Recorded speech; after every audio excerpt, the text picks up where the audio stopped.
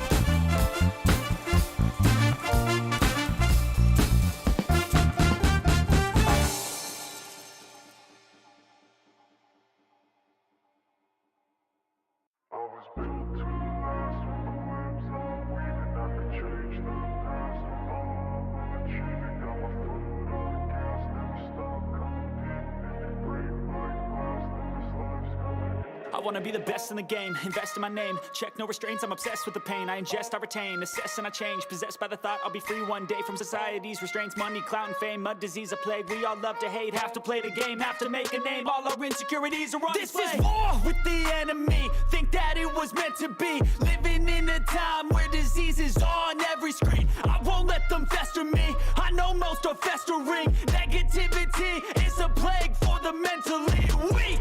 No mercy, all I got is working. Never stop searching, never quench the thirsty. I'm toxic and psychotic, with this logic you can't stop it. It's been chronic since I was a boy, so neurotic and chaotic. Built to last with the webs I'm weaving. I could change the past with all I'm achieving. Got my foot on gas, never stop competing. If you break like glass, then this life's gonna eat 'em. Make mistakes real fast, then you run out of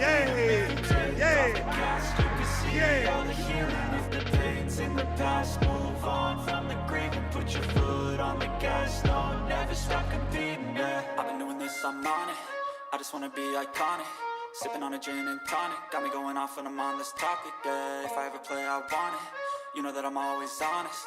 Stay away from those who are toxic. Keep them out your face, no way, you don't want them, yeah. Don't try to drain my energy. The enemy is everything. It's mentally, unhealthily, spreading like a rare disease. But I won't let it get to me. I don't need your therapy. I can leave a legacy of leading by intensity. Come on, we can fight this. Freedom is priceless. Spread just like a virus. Living in a crisis. Do you feel courageous? Do you seek greatness? Trust me, you can take it. Go on and take your aim. Yeah. Built to last with the webs I'm weaving. I could change the past with all I'm achieving. Got my foot on gas, never stop competing. If you break like glass, then this life's gonna eat 'em. Make mistakes real fast, then you learn how to beat 'em. If you take off the gas, you can see all the healing. If the pain's in the past, move on from the grave and put your foot on the gas. No, never stop competing, yeah.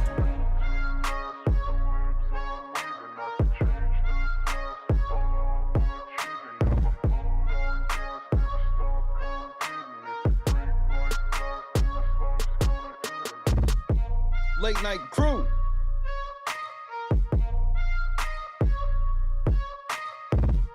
On gas, never stop competing. If you break like glass, then this life is gonna eat you. Happy Saturday, fuck faces. It's great to see everyone. This is the eve before the Super Bowl.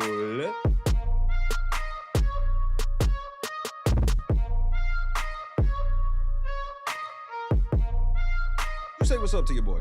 How about we do that? Latasha, Bob, Janice, Kendra, Clee, Boston, Chadrick, we in this thing, bro. J-Dub, what's happening, cuz?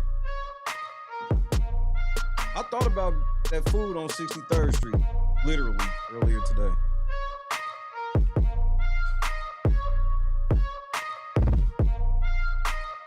Geek, what's happening? I don't know what up, cuz. I mean, what up? Do I got one? Oh, I got one.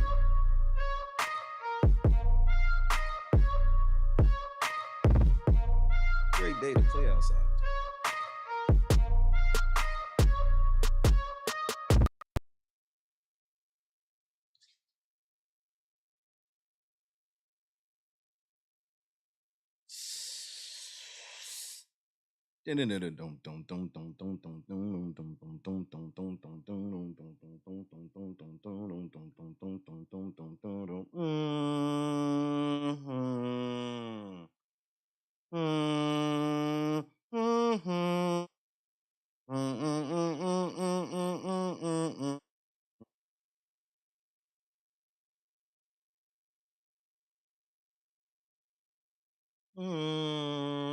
Jennifer, what up?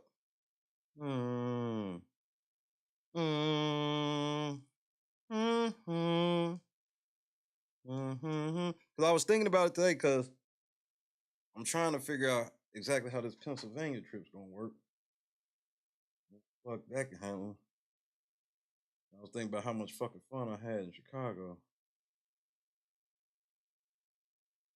Man, that was fun. Shout out to my man, 100 grand. So now you see exactly what I was talking about. I do. Script on the way, cuz. Before you get there this week.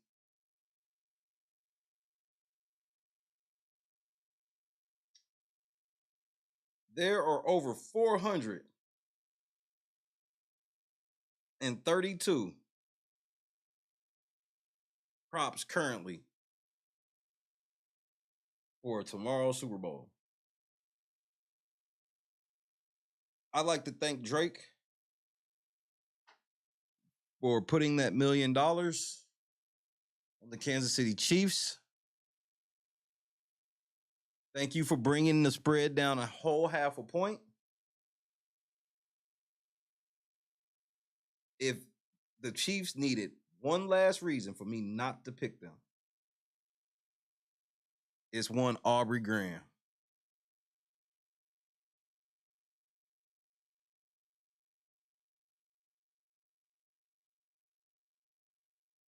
What? Not SS. What you talking about? Oh, Shannon Sharp. Oh, yeah, nigga. Yeah. Nigga. Yeah, before we get started, bro, this nigga Mike Epps annihilated Shannon, nigga.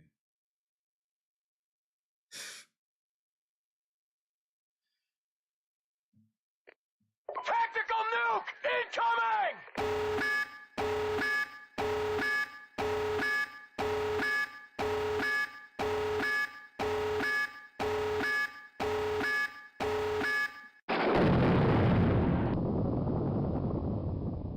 That nigga Shannon Sharp called me trying to do an interview. I said, no, Madea, I ain't doing no interview.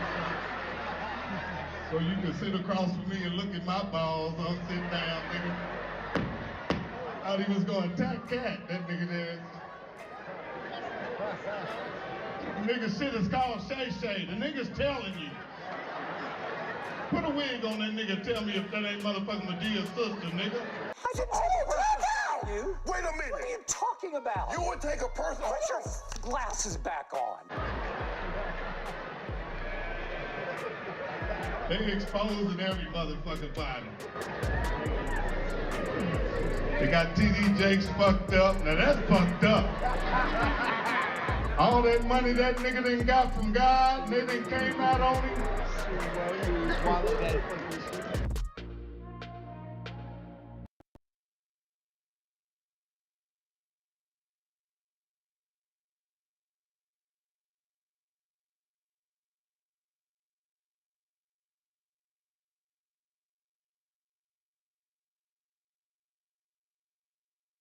Welcome to the Terradome, bitch. Terradome, bitch.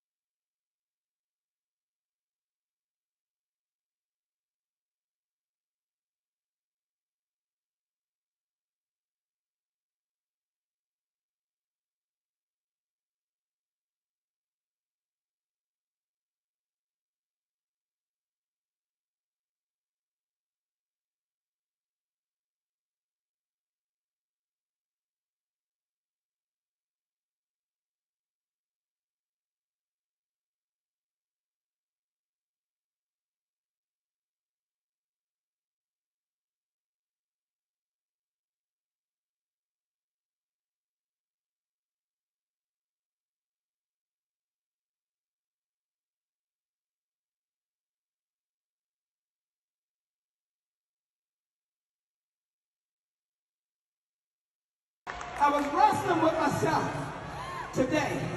I want y'all to hear me, baby. I was wrestling with my motherfucking self today in that goddamn hotel because I know I gotta give a motherfucking apology. You got to run to the apology. You got to run to it. I got to give one. I listened to Brother Greg Mathis. I heard you, Brother Greg Mathis. I heard you, Stephen A. Smith. I want y'all to understand something about me. When I have communicated something wrong, I'm a who's gonna say, I'm sorry. I'm a who's gonna own what the I said. I'm a who's gonna walk in what the I said. And I owe too much an apology because I communicated wrong spoke to them some years ago. Tyler Perry said, I have to give him and Oprah Winfrey a public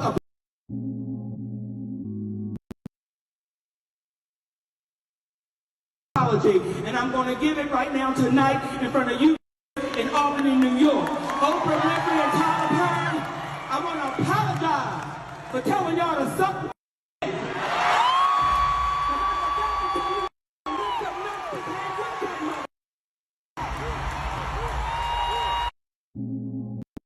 Apology.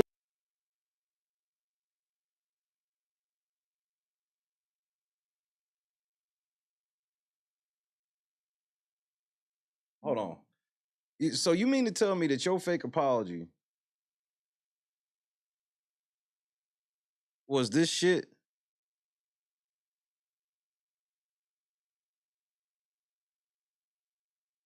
This is your fake. This was your finale? Is this fake fucking apology?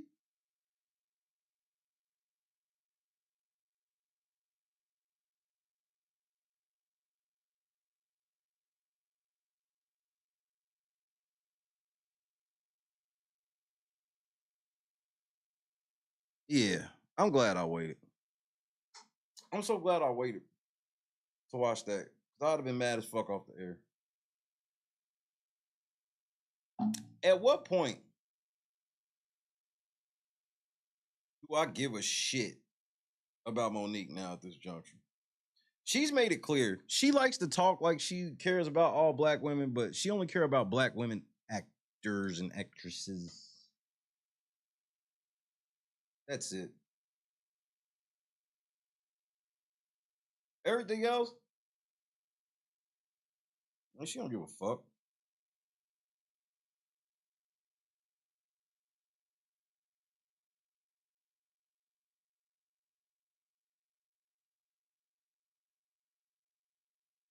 I don't even believe the apology shit.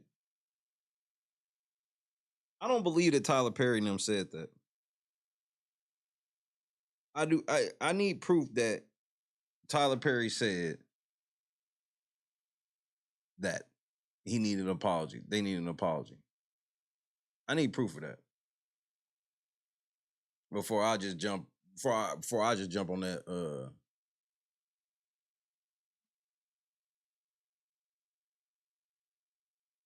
Nigga, what did you just say? No, this nigga didn't.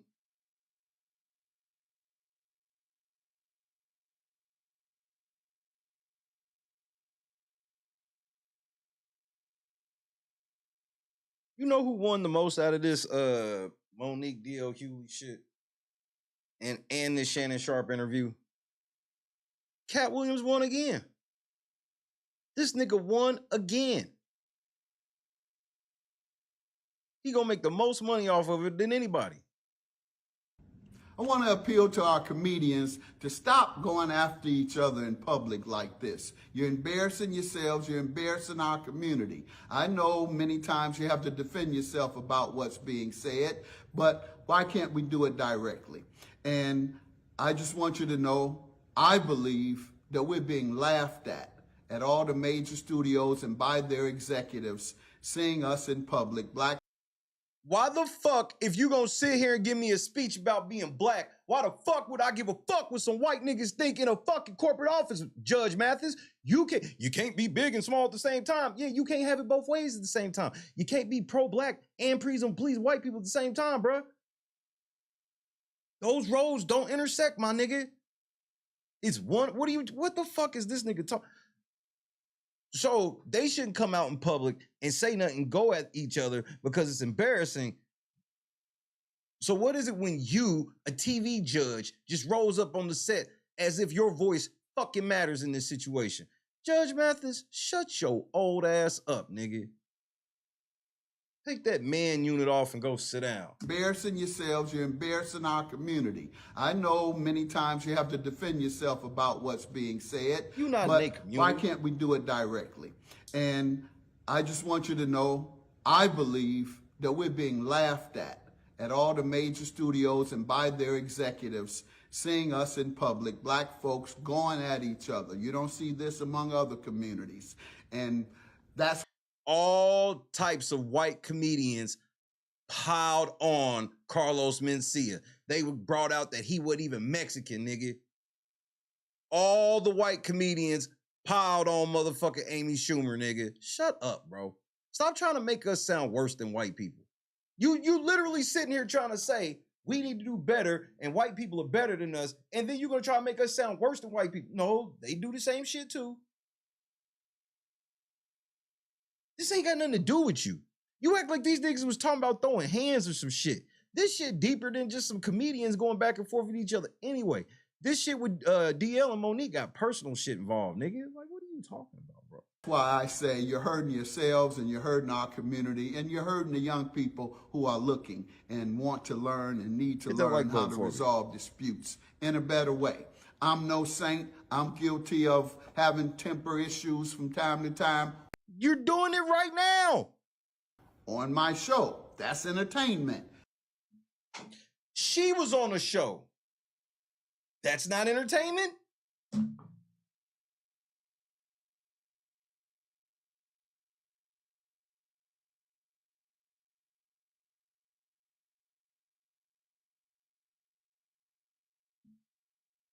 You guys, say what you want. That's part of your entertainment. But don't go out your way and personally attack each other, particularly your families.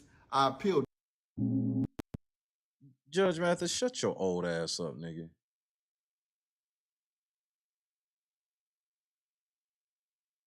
Yeah, he being hella judgy. Hey, Google, how old is Judge Mathis?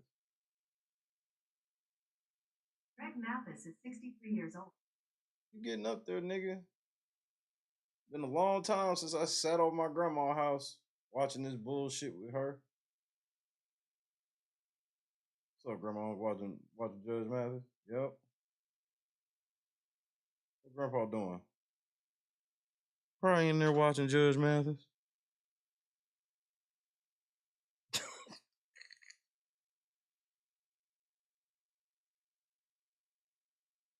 Well, fuck that nigga. This nigga out here trying to get... Why would these comedians give a fuck what this broke-ass nigga got to say? Hey, Google, what is Greg Mathis' net worth? Sorry, I don't know the net worth of Greg Mathis, but I found some... You want to know how much Judge Joe Brown makes a year? See, Google... Thank you, Google. No, thank you. I appreciate it. I'm here to help. Even Google knows. Google's like, I can tell you how much Judge Joe Brown got, but that nigga Greg Mathis was broke.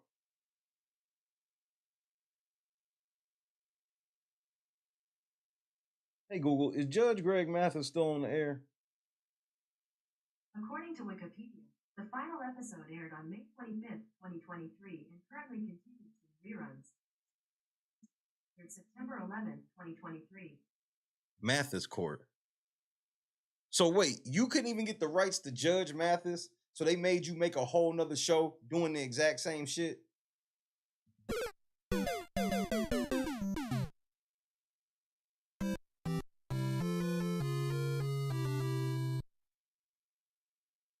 Somebody please make this shit make sense for me. Please. This is the shit that just be confusing the fuck out of me, bro.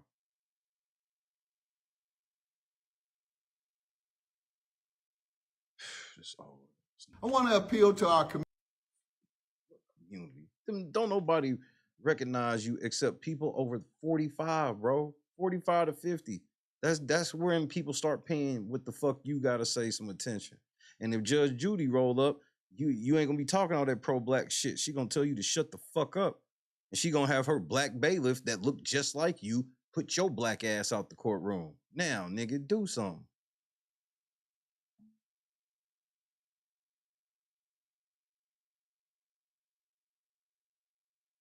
This nigga real hard on the phone. Sound real hard on the phone, nephew.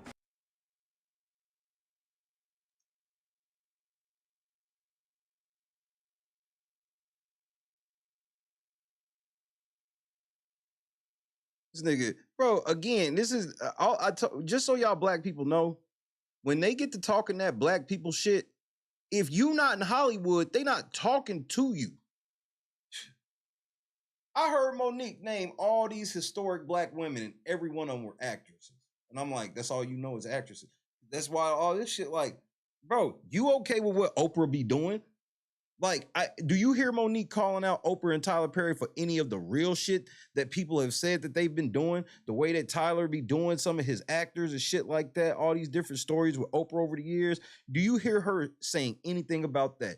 No, the only thing she talk about with Oprah is they tried to get me to work for free, and since I wouldn't work for free, they blackballed me. That's all she talk about, because that's all she care about. She is a Hollywood insider trying to pretend that she ain't. Bitch, you are. That's why you still begging. You in your golden years begging for roles and shit.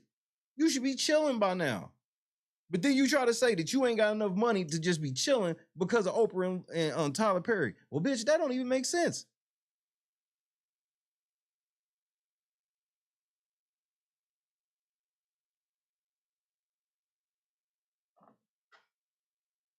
And saying a nigga's difficult to work with, that's not blackballed if being blackballed if it's true. I will say this about Monique. I've yet to hear anybody come out and say, that bitch has been a pleasure to work with. I haven't heard anybody say it.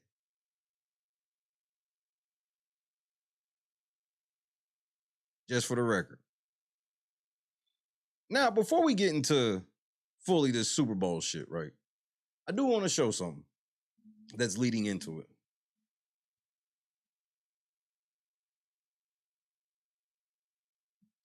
Because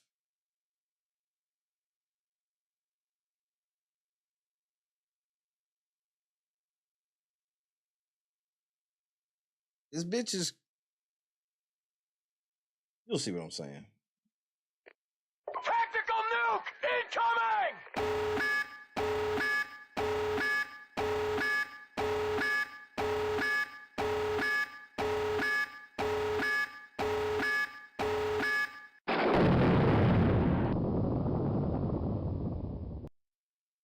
Oh shit, I fucked it up that quick. Hold on.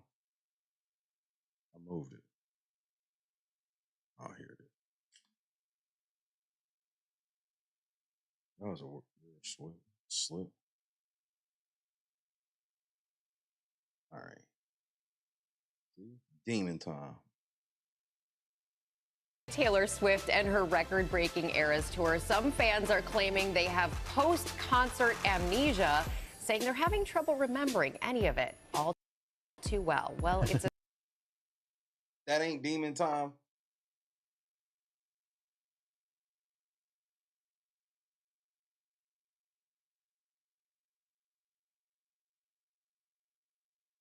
What kind of shit is this? story we first saw in Time, and Stephanie Ramos has more. Hello, Stephanie. Hello. Hi, good morning, Rebecca. Post-concert amnesia apparently is a thing. Some Taylor Swift fans are saying they had such an incredible time at her Eras concert, they can't remember parts of it. And scientists say it stems from sensory overload.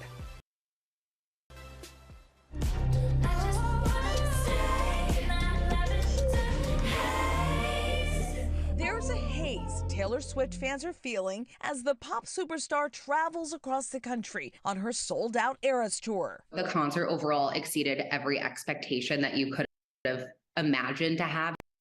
What kind of expectation can you know what? Never mind. It's just overwhelming in the best way. Swifties posting on social media the experience was so spectacular, they have shaken off some memories of the show, calling it post-concert amnesia.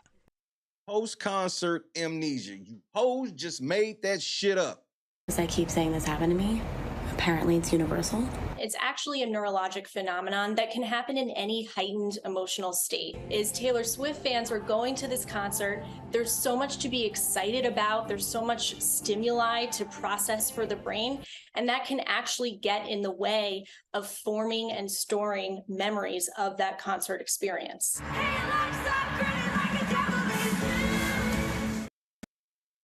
See, she's singing about the devil right there. What else you need? Yo, the devil's in full effect. Everyone that I've spoken with has a similar experience of like, oh, that was too good to be true. I definitely don't remember that. To have something like post-concert amnesia is really not such a bad thing. What it means is that your brain was so present in that moment that there was so much good, fun, exciting stimuli for your brain to process that it just didn't have the energy to focus on memory formation in that moment. You sound like a fucking psycho. Look at her face. Just watch her face and listen to what she's saying again. And just look how crazy this bitch looks and sounds. Too good to be true. I definitely don't remember that. To have something like post-concert amnesia is really not such a bad thing. What it means is that your brain was so present in that moment that there was so much good, fun, exciting stimuli for your brain to process that it just didn't have the energy to focus on memory formation in that moment. Nigga, talking about? Then how is that win the championship don't have this? Whoever wins the Super Bowl tomorrow, they're not gonna have post-Super Bowl amnesia, bro. What are you talking about? It's not. There's so much shit going on. Mom, dad, friends, cousins, confetti, trophies, teammates, coaches, media. And niggas gonna remember all that shit. It might be the only time it happens. They're gonna have, their brain's gonna have lots of fun stimuli. I bet you just made that shit. An experience, something you'll want to remember all too well. This is MetLife Stadium, nigga. Understand, this is the crowd for the Super Bowl tomorrow. Welcome to the Terrordome. You get this, right? What's happening?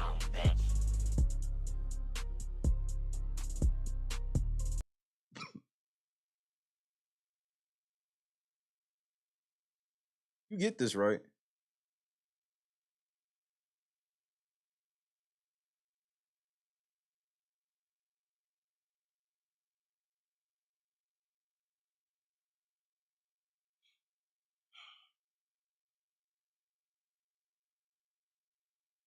We gotta prepare ourselves, bro. She got a Super Bowl right there, nigga.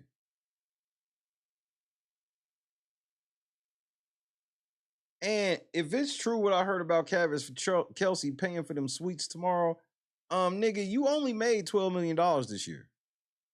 I just want to put that out there.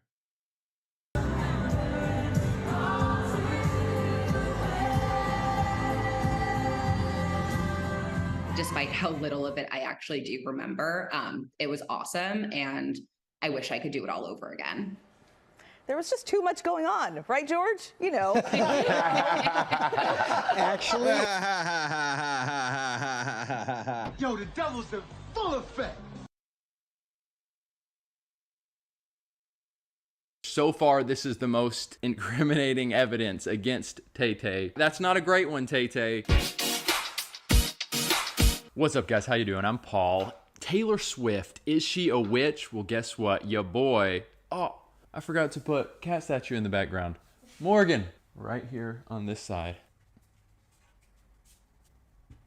Thank you, milady. Before we start diving into some very interesting things regarding Taylor Swift and potential witchery, I got notes, baby. I've been doing some research. I wanted to say shout out to our patrons. This channel takes a lot of work and the monthly support from you guys. I got notes. Nigga. I'm gonna start going down the list of what many say.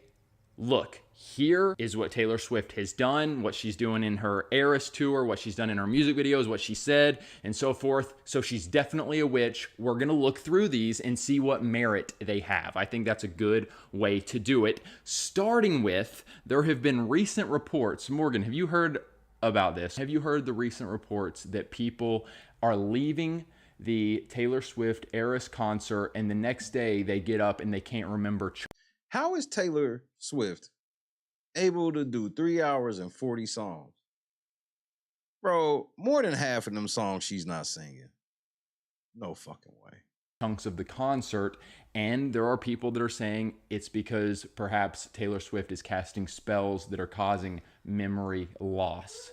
Amnesia. No, I have not heard that. You've not heard these reports? Apparently it's like a pretty big thing. About the amnesia, but not that it's because she's a witch and she's casting spells. Okay, so Morgan's heard a little bit. That is just a report. I was watching like this news clip where they were talking about it, and they said, this appears to be from sensory overload. That's what's causing the amnesia. But then, sensory overload. And you got other people that are saying, no, this is like demonic overload. There's spell.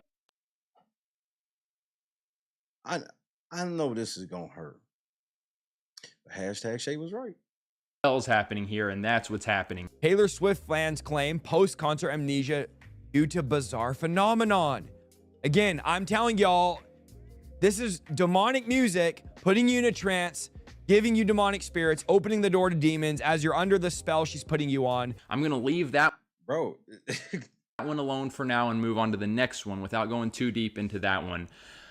People are saying it appears that she is performing rituals. Specifically, they're pointing to one song, and there's a clip that's big on TikTok. I'll play it right here. Most recent concert, Taylor Swift. Let's stop right here.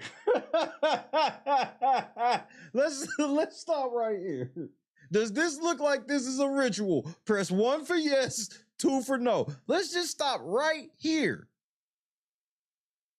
Does this look like a ritual? 1 for yes, 2 for no.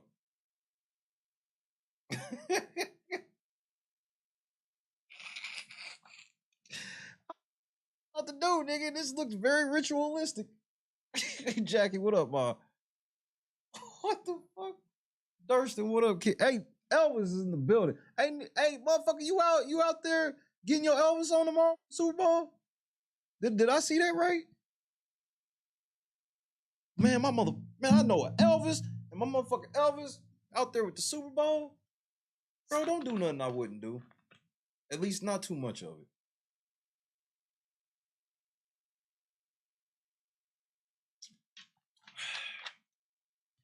Where that fucking Super Bowl?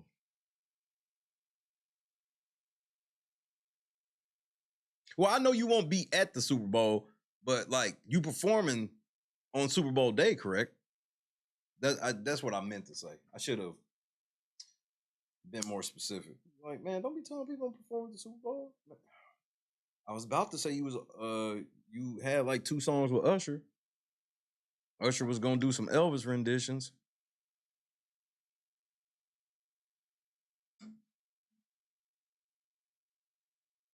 Man, that's awesome, dude. Shout out to Durston. He got to meet the Kansas City Swifts. Or welcome to Kansas City Swifts and the San Francisco 49ers.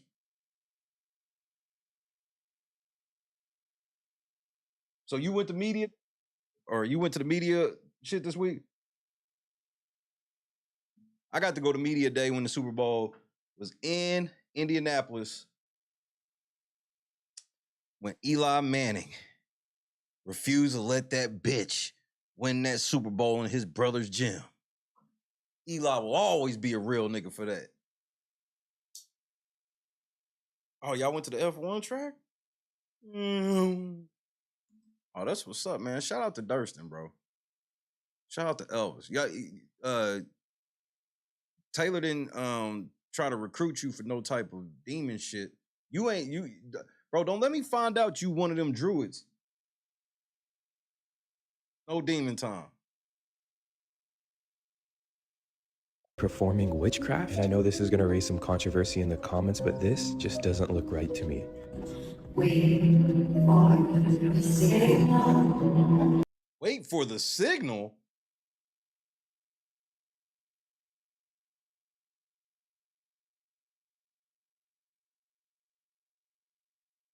Don't accept no Swifty bags, no Swifty checks, nothing.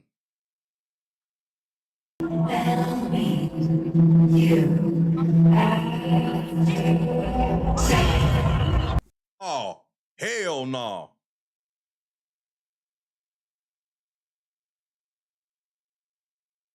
Yeesh. I'll be indeed, my nigga. Honest, like that definitely looks ritualistic.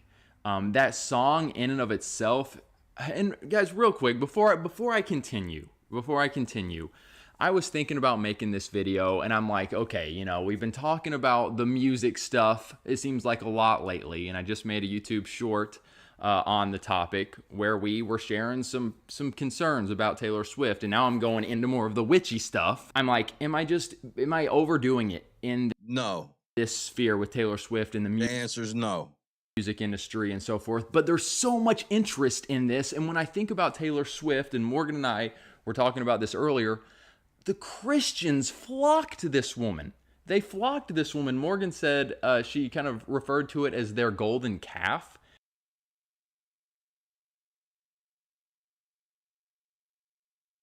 What? And I'm like, man, there's Christians that are going to defend this woman and why they're going to go to her concerts, the Eras Tour. Nigga, I don't know none of these Christians. As a matter of fact, the new neighbors that moved in next door, they Christians, and their daughter is like 9, and we're just going into Christy about how she don't fuck with Taylor Swift because Taylor Swift worships the devil. Like, I don't know all these Christians that are doing this co-signing the Taylor Swift. I just don't. I'm not saying there aren't. I ain't seen them. Why they're going to listen to her music, that she can do no wrong, that they're never going to stop. We had someone recently say there is nothing, what was it, Morgan? Like, there was nothing that anyone can do or say that will keep me from listening to Taylor Swift. Yeah. Something along those lines. And I'm just like, all right, whether we come to the conclusion that Taylor Swift is a witch or not, I think some Christians need to reflect and see, am I idolizing this person in my heart? Am I adoring her and she can literally do no wrong? And I know all of her lyrics. Nigga, everybody needs to do that. Don't limit that to Christians, fuck boy. I see what you're trying to do. And again, this seems very straw manish because you've been pointing to articles and all these things, but when it comes to this, you're not really pointing to anything. You're just saying this shit. You're just saying it.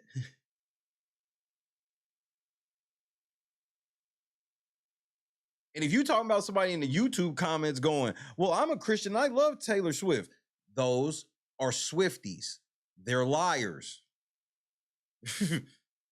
Nobody who is of the book believes they should be practicing in idolatry. Lyrics and all blah, blah, blah. And as Morgan said, I can't quote more than one Bible verse, but I know every lyric and every hidden meaning. So anyway, there's some idolization going on and we need to check ourselves, whether she's a witch or not. But back to what I was saying, yeah, this does look like a ritual, whether they're doing it in a very artsy way. Let's just make this... That shit didn't look artsy at all. Song, Willow, look very mysterious. It's looking pretty occultish, if you ask me. And now to get on to the next one, which is piggybacking off this one, she has what she calls the Lonely Witch version of Willow. So this song, I believe there's a few versions. Okay, I've heard of several different type of remix.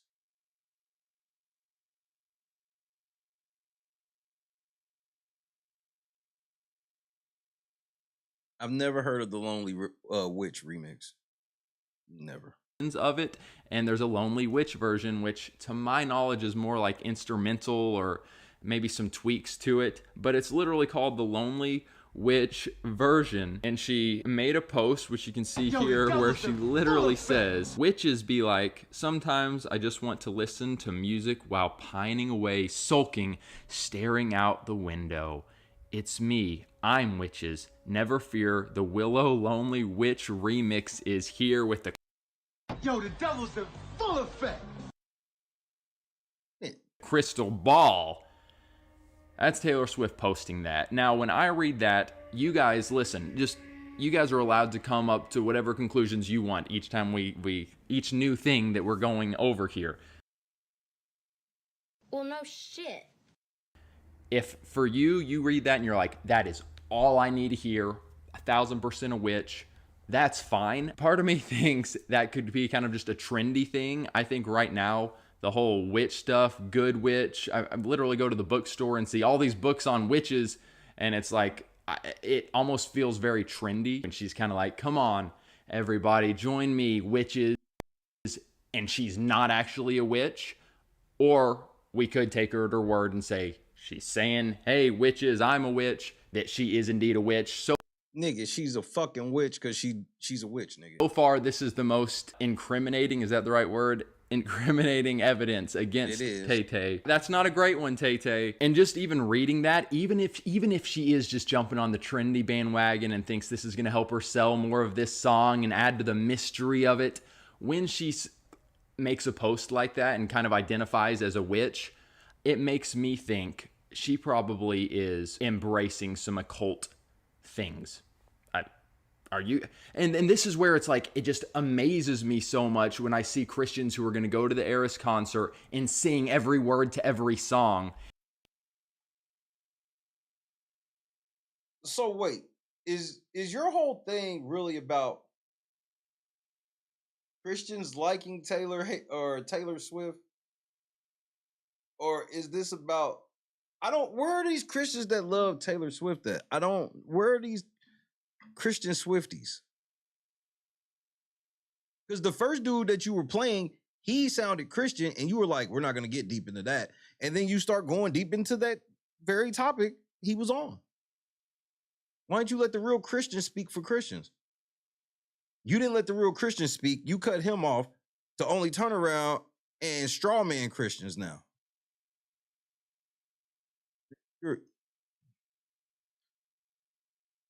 You almost there, bro. You're almost there.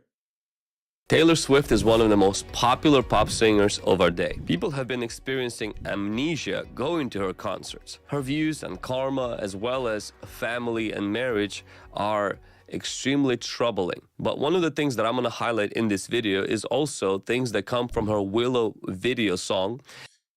Yeah, Taylor Swift, whatever level of Christian she could have been or was, that shit gone, bro. Taylor Swift is an entity now.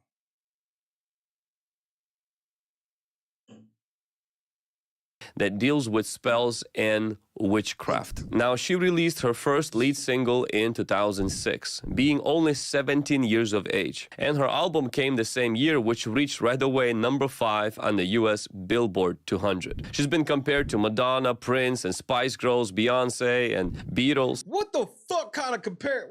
No.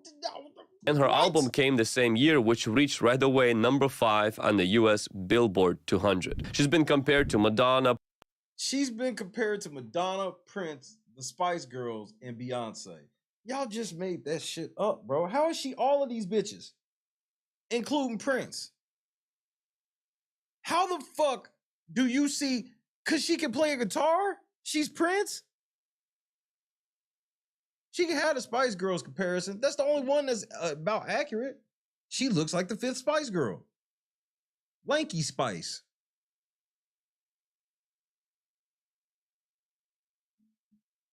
Lanky Spice, hipless Spice, bunless Spice. Tell me what you want, what you really want. I'll tell you what I want, what I really want. Well, tell me what you want, cause I really want. I tell you what I want, cause I really want. I wanna really wanna zig. Face ass.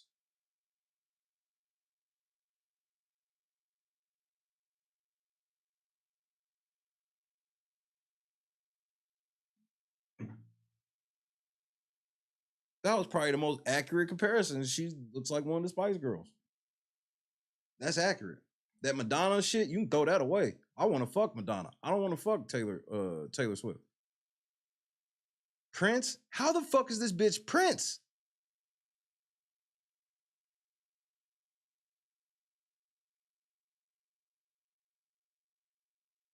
Wait. But in the paragraph before, there's like comparisons to Michael Jackson's Thriller. No, we not.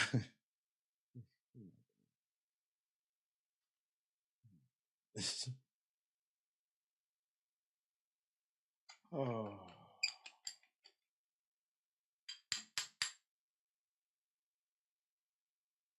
If you want to be my lover, you got to catch some touchdowns. Make it last forever. Some shit this bitch ain't doing. Architect, what up, cuz? Blessing, what's up? Prince and Spice Girls, Beyonce. They comparing her to the Beatles too. They comparing her to, look, they comparing her to Elvis, the Beatles, Michael Jackson, Prince. No, fuck no.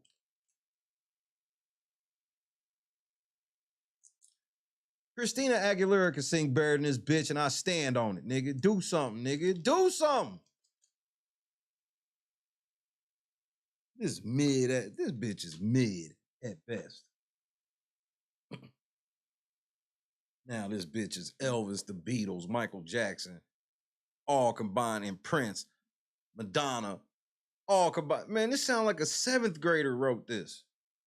Taylor Swift's better than the Beatles, Michael Jackson. She's better than Madonna, Prince. She's even better than the Spice Girls. How the fuck the Spice Girls even make this comparison list? The Spice Girls, the only accurate one, then is like Spice Girls and then every other great artist that ever walked the earth.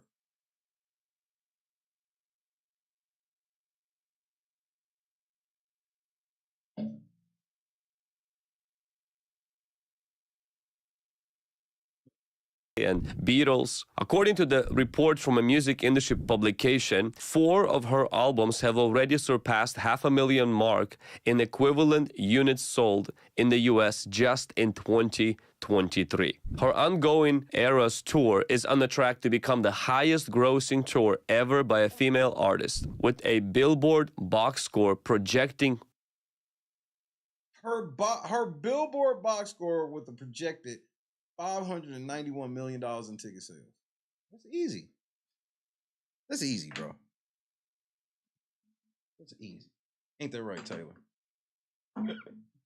$591 million in ticket sales.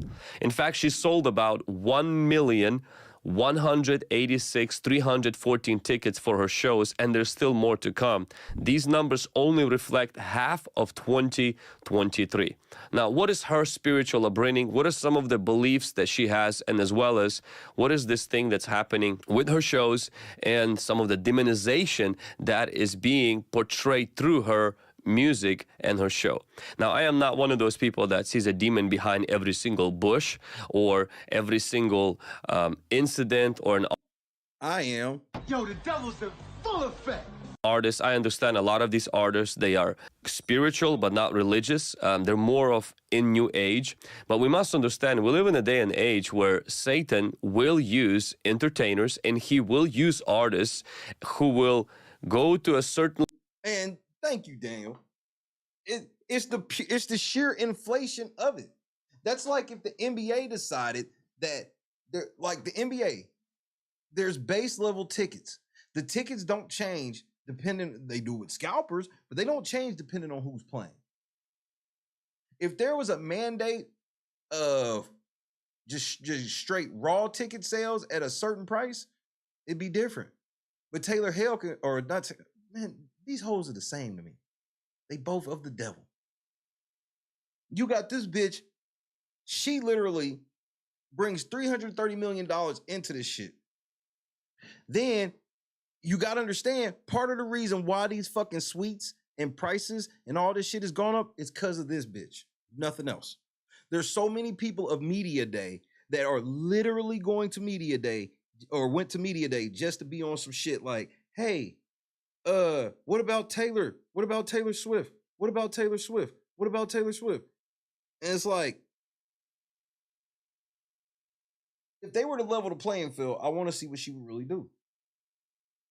Because that's why they talk about money she made instead of tickets, because they can price her tickets. They can make her last row tickets $400-500 and they would sell out. They would. She's a completely manufactured star. I know multiple Elvis songs, even before Daniel. I've known multiple Beatles songs. I've never owned an album from any of these people. I know multiple Beatles songs. I know multiple Madonna songs. I don't know none of this bitch shit. I know like 2 songs of hers. And then if you tell me, oh, that song is her, oh, okay. Like, but it ain't nothing impactful. If you ain't nothing but a hound dog would have come on, there's lots of people who ain't never fucking heard Elvis but know that song and know that that's an Elvis song. Same with a Madonna song and a Prince song, a Michael Jackson song.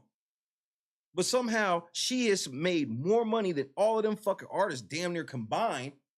And then I'm supposed to believe, well, she's won the most awards, this. I'm like, I don't know none of her shit. I don't care how many awards this bitch won. I don't know her shit. Level of fame, and then through that he will spread his propaganda and begin to influence a young generation, even if it's just to desensitize them toward particular Christian values and standards. Now, it's fairly clear that Taylor Swift grew up in a culturally Christian environment. She attended Alvernia Montessori School, a preschool and kindergarten ran by the Bernardine Sisters, which have been the ministry of Alvernia University until it was closed in 2014. Her parents ran a Christian tree farm, and there's other references in her biography to indicate there was some Christian practice in her early music to believe in God. Now, her 2008 song, In Christmas, Something Must Be More, and she pretty much kind of bashes the whole idea how there's a lot of commercialism that is taking place and crowds the heart of Christmas. Yeah, but at the same time, she is that though. She could easily tell the NFL, don't ever show me on the screen. That's how you know she's getting paid. Her people could literally hit the NFL and be like, bro, don't be showing her. Stop showing her. Lyrics include the following. It seems the last thing on your mind, it's the day holds something special, something holy and not superficial. So here is to Jesus Christ who saved our lives. Okay. So let's see how much your tickets cost. Keep that same energy while I check your tickets.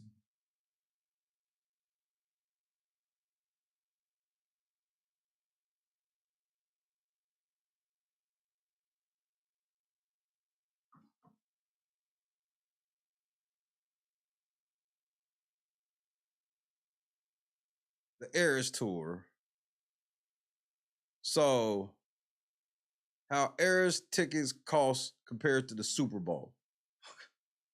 Swift was the most in-demand act of 2023 with the average ticket cost of $1,088.56. You see what I'm saying? Listen to that. That don't make her the most in demand. That just means y'all charging out the ad. Bro, show me that she does more units, bro. And now in this streaming area, you just make the shit up, basically. Her average ticket sales came in just behind Adele, who averaged $1,243.96. Like, I would never go to none of her concerts. Like, I'm not paying that. I'd rather spend $1,000 on the experience. I'd rather literally tell me and my homies, look, nigga, let's go blow $1,200 tonight. Let's go get some dinner, get some drinks and shit. Let's blow $1,200. Bro, I'd have more fun spending $1,200 with 2 or 3 of my buddies than one fucking ticket to go see this bitch, or anybody for that matter. That doesn't mean it's always too expensive to see Swift perform. The face value for those tickets range between $49 and $4.99, allegedly. Y'all selling them shits all to y'all homies though, soon as they hit the box. Because it ain't like people can line up like the old school days, line up to get the tickets. That's before the tickets get to the resale market, where tickets could go for as much as $11,000. So let's see how much the tickets cost for tonight's concert. I guess we can't really see. The next concert is in Melbourne, Australia, and it's on the 16th.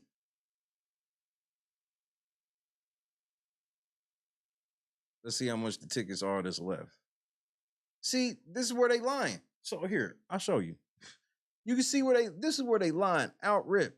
They trying to blame it all on resale, but then they'll turn around and tell you, look, StubHub ain't really resale like that. So let me try to find this bitch on, she got her own. Nigga, don't you know when you search Ticketmaster, when you just search Ticketmaster, hold on, I gotta show you this shit. Let me pull it up over here.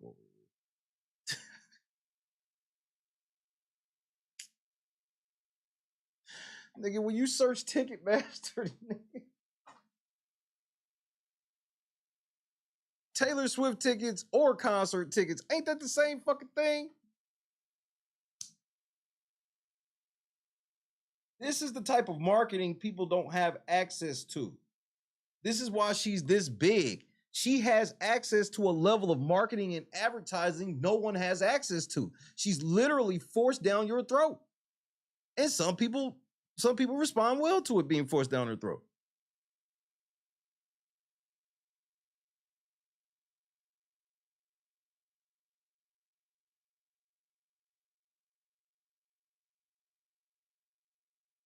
Nigga, what?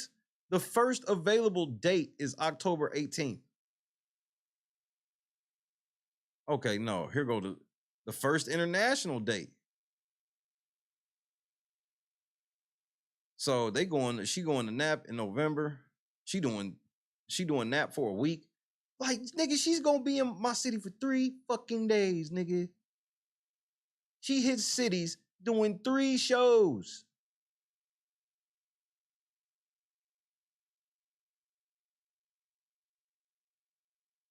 Nigga, they thinking I'm a bot. They like, nigga, you trying to steal Taylor Swift tickets. Nigga, I just want to see the prices, my nigga. Yeah, you're doing them.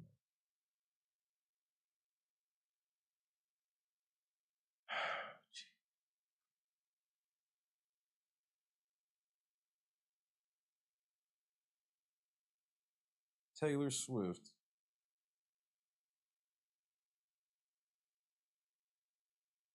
No, you can't make this up. You can't make this up. Nah, you can't even make this up. You want to see what real marketing looks like? I'm gonna show you something you cannot fucking believe.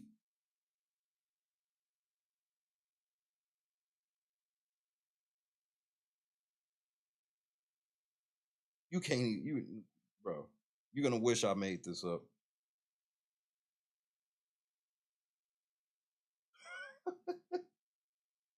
Can't even believe it. This is one of the most unbelievable things I've ever seen.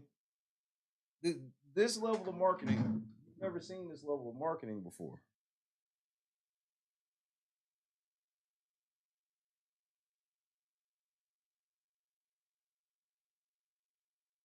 You've never seen this level of marketing before. Just wait for it. Hold on. Give me 2 seconds to grab it.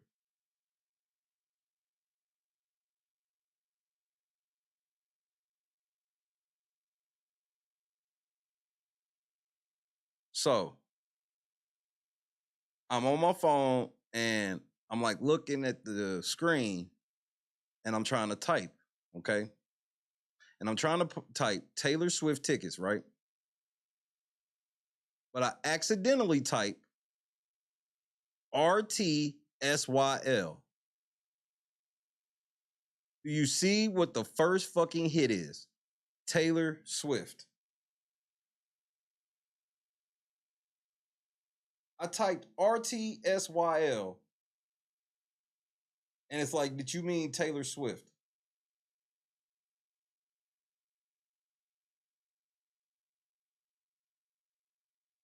Nobody has access to this level of marketing. I swear you would have thought I made. That's why I had to just screenshot the shit right then and there. I'm like, what the fuck? I looked down, I was like, oh shit, I'm typing the wrong thing. Then I was like, wait, what? RTSYL. And they asked, did I mean Taylor Swift? The most marketed bitch in the world. This is why she's the most greatest artist of all time. Because look at this level of marketing. I've never seen no that's insane. That's downright fucking insane.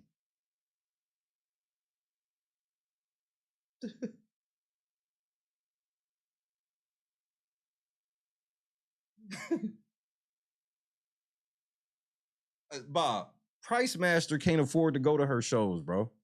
$17,000 is getting Price Master in the last row.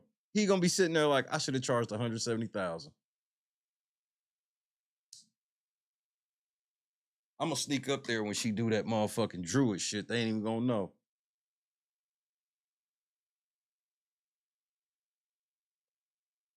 That just shocked the shit out of me. I was not prepared for that.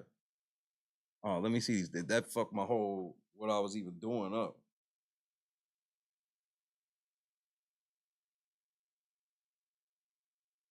Taylor Swift.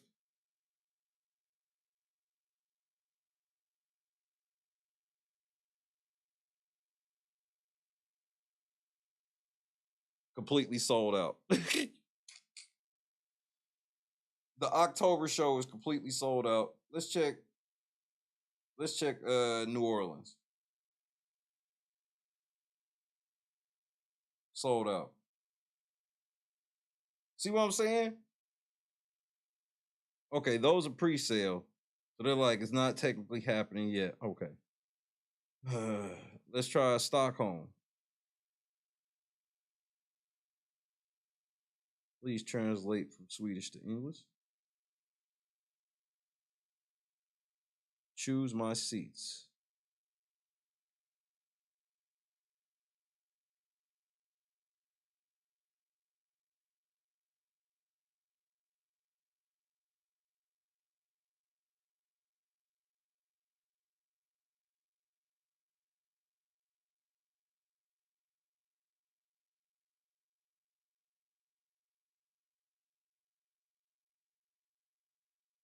Sold out. Like all her, that's why they like her tickets aren't that expensive. Yes, the fuck they are. There's no way you can get these tickets. You have to bro. I guarantee there's bots. I guarantee there's a bot to try to buy Taylor Swift tickets when they come out. It's a free lick anyway. You can literally, if you know Taylor Swift tickets are coming out, you can literally just stay up, try to buy you some, and bro, you can choose free lick. But I wouldn't try flipping demon tickets for clout or money.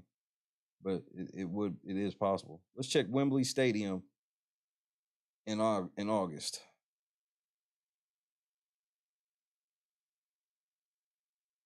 No tickets available. Like not even resale tickets. You can't even find resale tickets. Church out. Church out. In her early 2020 documentary, Miss Americana, Swift explicitly identified as a Christian. However, that statement came more in the context of her decision to endorse a political candidate. So this wasn't her trying to express her theological views, more of her identifying with one particular candidate, and therefore she was identifying as a Christian. She's one of those people that a lot of people in our culture today are spiritual, but not religious. And under the umbrella of spiritual pretty much comes anything. All roads go to heaven, karma, new age, law of attraction, universe, connecting with universe, practicing yoga, aligning your chakras, all of that stuff. Yo, the devil's in full effect. Her present witchcraft persona. She says it's like casting a spell in her song Willow. Her co-star in the Willow music video happens to be an actor, Lee, who was previously a dancer on her Red tour. And she talked about the meaning of that song and the meaning behind many lyrics. And she said this, she said, Willow is about intrigue, desire, and complexity that goes into wanting someone. I think it sounds like casting a spell to make someone fall in love with you. And there's a very oddly specific visual that's involved in her Willow video. She is very open about her witchcraft persona. There's a TikTok. Very open. And that's why people like, well, it's clearly a joke. Well, let's say it is. That ain't no shit to play with.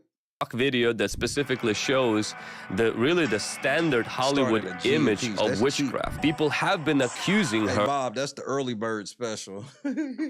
Of performing witchcraft. She credits Lady Gaga for casting a magic spell on her. Taylor Swift is lucky in love lately, and she says she has an unlikely person to thank. Swift reveals that Lady Gaga cast a magical spell that brought her boyfriend Calvin Harris to her. Yo, the devil's in full effect. and Calvin Harris, her former boyfriend. Now, something that we must understand is that it is actually very common practice, especially in pagan cultures, and America is becoming more pagan, to cast spells for people to find love. So if you want to find love, you would go and they would cast spells on you. These spells are extremely dangerous. First of all, the whole idea is demonic, but thank you. Those spells, they have their expiration date and they usually backfire. I have met people, we prayed for people, delivered people from demons that got those demons through those spells. When those spells stop working, those people that came together because of that spell, they live like cats and dogs. They hate each other. And Travis Kelce. Bro, did Travis Kelce fuck this bitch the night before the Super Bowl? Press 1 for yes, 2 for no. Are there any Chiefs out of the hotel room in Las Vegas breaking curfew right now? Press 3 for yes, 4 for... Bro, I guarantee the players the players for the Chiefs, the players for the fucking 49ers, they got security like they've never seen. Not just to keep people away, but to keep they black asses in the house.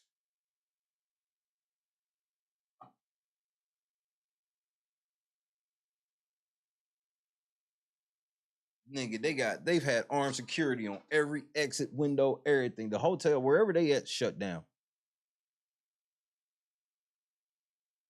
That shit's a done daughter. I ain't telling no gang, I ain't taking no profit.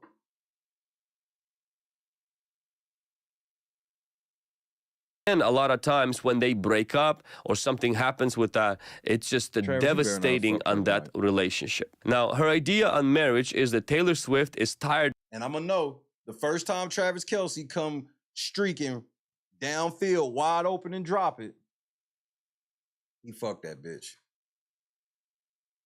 Soon as you hear the announcer say, how did Kelce drop that one? Of people talking to her about marriage. In her first song off of her latest album, Midnight, she sings that all they keep asking me is if I'm going to be your bride. The only kind of girl then they gonna cut to Patrick Mahomes standing there like this.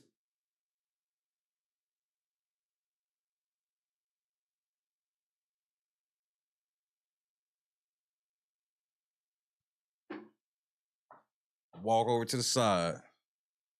She is a one night or a wife. Her song, Lavender Haze, finds her complaining about the 1950s stuff, blankety they want from me. This doesn't seem to be me in the traditional version of a wife. She just simply complains about marriage. As we know that she's been having struggles with relationships, and there's this aversion toward marriage. And why am I mentioning these things and pulling her life maybe to just smaller little pieces for us to see? Because if you are under influence of her music, you must understand is that it will be.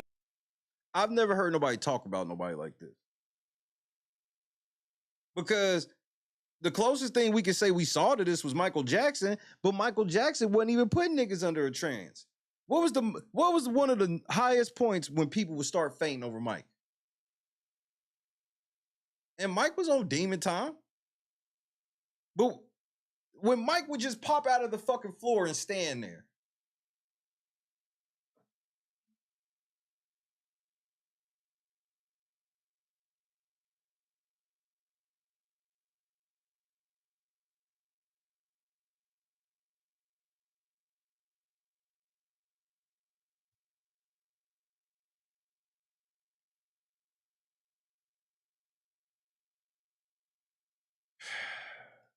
I be forgetting we got kids around here. Let me put you kids on some game right quick. See, this is what real talent. This is what real talented niggas used to have niggas doing back in the day. See, niggas didn't have to cast spells. Niggas could just do this.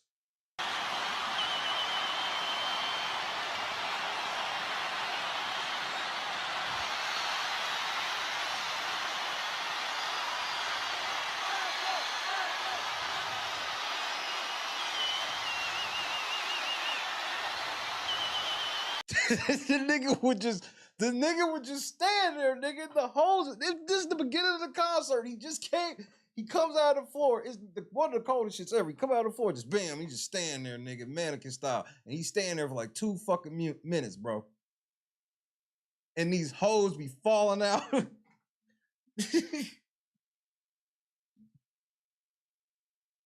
He ain't even saying a fucking note. Ain't no druids coming out. None of that shit, nigga.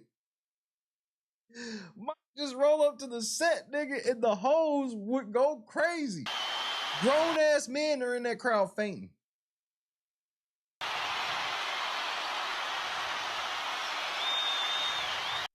You could get the most alpha man nigga in the car right now. He's not gonna tell you to turn off Michael Jackson. It don't matter what song it is. It could be Man in the Mirror. He ain't telling you to turn it off.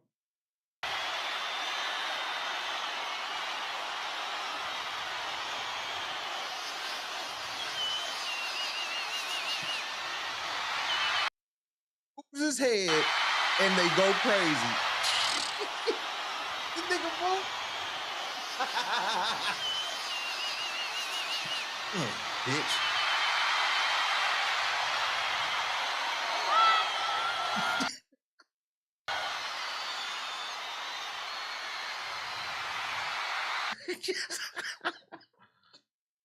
This is what I'm saying, bro.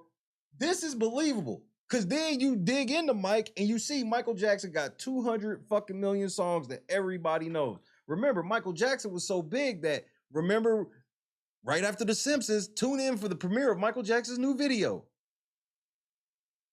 Michael Jackson, he didn't have his videos premiere on MTV and BET. His shits was premiering on Fox. But it made sense to put that type of machine behind Mike because Mike was a talented motherfucker. Now they be putting the same machines they put behind Michael Jackson, they put behind Prince, and all these people we love, and they put them behind motherfuckers with no talent and have them doing ritual spells now. You can't even make this shit up.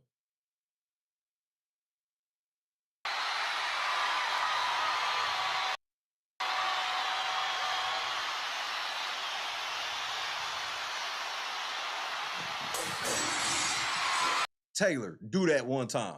Start your shit off like that and I can low-key respect you. Taylor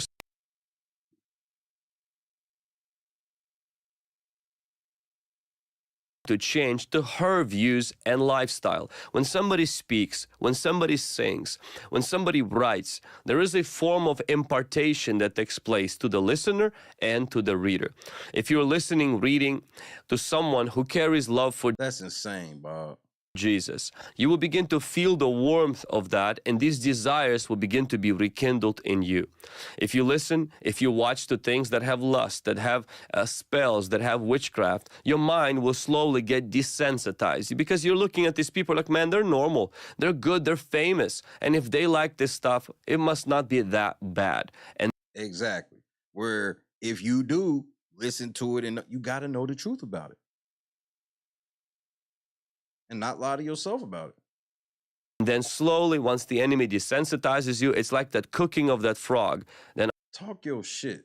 After a while, you become a person that goes on the lure, that goes on the hook of the enemy. Now, something I mentioned in the beginning, her post-concert amnesia. There are scientific explanations to why people don't remember a Swift concert, but it could also be that they have been temporarily possessed. It could also have been that they are temporarily influenced by Satan. Exactly the situation for every single person who doesn't remember her concert.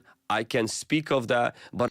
And here's the thing. He ain't say that's what it for sure is, but if you say it's not even a possibility, you're insane. You're insane. I do know that if you keep showing up to places where witchcraft is glorified, where spells are being sung and praised about, where heartbreak and all of this stuff is constantly being celebrated, it is no surprise that we can give place to the enemy in our life. She has a belief in karma. Taylor Swift has long been a firm believer in karma. Her acknowledgement of karma goes back to that video of 73 questions with Taylor Swift in 2016 where she states karma is real. In her latest hit, she exposes the dynamics of that concept even further over the course of 3 minutes and 30 seconds. The selected lyrics to her song Karma goes something like this. Cause karma is my boyfriend. Karma is a god. Karma is the breeze in my hair on the weekend. Karma's a relaxing thought. Aren't you envious that for you it's not? Now, it has a rhyme to it, but the theology behind it is wrong. So there's two main things that I want to highlight concerning this. Number one, and that is spells are not okay. If you watch her Willow video and just the idea that is becoming more and more culturally relevant, and that is with witchcraft, with mediums, with spiritists, with divination, and with sorcery. Guys, as a person who believes in the Bible, and as a person who believes in casting out evil spirits, I see this more and more, and the people that are being today on, I would say, the devil's payroll to help propagate and spread paganism in our culture are artists and movie stars, and specifically people who produce music. They begin to portray to our generation, young people, that casting spells, practicing Ouija boards, talking to the dead people, having a medium, a spiritist, sorcery, all of this is innocent. There's white magic, there's black magic, there's just good magic, and there's bad magic. There's bad witches, and then there are good witches. Yay. All of that stuff is nothing more than just repackaged form of witchcraft. A lot. Yo, the devil's in full effect. You right, bro.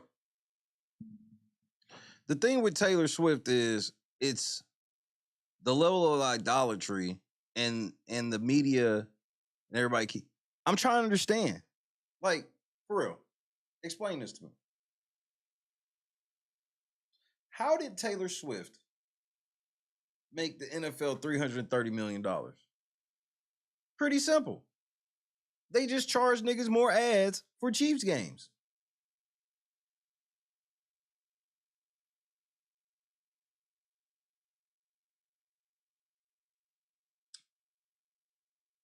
But enough backstory on this bitch, because all of this demon shit is why I think they're gonna lose tomorrow. And I've seen it happen in Super Bowls before, where it seems like the demon team is gonna win, and for somehow they lose. But let's get to the field now. Tactical nuke incoming!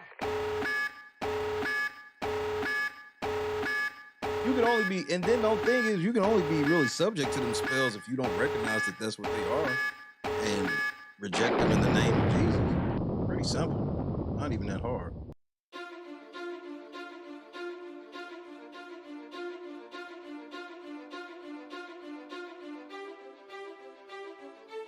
I personally think the game was fixed. I just found it was very unusual to change the game plan.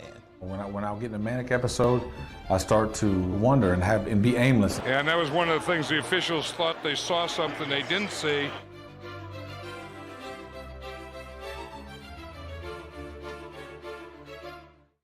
The Super Bowl is the pinnacle of American sport. Over the course of a few hours, legacies are defined for players, teams, and at one point, even the NFL itself. But behind every team that's ever lost, there's sure to be a fan saying, that game was rigged. Most of the time, evidence is severely lacking in these scenarios, and no notable people involved ever come forth. But there are a select few conspiracies revolving around the nation's entertainment behemoth that do have some serious I mean, why he got that big ass K Jeweler button on his fucking, man, they ain't shit. That is his Hall of Fame jacket, and he got to wear that big ass lapel pin from K Jewelers? Ridiculous. Might as well just put it on the back, across his whole shoulder, across all his shoulders. Backers. Why do these people think these games were rigged? How could they have been fixed? Should we even believe in these conspiracies, or are they nothing more than a little controversy that adds to the lore of the league? This is the history behind those games and the accusations that come with them.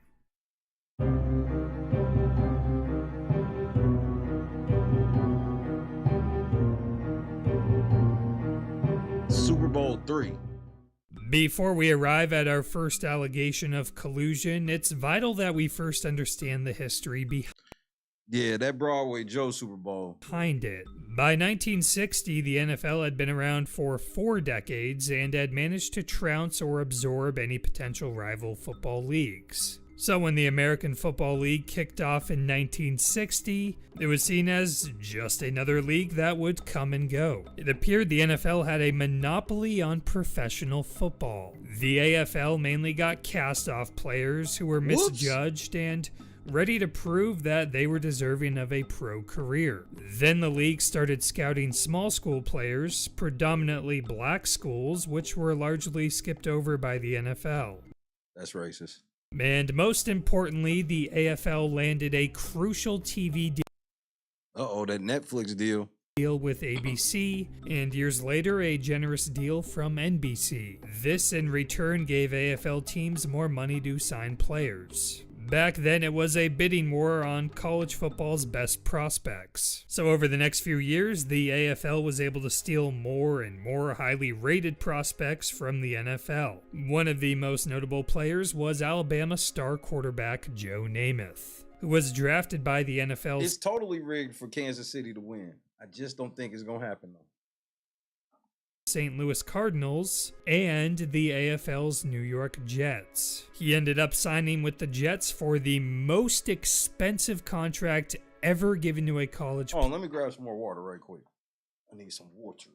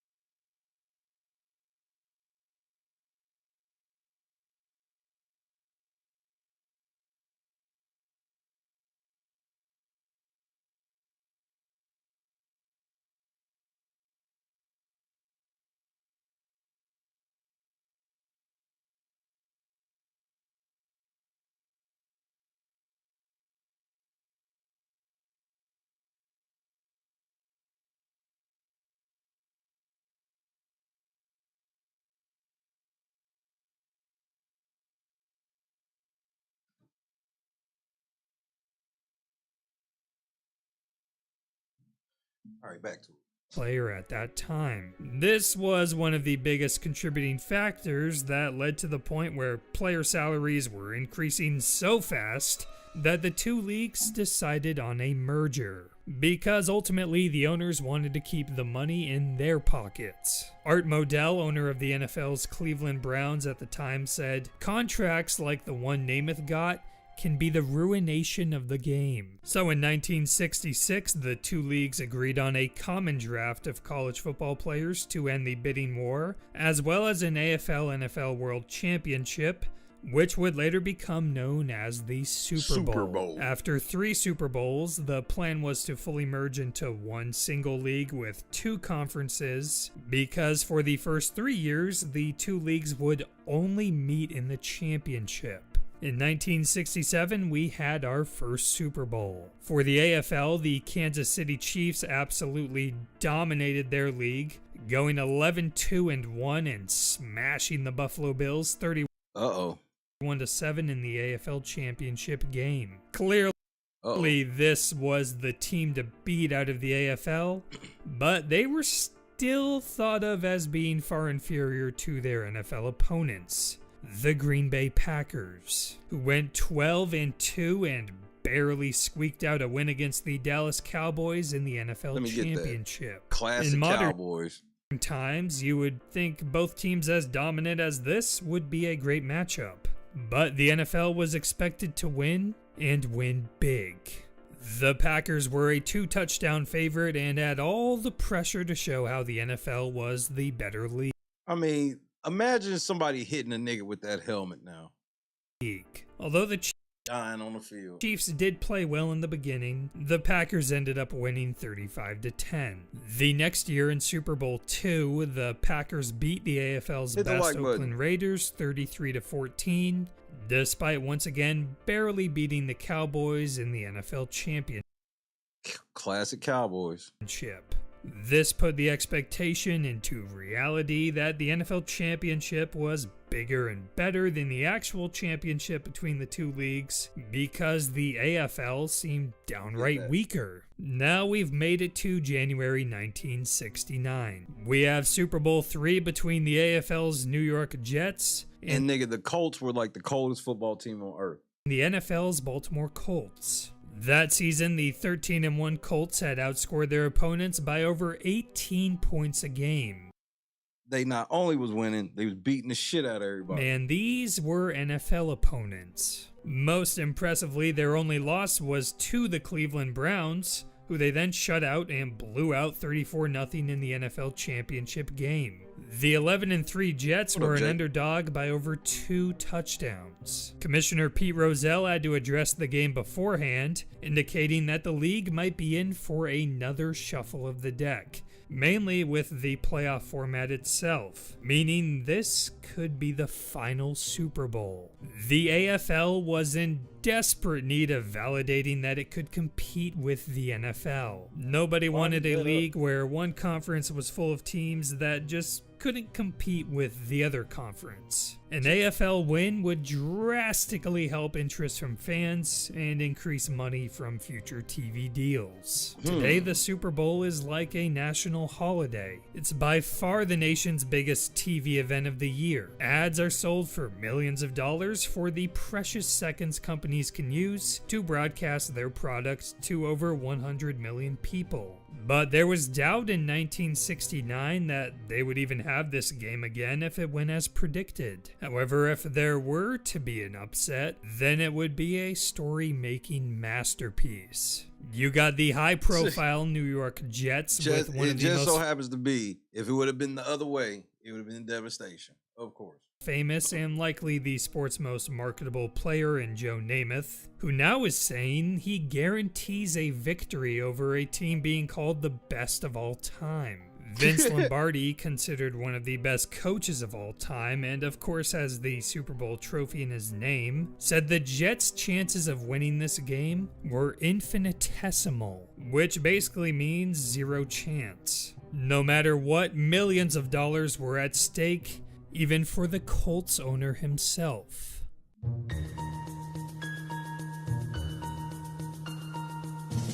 Colts owner Carroll Rosenblum was described as a father figure to the team, and he even got many guys started in the business world when their football careers were over. Remember, these guys weren't even sniffing the millions of dollars. I mean, them niggas look broke.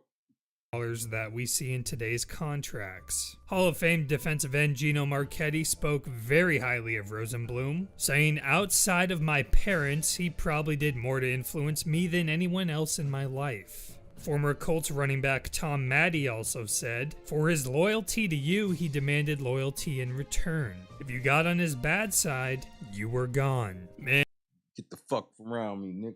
And finally, former Chargers owner Gene Klein said, "He always gave you the feeling that if you crossed him, he was capable of slitting your throat, then donating your blood to the Red Cross blood drive." And according to former Colts business manager Burt Bell Jr., Rosenblum was an active gambler who wagered on his own team. Bell even said he left the team because he knew there would come a day when Rosenblum would have asked him to do something illegal. Legend has it that when the Colts went for a touchdown rather than a game-winning field goal in overtime of the 1958 championship game, it's because Rosenblum had bet on the Colts by winning more than 3 points. Rozelle and Rosenblum actually had a falling out over gambling rumors in the 1970s, but Rosenblum is said to have still been a key member of the league's inner circle. Maybe most notably, he helped Rozelle put together the rich TV contracts, which helped the sport take off. He also apparently had a secret deal to move the Colts to the AFC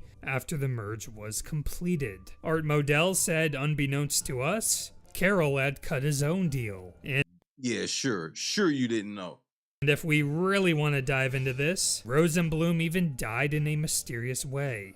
The medical examiner said he drowned, although some people believe he was actually murdered due to his gambling ties. He was known to never swim alone. His son once said, "It's just a gut feeling I have long held that something else happened." If he went out alone that day, he was breaking a habit of a lifetime. So you can probably see where this is all going. With that, we bring in our accuser. Bubba Smith. Now we have the story about the game itself from 1967 #1 overall pick, Colts Pro Bowl defensive end Bubba Smith. He said, "No, the Jets were not that good. Something was happening and I didn't know what it was. We were inside the 20-yard line 5 times in the first half and came away with no points. That's not 5 characteristic of the Colts. It was the quarterback, Earl Morrall. Carroll Rosenblum bet $3 million on the Jets. The only person he needed was Morrall, and he had 3 interceptions in the first half, all inside the 20. 3 red zone interceptions. The first half. Then we run the flea flicker, and wide receiver Jimmy Orr is standing there by himself and waving his arms. He was the primary receiver, and Morrall never... Wait. The play was set to throw it to one nigga. That nigga's wide ass open. And that nigga threw one of the worst interceptions ever, nigga. 20. Then we run the flea flicker, and wide receiver Jimmy Orr is standing there by himself and waving his arms. He was the primary receiver, and Morrall never looked at him. He didn't even have to know where he was. Just throw the ball down that way. Jimmy was so wide open. Bubba isn't the only one who noticed Morrall's blatant error. You can clearly hear the announcers pointing out how open he was during the original broadcast. Even Coach Don Shula said at halftime, "The flea flicker is designed especially for Orr. Morrall is supposed to look for him. What in hell is happening?"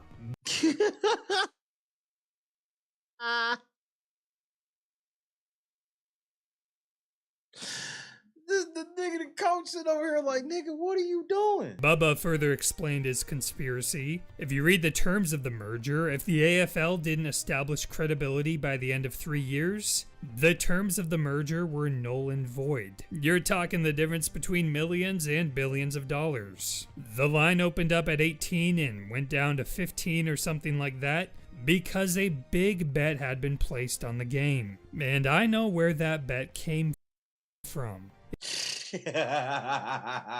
It came from Baltimore. Even if you think Bubba Smith is crazy and Rosenblum and Morrall are innocent, the Jets' win still guaranteed millions and eventually led to billions Jake in in the the cup NFL one owners' time. Ladies, break out the Methuselahs. It's Super Bowl, motherfuckers.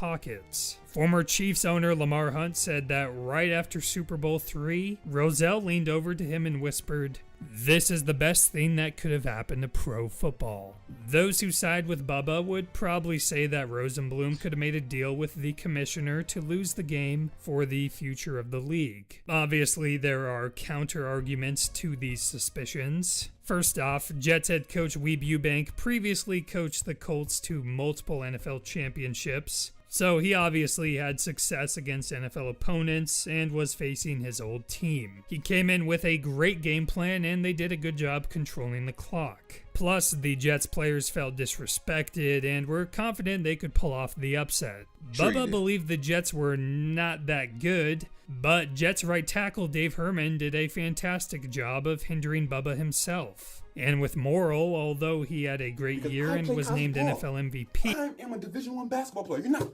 not talking basketball with me. That's a crazy catch. That's a crazy catch right there. That didn't go well.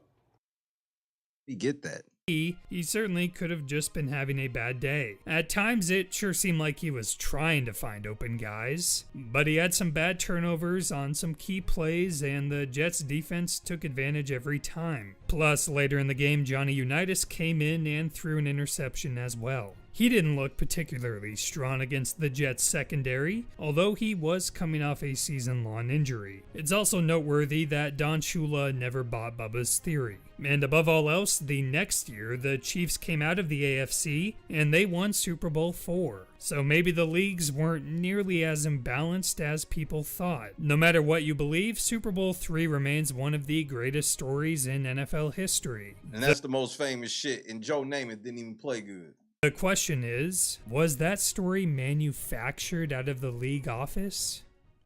The next few decades of the NFL weren't without controversy, but our next stop in this video takes us all the way to Super Bowl 37. Super sabotage. Go on. If someone were to rig the Super Bowl, then maybe the least likely candidate would be a head coach.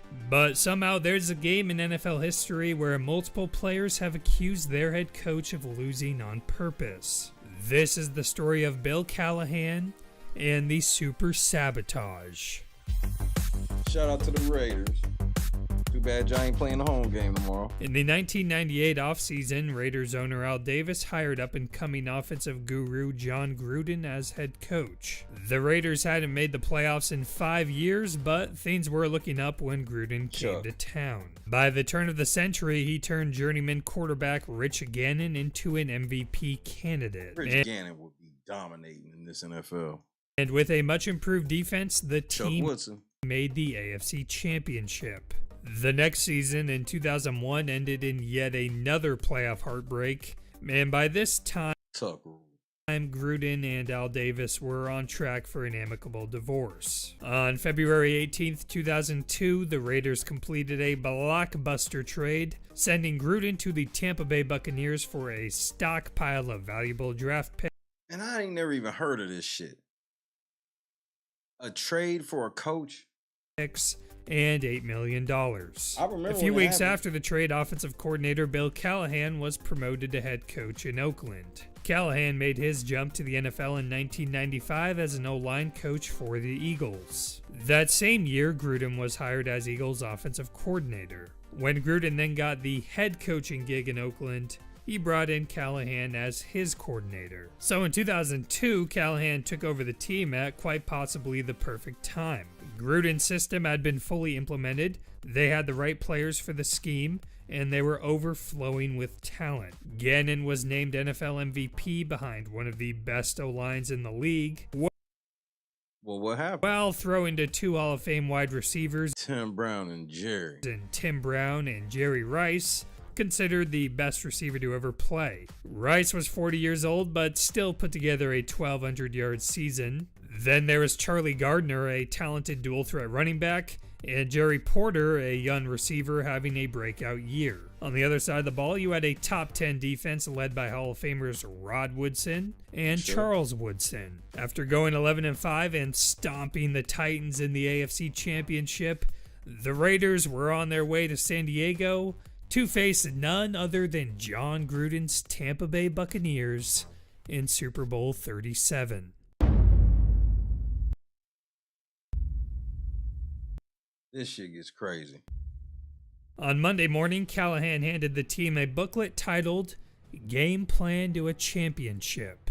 It featured a set of run-dominant plays, and they believed they could outpower the Bucs' defensive line with the size of their offensive line. Plus, the Bucs' defense had been absolutely feasting on the passing game all year, so the plan made sense. They practiced that on Wednesday and Thursday. According to players, it was a great week of practice, and the team had fully bought into the strategy.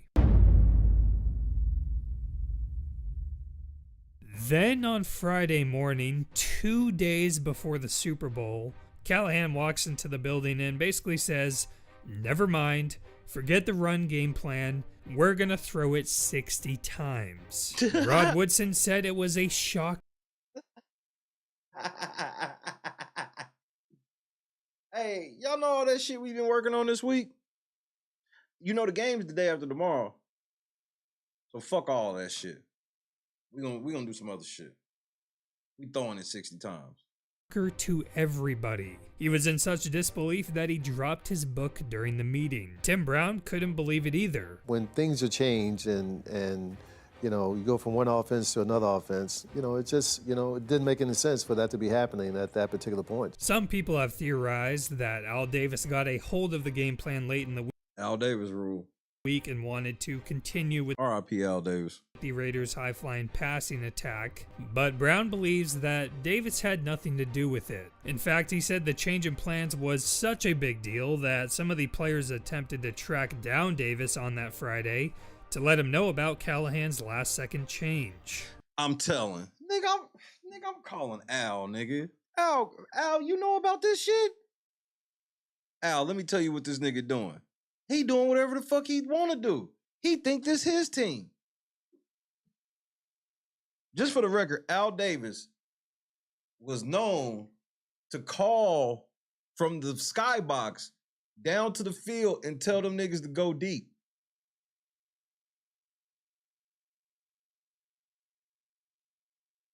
So yeah, niggas told that nigga. One player in particular approached Callahan himself, begging him to not go through with the switch. And that player was Barrett Robbins, the All-Pro center in the midst of a career year, who come Saturday was nowhere to be found. Disappeared. So then, after they changed the whole motherfucking game plan, then their all-pro center goes missing.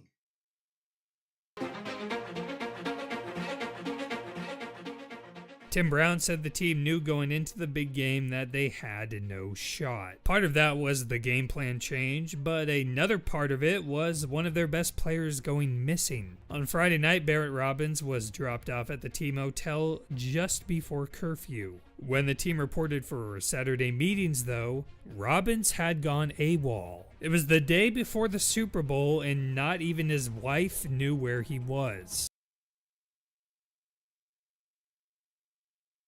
I would have been swallowed up. Have you ever been swallowed up? Have you gone through a time of swallowing? There was hope he would show up for a walkthrough at Qualcomm Stadium later in the day, but still, when the time came, there was no sign of Robbins.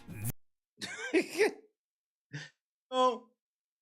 This team was now hours away from the biggest game in their lives, and they had a super distraction on their hands. It would be a news story any day of the week for a talented NFL player to suddenly disappear, but for it to happen the day before the Super Bowl, well, that's a whole new ballgame. It wasn't until Saturday night that Robbins was found crying by himself in a booth at a San Diego bar. Luckily, a couple Raiders fans recognized him and paid a taxi driver to take him back to the hotel. That sound like a play. Y'all sat that nigga there and y'all knew somebody would know who this nigga was. He was all over the TV at that point. What they didn't know was that Robbins, from Friday night through Saturday, had escaped the team hotel and made a round-trip drinking binge in Tijuana, Mexico. The reason why? Well, in his mind, he was celebrating a Super Bowl victory. You know, Rick is so wild and has went so far off the meter. It's shit that I can't even tell you on TV. I mean, you know, for the sake of our friendship, you know what I'm saying? I'm not even gonna bring it up. But trust me, he's went there. He has went where it's like, yo, Rick, man, what the fuck is wrong with you, man? You done took this shit too far. And his response is like this: there's no such place. Darkness. Let's go to the abyss, nigga. I'm not with it, man. I don't want to go to the abyss, man.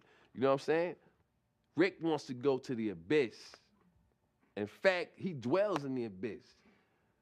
Rick James dwells in the abyss, okay? And he wants company sometimes, you know? And for some reason, he likes to reach out for me. Whenever I'm around, when he wants to go there, he will reach out for me to try to take me to the abyss with him. And I'm not with it, man. I'm not with it. And that's when we end up, you know, tussling or whatever. You know what I'm saying? What happened from the time this nigga got dropped off at the team hotel to that. Because how the fuck this nigga get dropped off at the team hotel, next thing you know, he's in Tijuana celebrating? How'd that trip even get set up?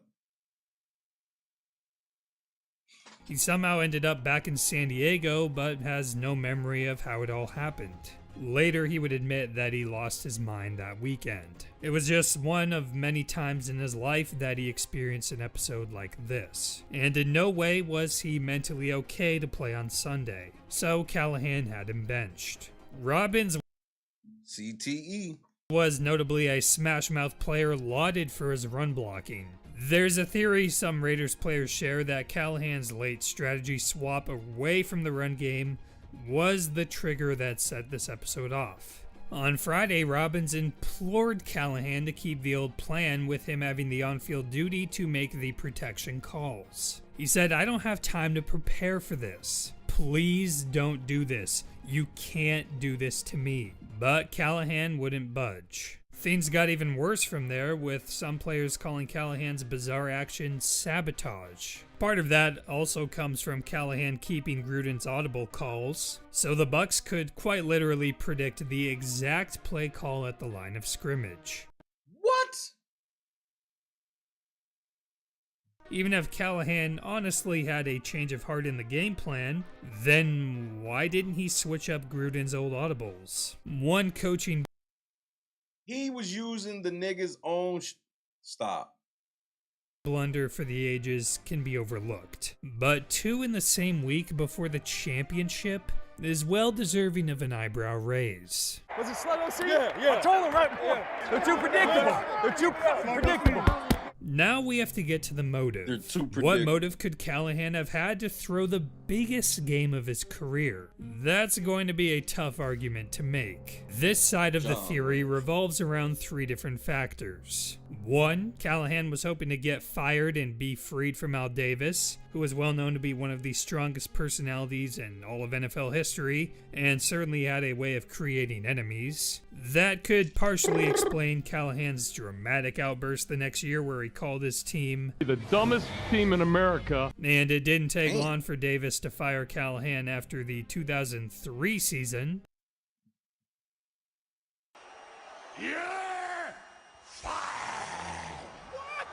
Left guard Frank Middleton said he didn't think Callahan was happy on the Raiders, and the team wasn't happy with him as head coach. The next piece to this theory is Callahan getting the Nebraska job just days after the Raiders axing. That isn't too unusual in the coaching world, but it does signify that talks were most likely going on while Callahan was under contract as one of the lowest paid head coaches in the NFL. Nebraska, of course, was willing to pay him 50% more than Davis was. On top of that, the school signed him up for a 6-year contract. Shit. Back then, this job was looking like a very safe bet, with Nebraska being named national champion 3 times in the prior 10 years. You could argue that working in one of the best college football jobs was much better than being under the microscope of Al Davis. And you're getting paid way more too. Maybe Callahan even had money disagreements with Davis like Mike Shanahan did. Davis reportedly owed $250,000 to Shanahan, but never paid up.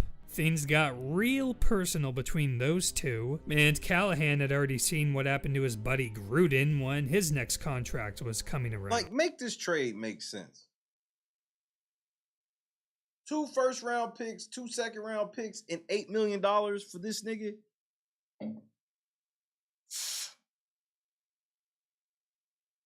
Speaking of Gruden, Callahan in a way owed his position in the NFL to him, and it's been speculated that he would have followed Gruden to Tampa if the trade conditions had allowed Gruden to bring any assistants. On top of that, later in Callahan's career, Jay Gruden hired him as an assistant, so the trust between Callahan and the Gruden family is quite evident. Tim Brown would argue that bond is stronger than any bond between Callahan and the Raiders. He said Callahan had a big problem with the Raiders, hated the Raiders.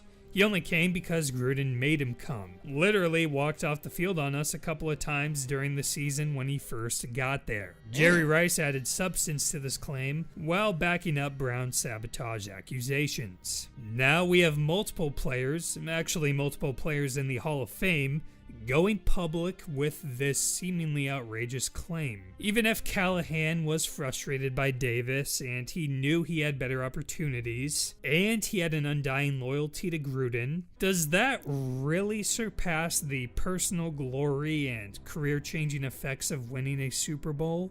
The decision to change game plans and use old Gruden audibles was so mind-boggling that Brown and Rice could only believe it was done with malicious intent. But with the details publicly released right now, nothing sounds too convincing. There would have to be something else going on behind the scenes with Callahan for him to actually throw the Super Bowl. Now, without knowing all that was going on, the public had the Raiders favored to win the game.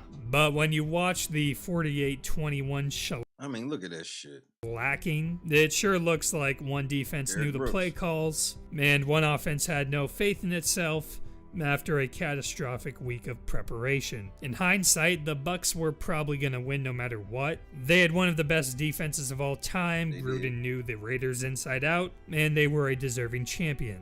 But that single week of disastrous measures for the Raiders will seemingly remain a mystery. It's fair to point out how Rich Gannon and other Raiders players have come to Callahan's defense since the accusations broke out. And of course, Callahan, as a current assistant coach in the NFL, has denied all suspicions. It's clear that Callahan's decision-making affected his team in every possible way. The question is, was it just a crucial coaching error, or was there something more to it? For our next major rigging accusation, we only have to move forward 3 years. This time, every football fan's usual suspects have come into play: the referees.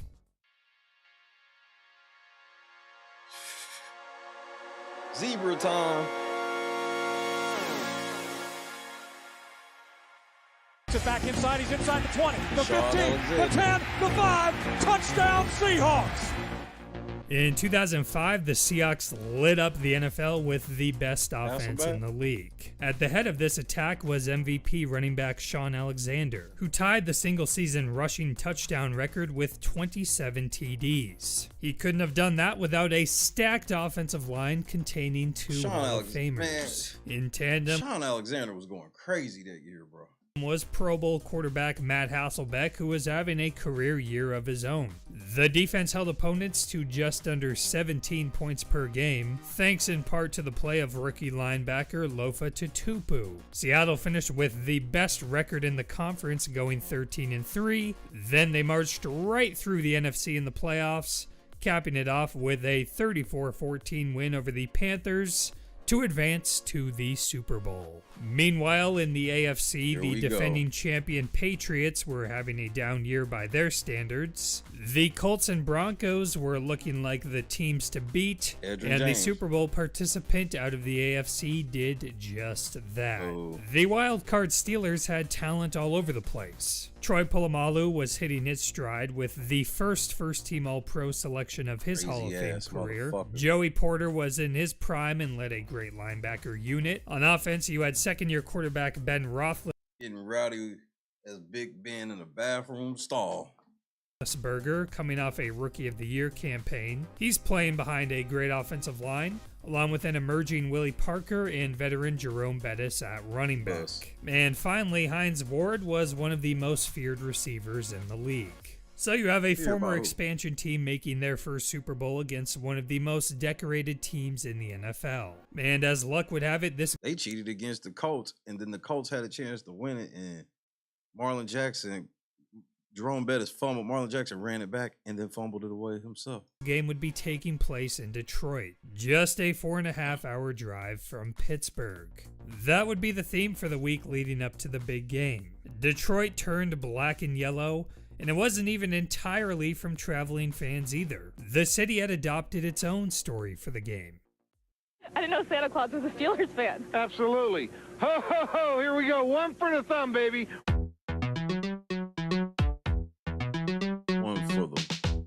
With retirement looming and the game taking place in his hometown, Jerome Bettis became the headliner for this Super Bowl. He was getting featured in Time magazine and starring in Campbell's soup commercials. It felt like the Steelers had temporarily become Detroit's team. Bettis was Fuck them niggas. being called the city's savior. He had promised to build up housing and a large entertainment complex in the city once his career was over. Anyone connected to him was getting interviewed. That includes even the vice principal at his old high school. On the Wednesday before the game, the Detroit mayor gave him the ceremonial key to the city. This just seems just out of place, bro. I mean, it does, but I mean, I get it because he's from there, but I mean, damn, nigga, shit. Can we do this at the day after? And declared the week Jerome Bettis Week.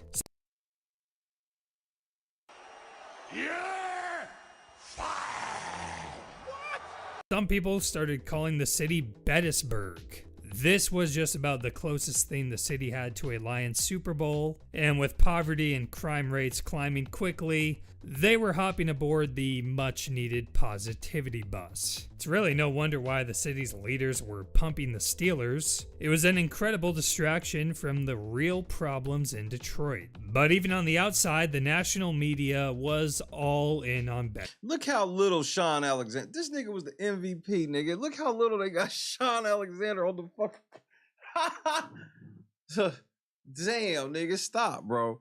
This week, the Steelers having 4 championships. Nigga, they interviewing this nigga mama. At this point, and being one of the NFL's most successful teams Hold on, what you doing, mama? Dwarfed the Seahawks in fan base size and team recognition. Seattle was more or less unreal, getting disrespected by the country's near exclusive focus on the Steelers. Football Outsiders founder and ESPN analyst Aaron Schatz said, "You don't want to think about conspiracies, but it just seemed like for 2 weeks, the league, ABC/ESPN, the city of Detroit, and the NFL wanted the Seahawks to just go away." Nigga, as a Colts fan, I'm so sorry for y'all. We felt this the week before. The week before, the Colts had no chance, or the 2 weeks before, the Colts had no chance. They were just like, the Colts had no chance, and them niggas cheated, but the Colts had a chance of winning. So the Steelers fumbled the ball. Steelers could have the title. By the way, come game time, Hasselbeck estimated that the stadium was 90% Steelers fans. And even 90%. Even though the Seahawks were the #1 seed and the Steelers were a wild card team, Vegas still had the Steelers as favorites to win.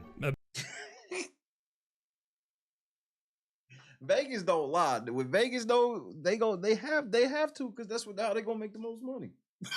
Because when they know some shit like that's gonna happen, I guarantee there's a bunch of people be like, man, Vegas is hot in the motherfucker, nigga. They favorites, nigga. Let's get this free money. A bit odd, but like I said previously, the Steelers did have the talent to at least defend that line. Exactly. For this video, we're going to focus on 4 plays that caused the Seahawks players, coaches, fans, and even many neutral observers to question the intention of the officials. We begin in the first quarter. The Seahawks scored the first touchdown of the game, but it was called back for I remember that shit. They was like, he pushed off. I was like, nigga, stop, nigga. Stop. Pass interference. The push-off was very ticky-tacky, even if it technically follows the rulebook. John Madden was calling this game and said, "When you think of push-offs, that's not the kind you think about." The funny thing is, all the games I ever seen, if Madden was ever in on the fix, he knew not to let other people know. That nigga would always just call the shit right out. Call really set the stage for the whole game. And to make matters worse, Julian Edelman's game-winning touchdown.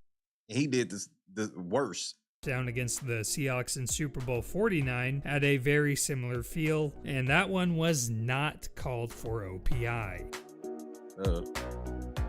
Our next play is the Roethlisberger goal line dive.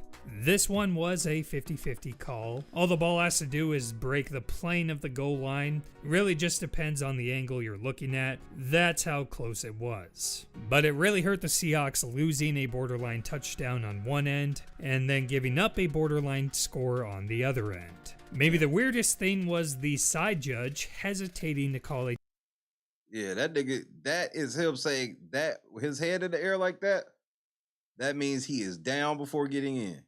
touchdown at first. And then all of a sudden, nah, he in. Fourth quarter now with the Seahawks down just 4. And this call is one of the few in NFL history that was so bad that the referee apologized for it years later. On the Church out.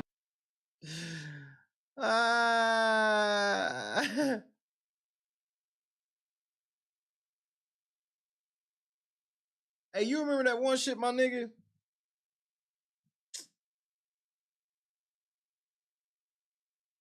Hey, nigga, my bad.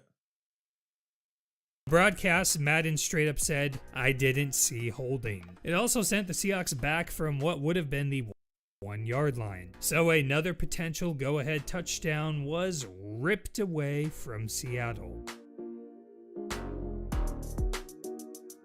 3 plays after the holding call, Hasselbeck threw an interception and got called for a block below the waist. Only problem was, he was tackling the ball carrier.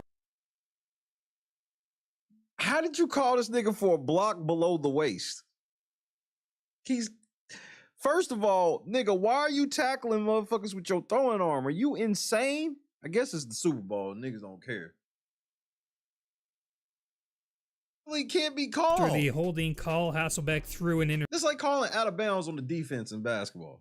Like, they didn't have the ball. And got called for a block below the waist. Only problem was, he was tackling the ball carrier. This call may not have had the immediate consequences of the other plays on this list, but it rates as maybe the most egregious. Madden's reaction was the officials saw something they didn't see. The Steelers got an extra 15.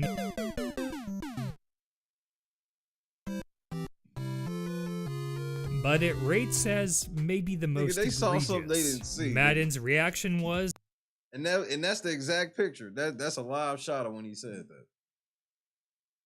the officials saw something they didn't see. The Steelers got an extra 15 yards and put the game away with a final score. So the game ended 21-10. But with 2 potential Seahawks touchdowns and 1 Steelers touchdown all.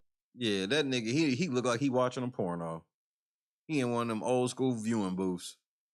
Going in favor of Pittsburgh. That's what made Boston reporter Tom Curran say, "The game reeked of orchestration by the officials. It made you feel dirty by the time Yeah, this nigga's like, good job.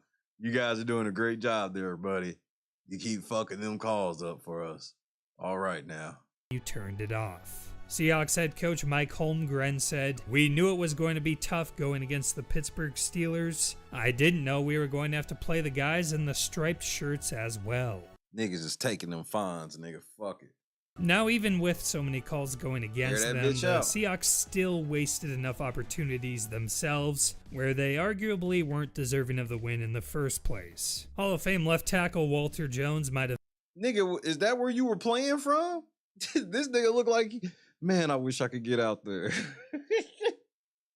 Did they not let this nigga play? Summed it up perfectly, saying probably 75% we lost that game, and the rest we got robbed. Some would argue this was in the era of Tim Donaghy, the disgraced NBA referee caught gambling on games, which made anything possible for the NFL. And more gasoline was poured on the fire when it was discovered that the NFL's supervisor of officiating, Mike Pereira, had disappeared shortly after the game.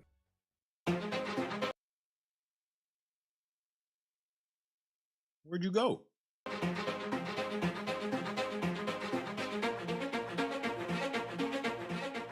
With the backlash of officiating hitting the NFL immediately after Super Bowl 40, the league quickly sought their so-called counsel for this case. And that man would be Mike Pereira. Only problem was, they couldn't get in contact with him. NFL Senior Vice President of Communications Greg Aiello sent multiple emails to Pereira saying, "Where the hell are you?" Turns out, he was already on a plane to Costa Rica. Pereira insists that the vacation was... Yep, I'm getting the fuck up out of here. For some reason, this shit seem hot. I need to get the fuck from around here. Nah. We gone, bro. Let's get up. Scheduled ahead of time. This nigga and did, he's this since nigga come did out the fucking race, nigga. Fuck a beat. I'm just trying to beat a case. I ain't bit that case. Bitch, I did the race. and defended the referees. Now, he does admit that there were some controversial calls, but he didn't really see anything out of the ordinary. Why the fuck was And he Tom sends- Brady there? Tom Brady involved with the coin toss. He was playing.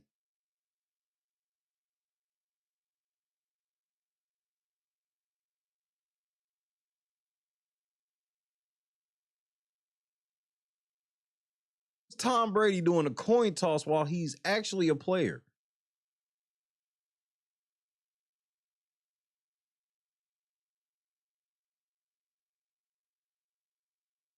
Come out and defended the referees. Now, he does admit that there were some controversial calls, but he didn't really see anything out of the ordinary. And he certainly doesn't buy into any theory where the NFL wants the more popular team or the better story to win. His little trip out the country did create a rule change, however, with high-ranking NFL employees no longer allowed to schedule vacations for the day after the Super Bowl. But like I mentioned, Hey, nigga, I had somewhere I had to be, cuz.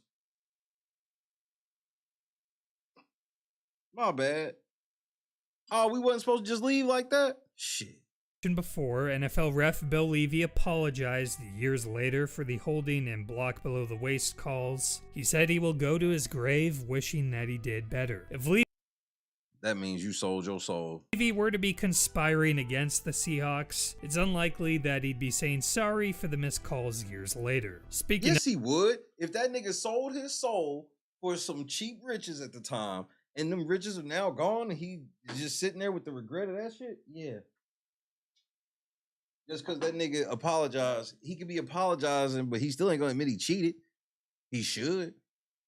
of years later, the Seahawks took out Peyton Manning's Broncos in Super Bowl 48. The game felt like it was over before it even began, and Manning winning certainly would have been the better story. But of course, controversy would strike back in Manning's next Super Bowl when the wife of the game's replay assistant attended the game as a Broncos fan. More fuel to the fire, or just terrible oversight on behalf of the NFL? That's what's fun or extreme. Yeah, but that's kind of unrealistic. It's unrealistic to expect these motherfuckers to work in the NFL and not be fans of teams. Now, what did you catch them doing? Disturbing about these mysteries. Weird stuff happens in the most crucial moments. And in the end, sometimes the very people involved will scream bloody murder. What do you think? Were any of these Super Bowls actually fixed? Or is it nothing more than a great YouTube video? Which reminds me, this video took many hours to make. If you really enjoyed it and have some spare cash laying around, then any tips you send by hitting the super thanks. Hey nigga, I don't know if I fuck with you like that, nigga. You didn't even ask me if you could do this shit before you even got to this part, nigga. Enables me to make more videos just like this one. If you don't have any spare cash, then worry not, because hitting that subscribe button and turning on notifications helps me as well. As always, thanks for watching. I know which one I need to pull up.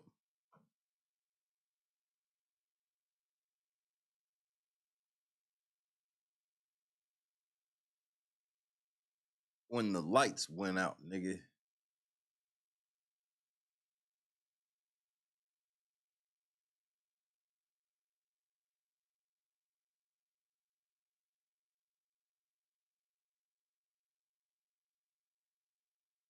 That shit was weird. It was like a whole nother game once they found. I'm like, what do you mean the lights? They just can't get the lights on. And it was like, okay, we'll play. Y'all can play like that. It ain't that dark.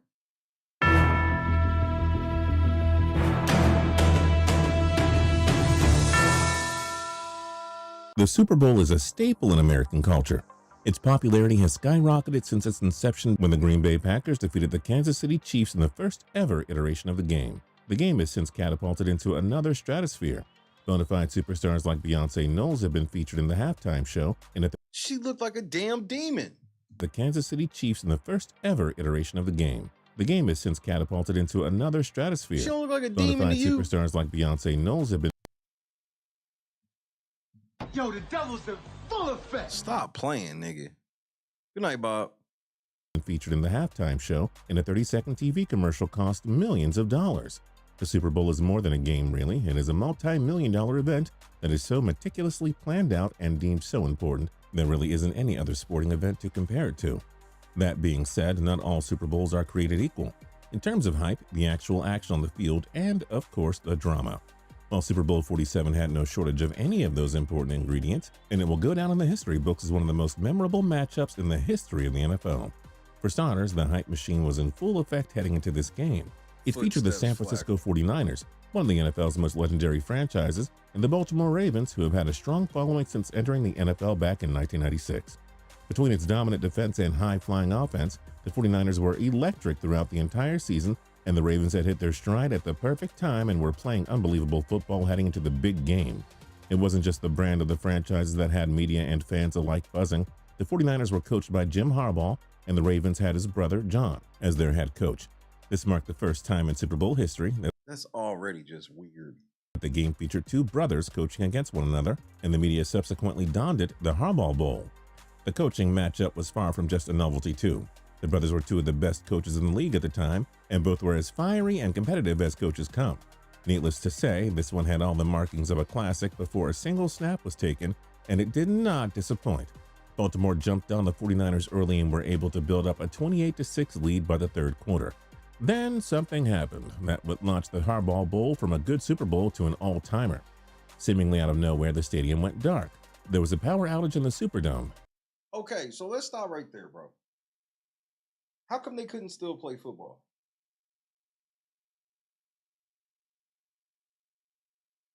That's all I want to know. I get that some of the lights are out, but they're not in the pitch dark.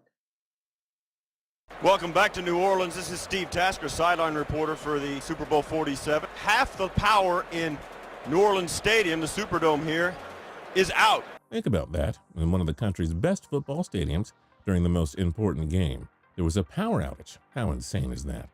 Fans at home quickly took to social media to try and figure out what in the world was going on in New Orleans, and all sorts of rumors started to fly around the internet. It seemed impossible.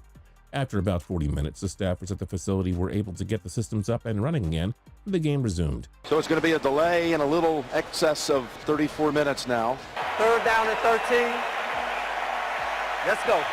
The 49ers capitalized on the stoppage and came storming all the way back, scoring 17 unanswered to cut the lead to 5 points. Unfortunately for the 49ers faithful, it was too little too late, and they ended up losing by a final score of 34-31. The Super Bowl usually has pretty thorough media coverage to begin with, but following this one, it was a whole other level of craziness. Sure, there were some questions for the brothers about the game, but there was one question that seemingly everyone needed an answer to. What caused the power outage? Yet, for some reason, it seemed like we were never going to get a straight answer. That was until Doug Thornton, the executive vice president of stadiums and arenas for the venue management entity, SMG, who has headed the operations in the Superdome since 1997, spoke up.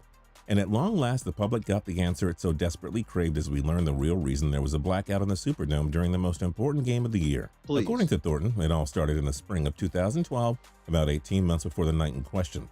Representatives from Entergy, the company that supports the stadium's electrical infrastructure, reached out to the officials from the Superdome.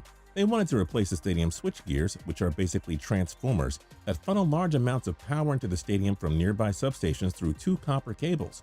Thornton claims that he didn't want to replace the cables. The tests showed that they were operating near 90% efficiency, but one of the Entergy reps was able to convince him to make the change anyways. Okay. Citing a 2011 game between the Steelers and 49ers at the antiquated Candlestick Park, which featured 2 power outages. Thornton approved the replacement and millions of dollars were invested. Everything was thought to have gone smoothly, but a couple of months before the big game, glitches in the system that Thornton describes as gremlins started to appear. Gremlins?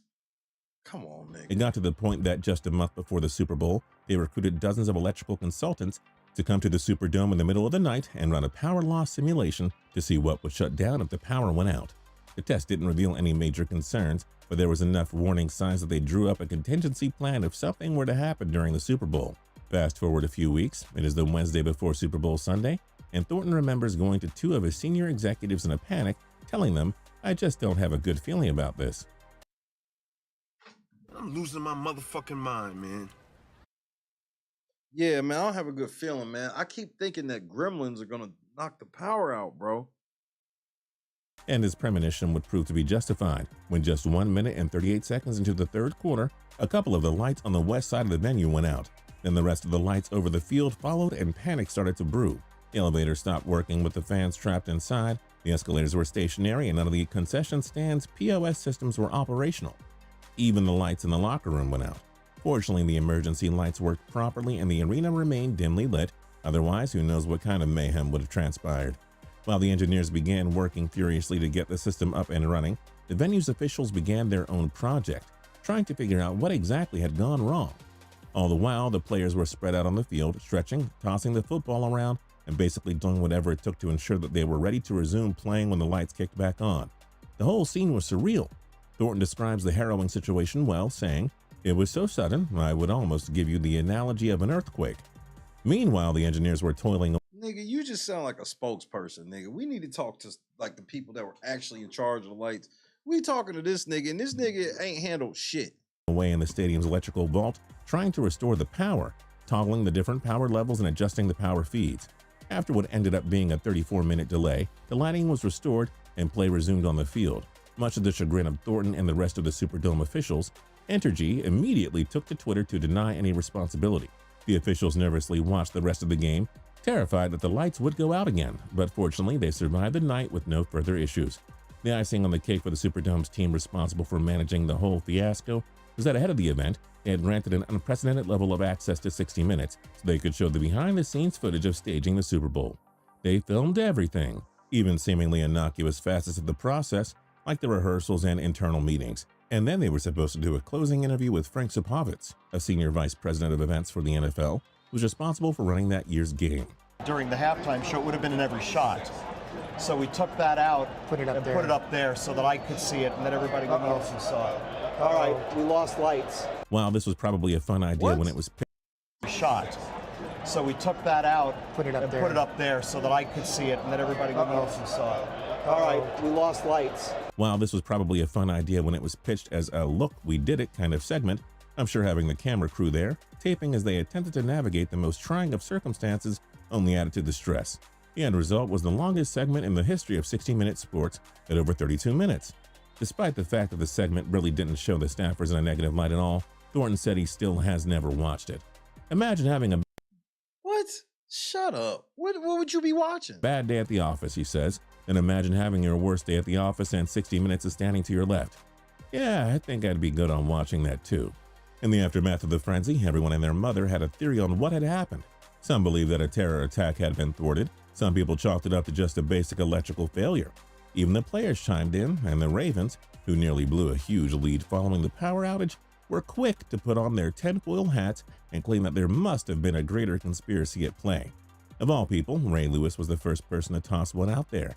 True to form, he made a wildly hypocritical and contradictory statement, which began with him saying he wasn't going to accuse nobody of nothing before he continued to accuse the NFL of intentionally tampering with the lights to slow their momentum. You're a zillion-dollar company and your lights go out? No way, he added. You cannot tell me somebody wasn't sitting there and when they said, the Ravens are about to blow them out, and they didn't say, man, we better do something. Leave it to Ray Lewis, who was essentially given a free pass by the NFL for his transgressions, to hypothesize that the same league was out to get them. It just wasn't Lewis, though. Just a month later, fellow linebacker Terrell Suggs echoed a similar statement, but Suggs had an individual culprit in mind, none other than Roger Goodell. I thought he had a hand in it, Suggs said. Most definitely he had a hand in it. While visualizing Goodell in a lair-like control room as he dramatically cuts the lights in fear that the game was going to be a blowout is quite an entertaining example, apparently that wasn't the case. Who would have thought? So if it wasn't Goodell and it wasn't an orchestrated attack, what caused the lights in a multi-million-dollar state-of-the-art facility to cut out during its most important event of the year? Dr. John A. Palmer of Palmer Engineering and Forensics, an industry expert, was brought in as a third-party consultant to analyze the scene and report on what he had found. His work culminated in a 15-page investigative report that came out in March. The report itself was super technical and, well, nerdy, to be honest. But the jargon. findings were interesting. It turns out that the switchgears that Entity installed ahead of the Super Bowl contained a device called a relay, which was supposed to shut down the power supply if either of the power feeds reached a certain level. The problem arose because the factory settings on the device were too low for the amount of power that the Superdome can handle. So when the amperage spiked past the predetermined limit, it killed the power. And it took them a half an hour to figure that out.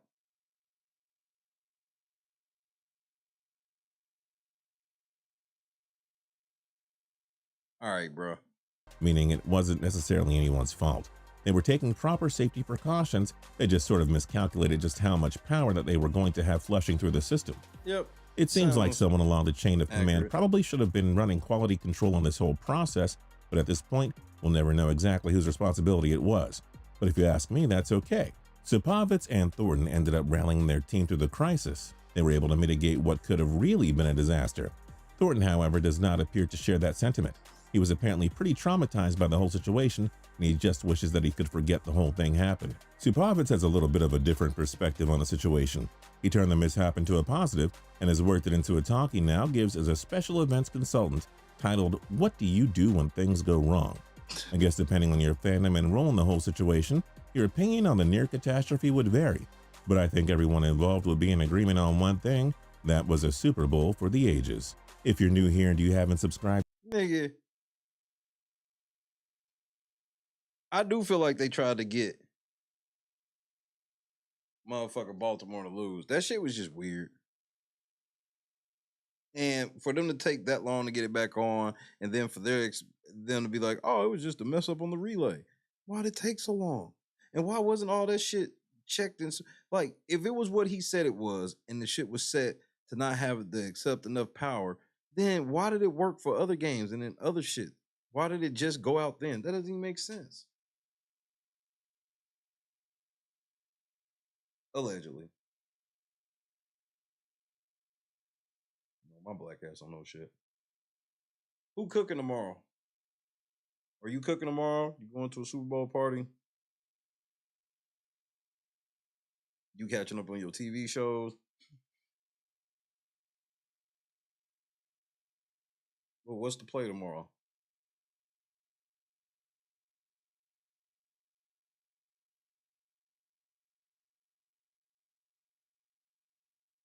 You got a Super Bowl party tomorrow? That should be lit. I'm basically have one. Yeah, just family, basically.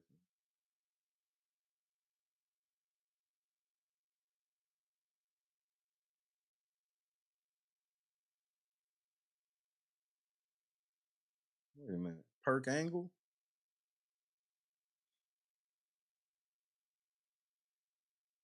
No, Perk Angle.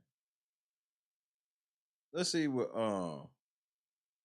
what white people are doing for Super Bowl recipes. What are y'all doing, bro? Are y'all doing some goofy shit? 'Cause I know y'all are, bro. Y'all can't help it. It's like damn near like in y'all blood or something. Could be a level of racism. Who cares? Let's see.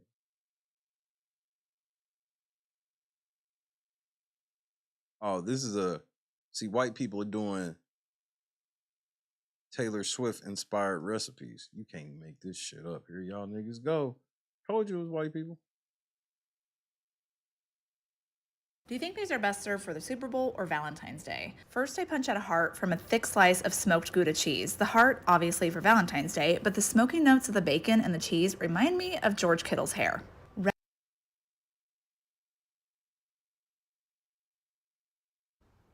What was that?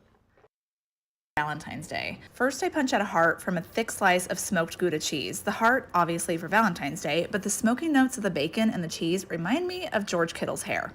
Red is the color of love. So next we slide on a grape tomato. And California, the home of the 49ers, just happens to be where they grow a lot of grapes. Next we slide on a mini salami rose to represent the bouquet that Trav is going to give Tay-Tay this year after they lose the Super Bowl. A green olive and mozzarella. He's gonna give her a bouquet. Nigga, that would be the most beta shit ever if he lost the Super Bowl and handed her a bouquet. If I was the Chiefs, I would immediately cut Travis Kelce. A cheese ball to represent Italy, the land of love, and Brock Purdy's eyeballs. Finally, a slice of cucumber to represent the football field, and that's it. It doesn't represent anything else. How the fuck Do you think these are did that shit? How does this look like anything for Super Bowl? What? You just made all of that shit up.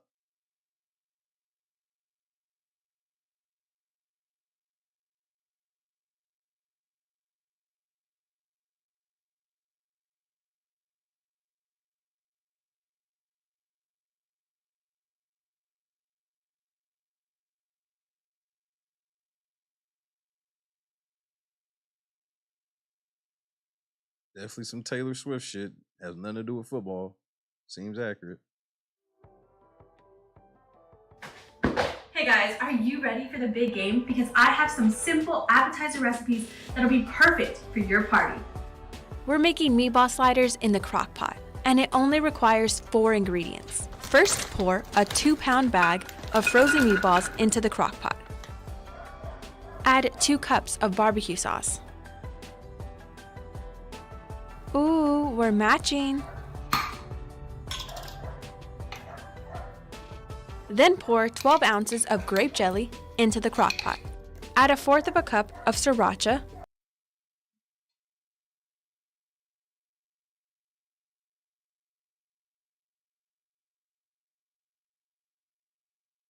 Hey man, what the fuck are y'all doing on for the Super Bowl, man?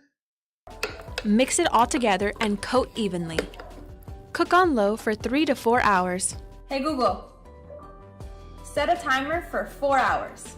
And remind me to throw that shit in the motherfucking trash.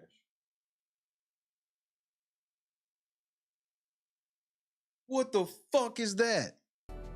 Sure, 4 hours. And we're starting now.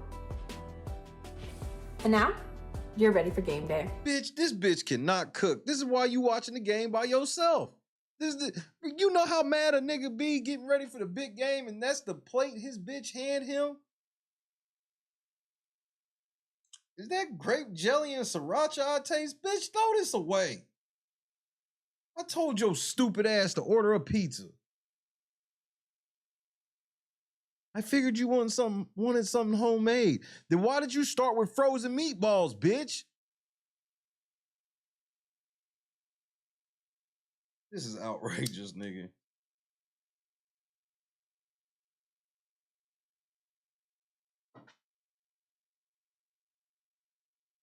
Outrageous. Big, what's happening, cuz?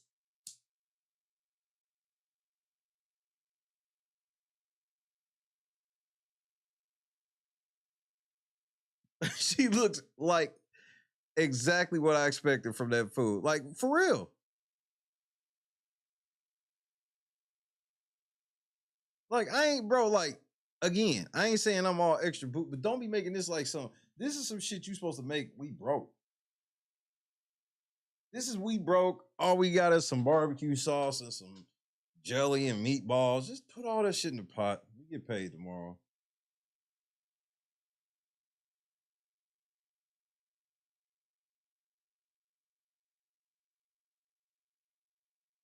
Now you're ready for game day.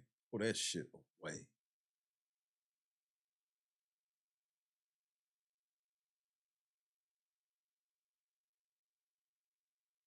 All right, here we go. Come on, white people, make something edible.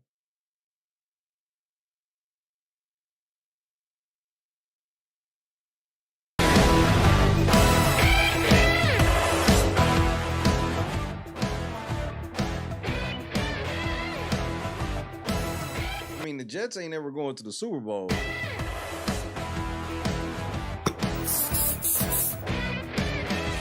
See, bitch, she's actually cooking. You just put some meatballs in a motherfucking crock pot.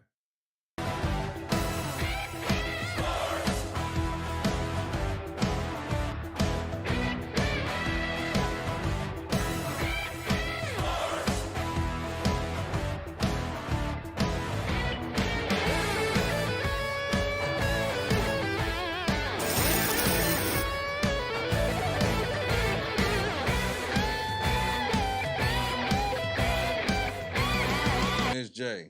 Say less. What's good? Not the meatball.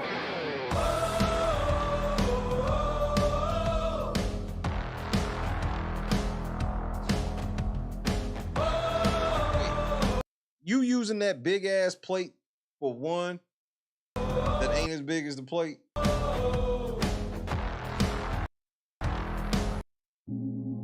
Oh, presentation is the most important thing, face ass.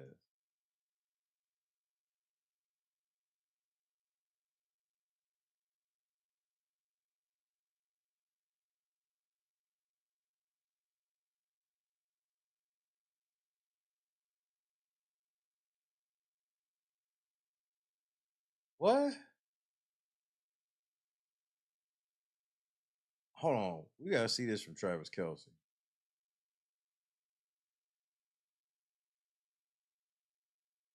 The road to the Super Bowl and Travis Kelce, the Kansas City Chiefs star, not holding back in a new interview. Will Reed was here, and Travis says he remains focused amid all the attention that he is getting. Good morning. Yes, he does. Good morning. Nigga, you ain't getting no attention. Everybody, and just to prepare us, the attention on Travis Kelce and Taylor Swift will be amplified infinitely in these next 10 days. First, Swift has Music's Super Bowl, the Grammys, this Sunday. Then it's Kelce's literal Super Bowl. It's the buzziest story in pop culture. Kelce says he's aware of that. He says he hears the noise, but he's tuning it out. And it's caught by Kelce for the touchdown. 10 days away from the chance to win his third Super Bowl, Kansas City Chiefs tight end Travis Kelce is locked in on the big game. Football is my main focus right now. There's a lot of people counting on me in this building, in this city, in this organization. This year in Las Vegas, there will be a lot of fans. It's so much your focus that you're sitting here doing an interview about Taylor Swift.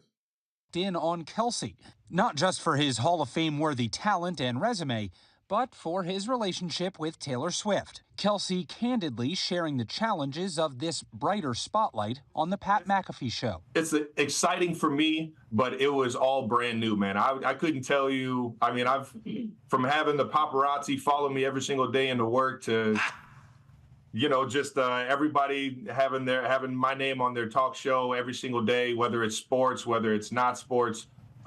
Yeah, but they just say your name and then talk about Taylor Swift. It's just been a crazy, crazy ride I could have never anticipated. Boston, bro, it's crazy, man. But some things when you're not in the Matrix, you just can't wrap your head around it. I'm having fun with it. Kelce and Swift breaking the internet with their affectionate on-field celebration after the Chiefs clinched their spot in the Super Bowl. Swift's presence at Chiefs games has repeatedly caused a frenzy. Though she's typically shown on screen for around just 25 seconds per game, according to a New York Times analysis, some... Yeah, but always at a time when people are looking at the screen. So yeah, it may add up to like 25 seconds, but Isaiah Pacheco scored a touchdown and they showed her with his name under her. Have called it a distraction. Kelce says he and Taylor do hear the hate. We're just we're two people in a relationship, supporting each other and having fun with it, man. It's nothing more than that. She's dealt with it forever, and we hear it, but we hardly ever talk about it. It's nothing to even talk about. Headed to their fourth Super Bowl in 5 years, Kelce knows he and the Chiefs have a target on their backs. We got to become that team that has the grit and has the fire in their heart to be able to find ways to win at the end of ball games, man. We just gotta feed that beast and turn that into being, the villain of the NFL. And sure, nigga, if you lose, she breaking up with you. Enough, man. We're right back to the Super Bowl with that kind of mentality, man. He insists, no matter what, he's staying focused. This is my number one focus at the time, to be able to, and on top of that, it's in my heart to be able to pour everything I got out there on the field. All right, for those hoping for a Travis and Taylor red carpet, I don't expect Travis to let up. Debut at the Grammys, it's not happening. It's a week away from the Super Bowl, so no go for Kelce. But he did say, quote, "I wish I could go support Taylor and watch her win every single award she's nominated for." So, Will, the New York Times is giving you a run for the money on the stats. They figured out 25 seconds of screen time. Yeah, and it was up to 32 at the AFC Championship game, but still not very much time in a 3.5 hour. And that's alleged. That's their way of trying to explain away, oh, they really don't even show her that much. Bullshit. Nigga, I watched the actual games, and I watched all of the games, and they showed this bitch more than 20 seconds. Our broadcast. I think it's going to be okay. You could even they said they showed them 32 seconds in the championship game, but they said that it went viral, their celebration. So their celebration was less than 30 seconds, and they didn't show Taylor Swift no other time. He said they showed her for 32 seconds in the conference championship, which included their celebration that went viral. So that meant they didn't show her anywhere else. Not the cap. Not the New York Times came in with another stat. Well, I got it from them. But it is amazing that some people are just so up in arms. Who cares? Let's enjoy some football and some. I'll tell you who cares. The fuckers who watch football. People who watch football tend to not like Taylor Swift. That's like us sitting here saying that y'all should have a 3-point contest at Taylor Swift's concerts. Who cares? Who cares if you're at the Taylor Swift concert and they keep showing Travis Kelce in the crowd? Who cares? Love and keep it moving. Yeah, So and I love how they say, you know what? They're good. They're not going to hear anything. Good for them. Yeah. Robin Roberts, shut your goofy ass up.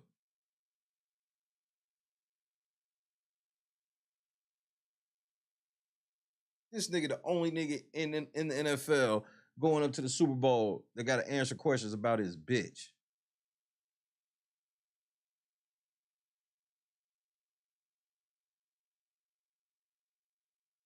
Nigga, what the fuck does Usher got on?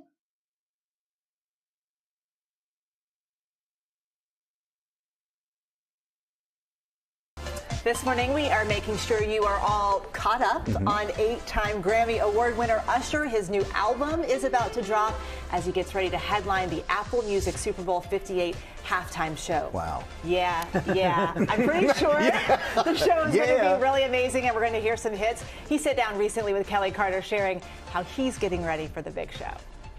Go.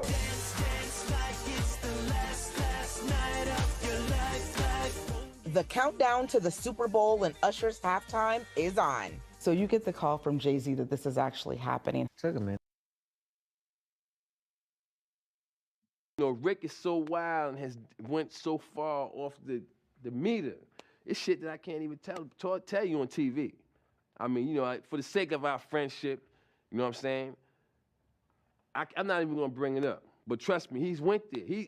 He has went where it's like, yo, Rick, man, what the fuck is wrong with you, man? You done took this shit too far. And his response is like this. There's no such place. Darkness. Let's go to the abyss, nigga. I'm not with it, man. I don't want to go to the abyss, man. You know what I'm saying? Rick wants to go to the abyss. In fact, he dwells in the abyss. Rick James dwells in the abyss, okay? And he wants company. Sometimes, you know, and for some reason, he likes to reach out for me. Whenever I'm around, when he wants to go there, he will reach out for me to try to take me to the abyss with him. And I'm not with it, man. I'm not with it. And that's when we end up, you know, tussling or whatever. You know what I'm saying? Oh, nigga, you gay. I am not gay. I have relationships with women and sex with men. And I got news for you. That means you're gay. This nigga got on a tactical vest with some pantyhose that he has put on upside down for a shirt that looks like crosses and crescent moons on it. Yo, the devil's in full effect. And this nigga's wearing a brooch. I'm done, nigga.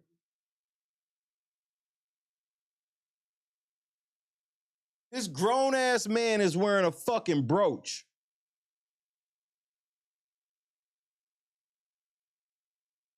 You rolling with Ush.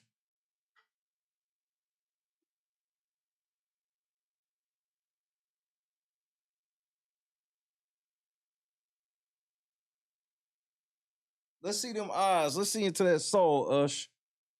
What the fuck is he wearing, nigga?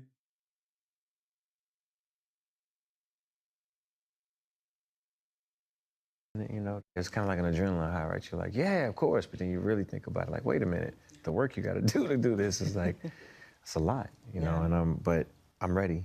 The 8-time Grammy winner revealing R&B is taking the spotlight. To have R&B have the main stage at the Super Bowl is a major thing for me. I think about what our country has, kind of represented for Black artists. Having to, at some point, go through kitchens to even be able to perform for an audience. But they had to leave back through that same door, fear for their lives, as they went to the next state to do the same thing. So I'm coming through the front door with this one. I think about all of the R&B performers who I carry in this moment. And today, a treat for fans, the music video for Usher's new song, Ruin, featuring his daughter, Sovereign. Ruin me for everybody. Leading up to the release of his first album in 8 years, Coming Home. But he's holding a peach. I am not gay. I have relationships with women and sex with men. And I got news for you. That means you're gay. There's some things that are new, special, Afrobeat. Yeah, like, why the fuck is his ears pierced? This nigga's a whole ass weirdo, nigga. And I'm a piano vibes that you heard with Ruined. So much music that you have created has really soundtracked our lives for the last 30 years. Do you carry that pressure with you? He soundtracked your life if you was just a serial cheater and you fuck around, you got a bunch of kids and baby mamas and shit, then he probably was the soundtrack to your life. And I put pressure on myself, even if it were in comparison to another album or comparison to what somebody else is doing. This nigga got on 5 broke. It's just because that's who I am. I just want to make something that's gonna... Nigga, you got on a brooch. Move the needle. Usher's teenage sons, Cinco and Naveed, weighing in. So tons and tons of listening sessions with my kids, giving me their opinions about what they think should have been on the album. But I think it's a love letter in some way, and a reminder that no matter how far you may go, you will find your way back home eventually. You make me wanna say, A career spanning 3 decades, this Super Bowl performance will be another I mean, that's lame, Usher. page in the legacy. I didn't start where I am now, and I didn't get there by myself. So everybody that has been a part of it, I'm carrying them with me. All of my fans, my loved ones, the people who, may have felt like they have been forgotten. They haven't. I'm carrying. Why is this nigga wearing such dark glasses inside like this? He can't see out, but he don't want you to see in, which is more important. Right with me when I walk on that stage that night. For ABC News, Kelly Carter, Los. What is this zesty ass nigga got on?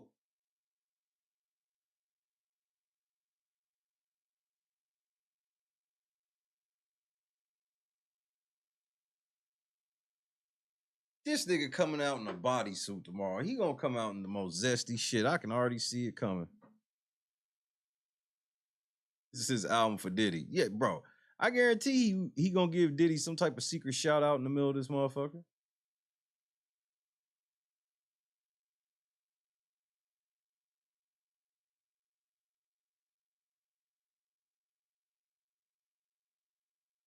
Oh. Shut the fuck up, nigga. And stay away from my bitch, nigga. Get your ass lit the fuck up.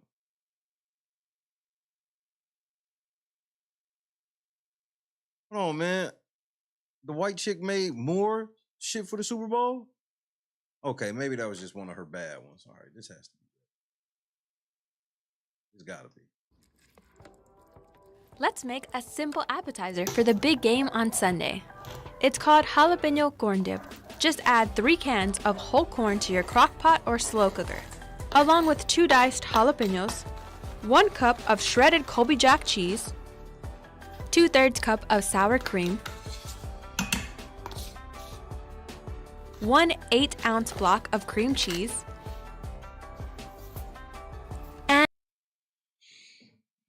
I mean, this is some shameful shit.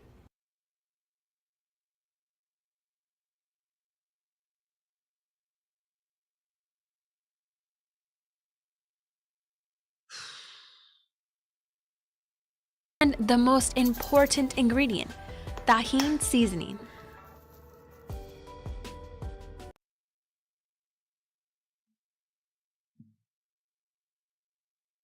Is this camera on me? Yes, it's on. That's stupid. Use your common sense. Then cook on low for 2 hours and stir occasionally.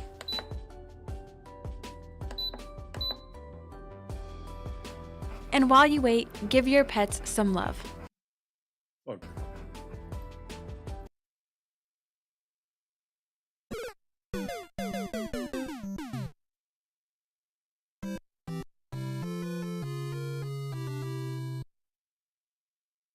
Like, what the fuck? Man, he was good. What the fuck, bro? Garnish with cilantro, queso fresco, and a squeeze of lime.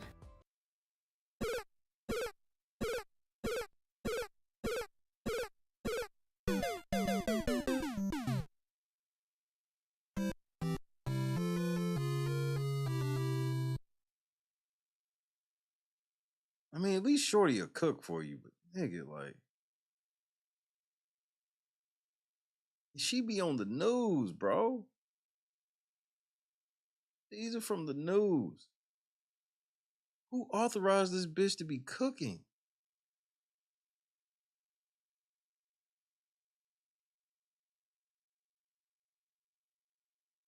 And these are your knock 'em dead Super Bowl recipes. You gonna knock 'em dead. Whoever said diarrhea seems likely.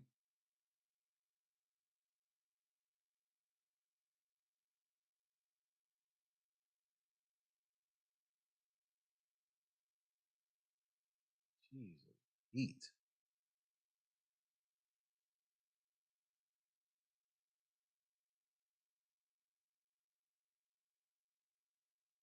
All right, I don't think she white.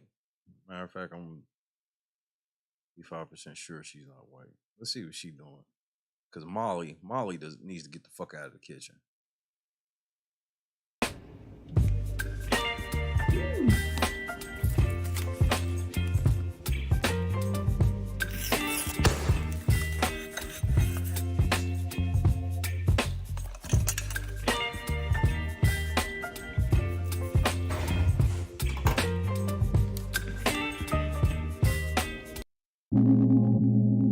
See, Molly, you need to go fuck with Ursula. Ursula be doing some shit.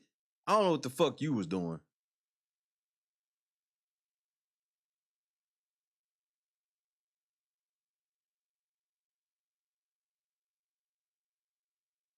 Ursula taking care of her people. I don't know what the fuck you doing.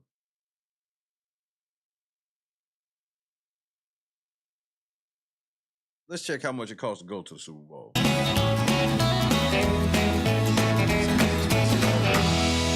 The countdown to Super Bowl 58 is on. San Francisco and Kansas City will play February 11th in Las Vegas. If you're a fan of the 49ers or the Chiefs, you may be thinking about heading to the big game. CBS.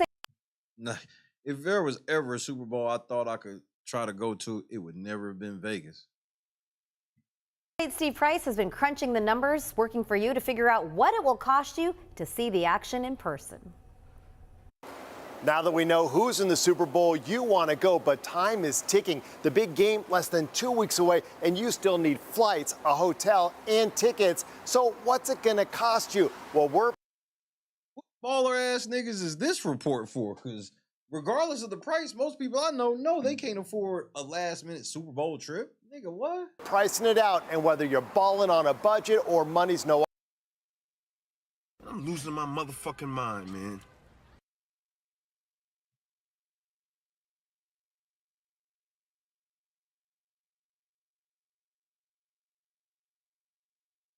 No, this nigga did not say if you're balling on a budget. I'm done. Less than 2 weeks away, and you still need flights, a hotel, and tickets. So what's it going to cost you? Well, we're pricing it out, and whether you're balling on a budget or money's no object, we've got you covered.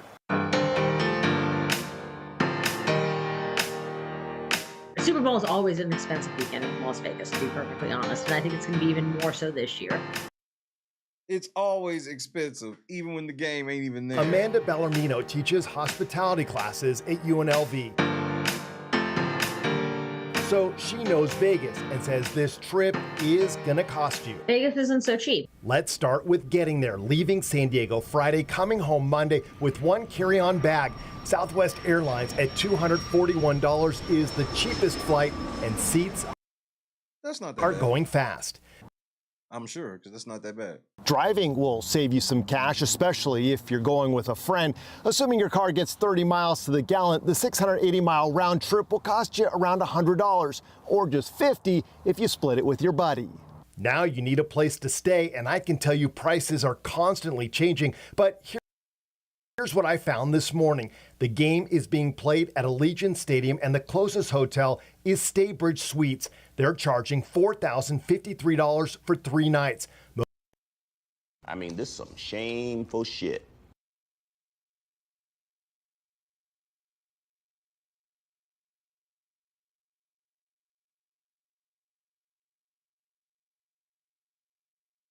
Yeah, I'm pulling up to a Love's or something. I'm getting out off the strip and going to chill somewhere. Vegas is a very chill place off the strip with good shit. There's a lot of good shit off the strip. Hotel 6 also isn't far from the stadium, and that's a bargain for $1,221. Do you know how mad you're gonna be when you like, yes, we found this room for $1,200, and you walk into that Motel 6 room for $1,200? The closest Right. I'm like, you can rent an RV. Rent an RV. You and a couple of your buddies rent an RV and just drive there. Y'all just post the fuck up, bro. hotel to the stadium that's on the strip is Mandalay Bay. They're asking $5,255 for 3 nights. But I should mention, this is also where the NFL Experience is being held. So that's bumping up the prices. If you're into luxury, the Bellagio is always one of Vegas's highest rated hotels, and their rooms for the 3 nights start at $5,040. Start. Just so y'all know, start. Motel 6 starts at $1,200. Mandalay Bay starts at $5,255. Staybridge starts at 4 bands. Starts. $5 for a much cheaper option and a great strip location. The Link has rooms for $1,300. Oh, you can stay at the Link for $1,300. LNC is actually reported live from Allegiant Stadium before it actually opened. Allegiant Stadium's capacity is just 65,000, making it one of the smallest. Durston, y'all could have made a small fortune. Y'all could have just advertised for some whores, alleged whores. And y'all could have been like, look, we got this bathroom for motherfucking $3,800. Y'all give us this bathroom. We got this bathroom. Y'all can get this bathroom for, you know what? We'll just $3,000. Just give us $3,000. Y'all can stay in this bathroom for 3 days. Stadiums to ever hold a Super Bowl. Combine that with a huge demand, and tickets are crazy expensive. Going through Ticketmaster, which guarantees your tickets are legitimate. The cheapest seats we found with fees was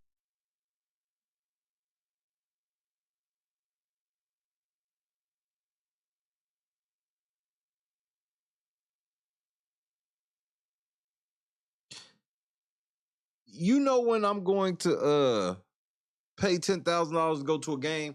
When they finally make the technology to make it so prime LeBron's playing against prime Jordan, against prime Kobe, like all the prime players, then I'll pay $10,000 for a last row seat.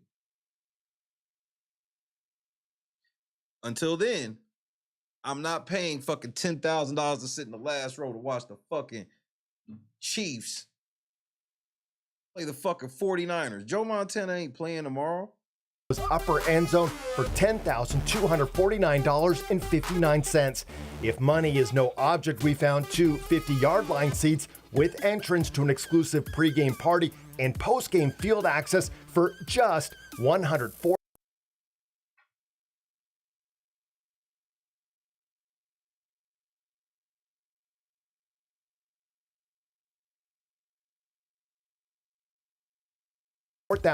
$104 bands. $552.95.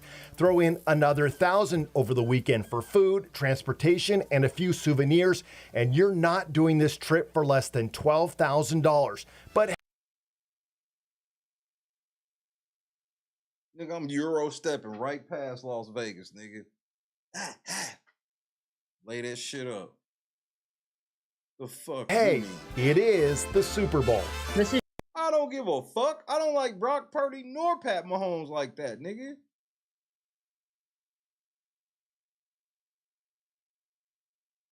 Nigga, y'all niggas is outrageous. Y'all going to hell. Just for charging that shit, y'all going to hell.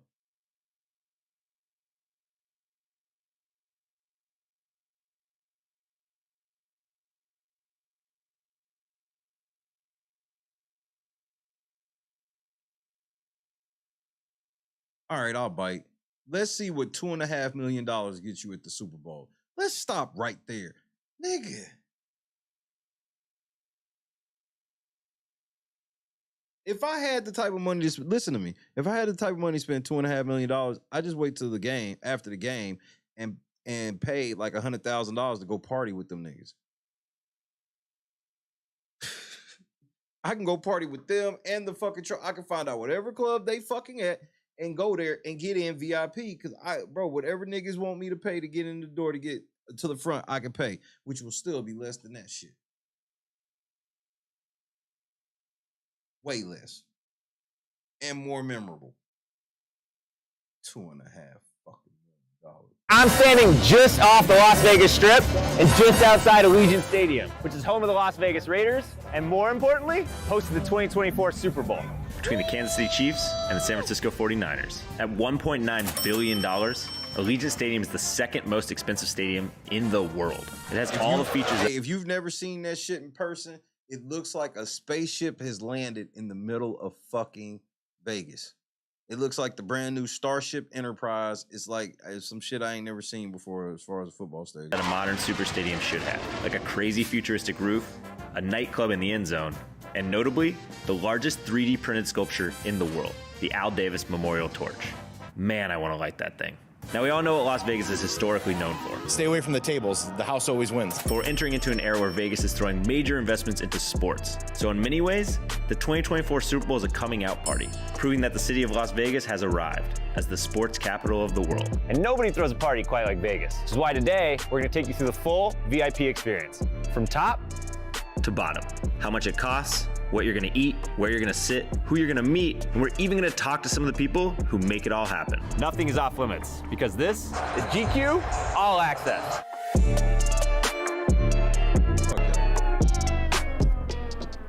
So it's mid-morning. It's very cool out here. It almost makes me want to suit up. I mean, I don't know if you guys know this, but I can kick a pretty mean field goal. So, Jets, Raiders, if you need me today, call me. We're in the middle of the Nevada desert. The sun is beaming down, but you don't feel any of that in here. In fact, it feels a little bit like you're on a stage. That's because Allegiant Stadium features a fully enclosed translucent roof, uniquely designed to protect players and fans from the burning Nevada sun. Prior to the move to Las Vegas, the Raiders played in Oakland at the Coliseum. The stadium was old, but we embraced it. It was ours. The Oakland Coliseum was notoriously the last stadium in the U.S. to be shared by a professional baseball and football team. Man, I hated that diamond for the first half of the season, honestly. We never practiced on the dirt. Yeah. We're at the same disadvantages as the other team as well. That's right. It was a baseball diamond on a football field. Or actually, a football field with a baseball diamond right in the middle of it. The dumbest shit ever. Needless to say, not all of the Oakland Raiders enjoyed sharing a field with the Oakland Athletics. I remember our first game, I'm like, hey, they didn't finish putting the field down because there's like third base right there. No one says anything to me. Okay, the game starts and it's still out there, and that was just what it was. With Allegiant Stadium, the Raiders finally get a gridiron to call their own in the form of a retractable Bermuda grass field that lives. A retractable Bermuda grass field. Outside and gets rolled in on game day. Playing on anything other than grass was non-negotiable for safety reasons. To learn more, I caught up with Zachary Longnecker, Allegiant Stadium's head groundskeeper, and more importantly, its grass whisperer. What time do you get here on game day? My wife would tell you that if it's a 1 o'clock game, I'll be here at 3, 4 a.m. I like turning on the lights, being the only one here. You know, everybody That has to be an insane feeling. Talks to the grass. When you're a groundskeeper, you're like, just please hold. Like, I only need 2 more games out of you. So you get a little weird, you know, when you're a grass guy. I mean, that's just a thing. Do you have a lawn at home? No.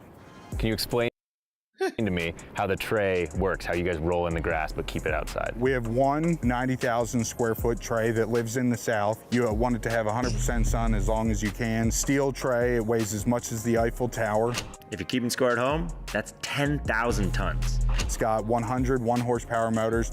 I only have 10 inches to grow the grass, so I have 2 inches of drainage, then I have 1 inch of irrigation pipes. So realistically, I'm growing What the fuck? grass and 6 inches of sand for Growing grass on 6 inches of sand that moves back and forth across.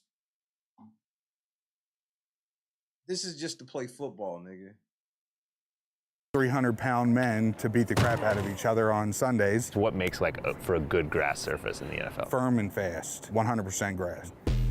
Firm and fast, okay. Right, and safe, right? It's all about safety. Some teams in the NFL are growing their grass to 1 inch. We're at like a 1/2 inch right now. Josh Jacobs and Devontae Adams, they want a quick, fast surface when they plant, they just go. Yeah. You're only as good as your last field. And you don't want to be the reason why, let's just say, some player goes down and then they're complaining about your field. You mean like Aaron Rodgers? That's crazy to think about, where it's like a nigga get hurt in the game and then he in the post game, like, man, that field was all fucked up, and then this nigga's at the crib looking like an asshole. Rodgers of my New York Jets. Yeah, maybe. So I've got all access to the stadium today. What should I see? Torch is great. The Winfield Club looks like a good little party. Do you know where I press the button to light the torch? You got to talk to the big boss. Can you just tell me? Like, yeah. So you do know where it is. You're just not going to tell me. One way or another, I am going to light that torch. But in the meantime, let's check out some seats. 1, 2, 3 Super Bowls? That's pretty good. So right now I'm sitting very far forward. Great access to the field, right behind the home bench. It's also nice because these seats, I haven't even seen the Ocho Cinco commercial yet. They have a little cushion. And those seats over there don't quite have that cushion. During the regular season, these seats ain't cheap. But during the Super Bowl, they really ain't cheap. They could cost you anywhere from 20 to 50K. I'd rather bet that on the game, which I would never fucking do. I would much rather just bet that on the game than that. Because after the game, it would feel like I lost, no matter what. Some people might prefer a different experience. So let's go check out somewhere else.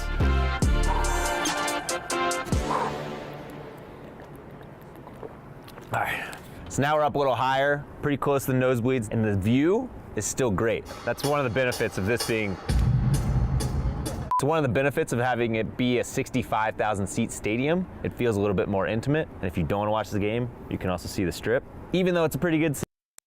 Why would I pay $30,000 to watch the strip? I think I'd rather watch from the suites. So let's go check those out. We're in the club suites, right on the 50-yard line. Got my popcorn. There's also all types of good stuff back there. Sushi. Yeah, they shit look weak compared to the Cowboys shit. The Cowboys got full catering for the media for free. Obviously, you want the media writing good stories, right? Beer, other liquor, sushi. There you say sushi? There's a lot of sushi. Hello. Hello. As Chief Sales Officer, one of the things you're in charge of is premium seating. Right now, we're in our Twitch Club level suite. These are brand new. And so what do you get in a suite like this? You have a sushi boat, beef, stadium fare food. You also have your very own private suite attendant. So we keep going, or you want to? What's the price range? The price depends on the game, the yard line, and the size, from $25,000 up to $55,000. We're at 50 yard. One fucking football line, so I feel like we might be at a $55,000 suite. And maybe I'll just up the price today to $85,000 since you're a Jets fan. All right. Damn, the Jets tax is crucial. I mean, this is some shameful shit. Bitch, are you for real? Appreciate it. But in exchange, will you let me light the torch? No. Nobody here will let me light the torch. The torch? No, nigga. Now I could hang here all day, but if the Twitch suite looks like this, that got me thinking. What does the owner suite look like? Let's go in and see. Shit. marble floor and shit. Oh, nigga. Marble everywhere. I feel like we're at the controls right here. I feel like I command an NFL team from here. I gotta see where Mark Davis sits. This is a good seat. Feels like money. There's 65,000 seats in the stadium, but this is the one that money can't buy. This is Mark Davis's seat. These seats are very plush. There's even carpet, and they're the only white seats in the entire stadium. Also, because it's right on the 50-yard line, you're right in the middle of the action. And it's the finest Italian leather. Don't fact $45,000 seat. check me on that. This is what it feels like to own a football team. It's pretty sweet. Good luck getting into the owner's suite on Super What the fuck? Bowl Sunday, unless you're Travis Kelce's girlfriend. You want to be in a suite on Super Bowl Sunday? You better have deep pockets. Prices range from $300K all the way to $2.5 million. So, dig, if Travis Kelce bought 2 suites, allegedly, he spent almost half his salary this year for his bitch and his family go to the Super Bowl. At a lot of new stadiums, you're going to notice a giant video board in the middle of the field. One thing I noticed about Allegiant Stadium, it doesn't have that. To find out more, I hit up Matt Pasco, VP for Information Technology. So a lot of stadiums brag about their huge Jumbotron, AT&T, SoFi Stadium. We have a different philosophy. Yeah. Our philosophy is that we want your eyes and energy on the field itself. You didn't come here to watch TV, you came here to watch a football game on grass, and that's what you can do. This I like that. stadium obviously is beautiful aesthetically, the tech behind it. What are some of the things that make this stadium unique from a technology standpoint? The biggest thing is our connectivity. We aimed to be, and we achieved being the most connected stadium in the world. Come on. This shows you lightning fast internet speed. Oh, yeah. Everywhere Shit. you go in this building, you've got absolute high-speed connectivity. I'm looking for the button that lights the torch. It's a secret. Can you just like cough if it's that way, maybe? That sounds like a little bit like a cough. I think we're gonna head that way. That sounds a little bit like a call. Foiled again. If I have any chance of lighting that torch, my best bet's probably going to be the Raiders president, Sandra Douglas Morgan. So here's the torch. I've been asking people all day if they'll let me light it. No. The torch, it's about 90 feet tall, and it's the largest 3D printed sculpture in the world. The torch was at the Oakland Coliseum. You see the quote on there, the fire that burns the brightest in the Raiders organization is the will to win. Being able to light it and having the fans do that, and having the fans from Oakland or LA understand its meaning and have it here, and then people that are new. You know, we have 40 million visitors in Las Vegas, and like being able to tell that story every game is wonderful. Can I get a Super Bowl prediction from you? No. Damn. All right, we've seen the seats. Bitch. But it's not a true football experience without some fans. So we're gonna head to the parking lot and see how Raider Nation does it at the Black Hole Tailgate. Yo, the devil's in full effect.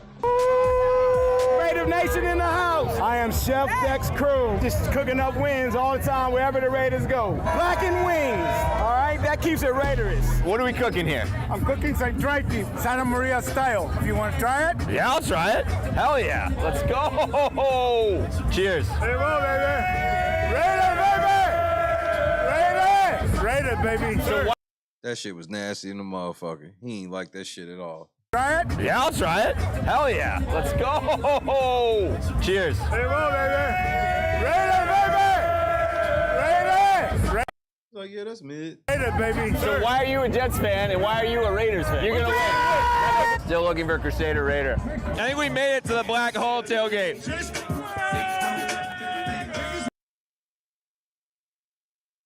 She belongs to the streets. Are you Crusader Raider? Good afternoon, Keith Smith, Crusader Raider here at Allegiant Stadium. You've come to the crown jewels of NFL Stadium, Allegiant Stadium. What's your favorite thing about the stadium? Obviously, when the Raiders are there, it's the Raiders. Do you have any idea how much the most expensive seat in the Super Bowl costs? $1.2 It's strong in Raider Nation. million. That's not a bad guess. I think it's closer to $2.5 million. Wow. But you get popcorn. You do get popcorn. Oh, there we go then. Okay, that was delicious. But if I'm here for the Super Bowl, I'm going to need something a little bit more substantial. Yeah, not that bullshit he thought he was making. Let's go.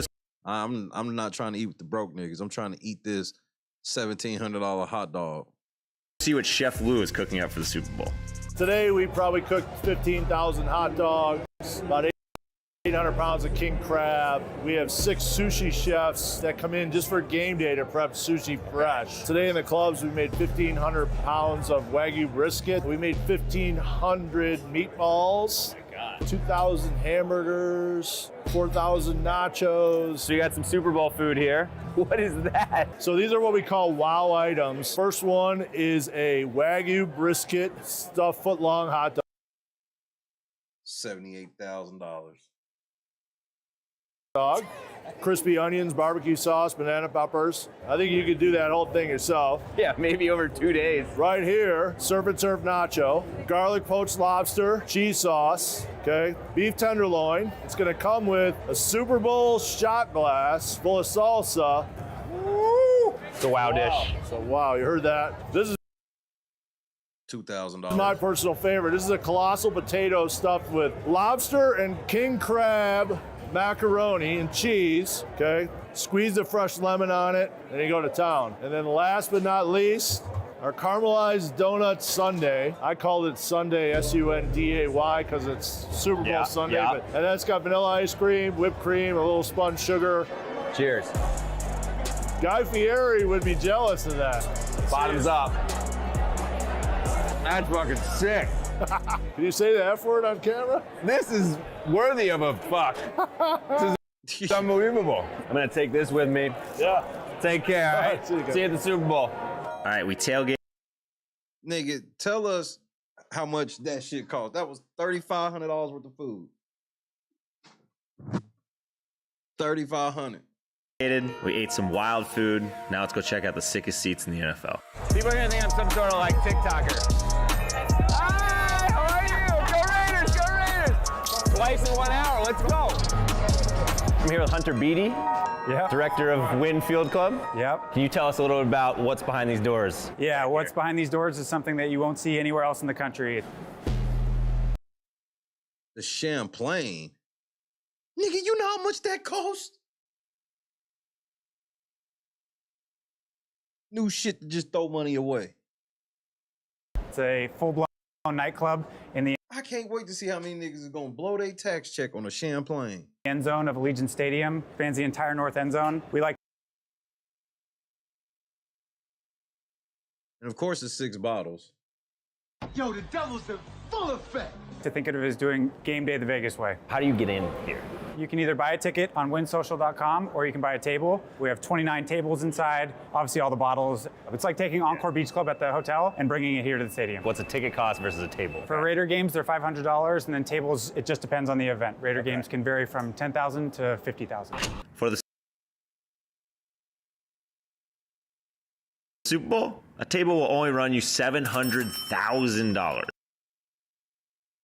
Is this camera on me? Yes, it's on. That's stupid. Use your common sense.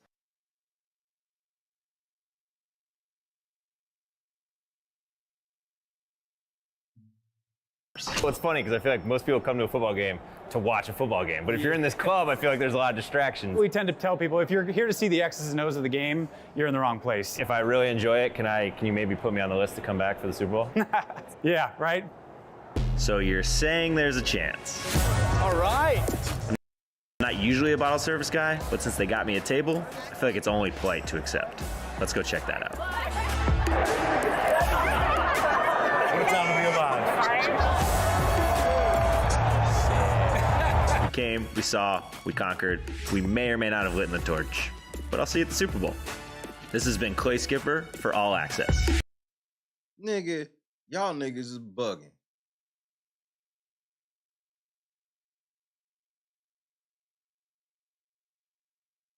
Y'all niggas are bugging.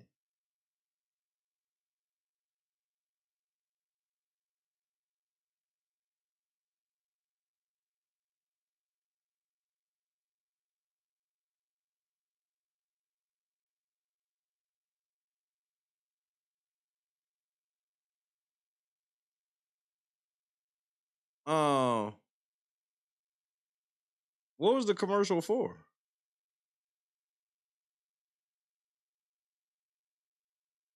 Was it the Super Bowl commercial? Like for Vegas?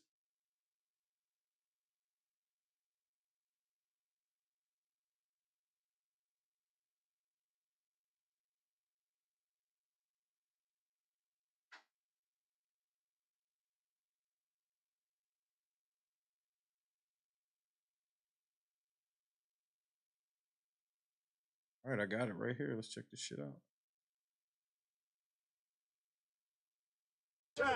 Why the petition? We're in Vegas, baby. You know we gonna celebrate. Oh, I just touched down, now it's time to celebrate. Super Bowl in Vegas, this where the big steppers play. My whole squad will paint the town, but they don't decorate. And my work a bit excessive, check my resume. Keep it a C-note, if I'm speaking, I'm the keynote.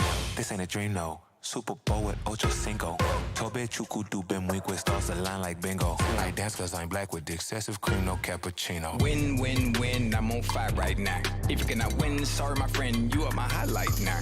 Yeah, ooh, yeah, ooh, yeah, ooh, yeah, ooh. Let 'em dance, let 'em dance, let 'em dance, let 'em dance.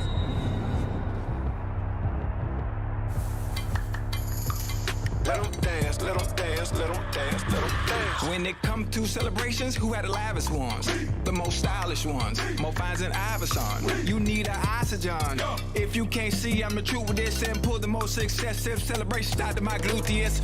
I just touched down, now it's time to celebrate. Super Bowl in Vegas, this where the big steppers play. My whole squad will paint the town, but they don't decorate. And my work a bit excessive, check my resume.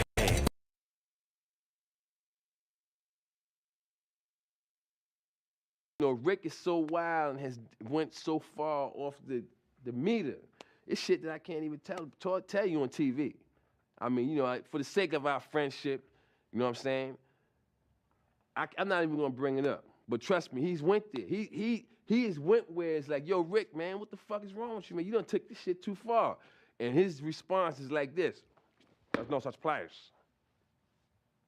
Darkness. Let's go to the abyss, nigga. I'm not with it, man. I don't want to go to the abyss, man. You know what I'm saying? Rick wants to go to the abyss. In fact, he dwells in the abyss. Rick James dwells in the abyss, okay? And he wants company sometimes, you know. And for some reason, he likes to reach out for me. Whenever I'm around, when he wants to go there, he will reach out for me to try to take me to the abyss with him. And I'm not with it, man. I'm not with it. And that's when we end up, you know, tussling or whatever. You know what I'm saying?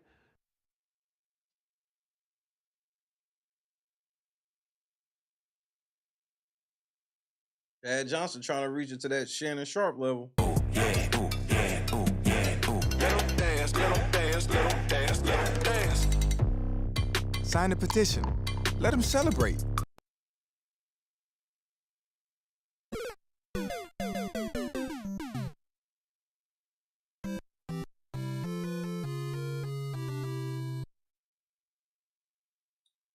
Niggas on demon time, bro.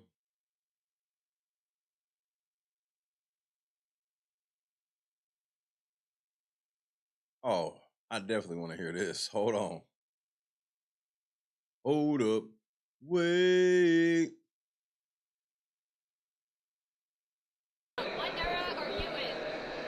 Our Super Bowl era. What's something you've learned from Taylor that's helped you with your game on the field? Man. What is something that you learned from Taylor that has helped your game on the field? Let me stop right there.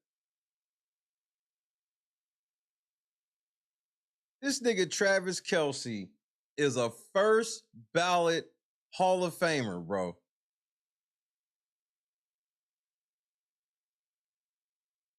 He's already won 2 Super Bowls without this bitch.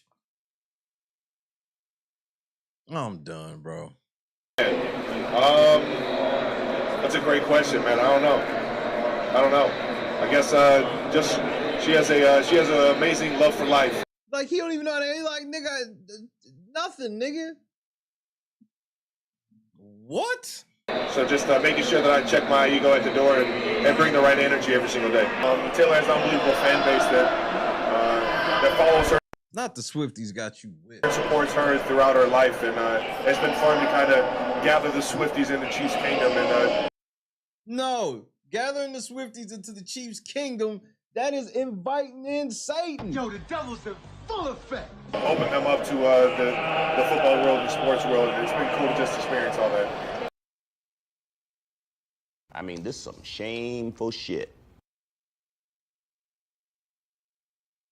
This nigga sitting here answering questions about Taylor.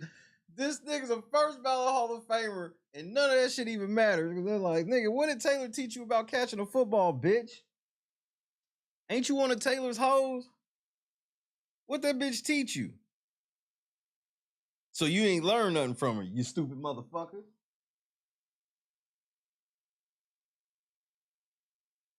This nigga's sitting here kissing the ass of Swifties.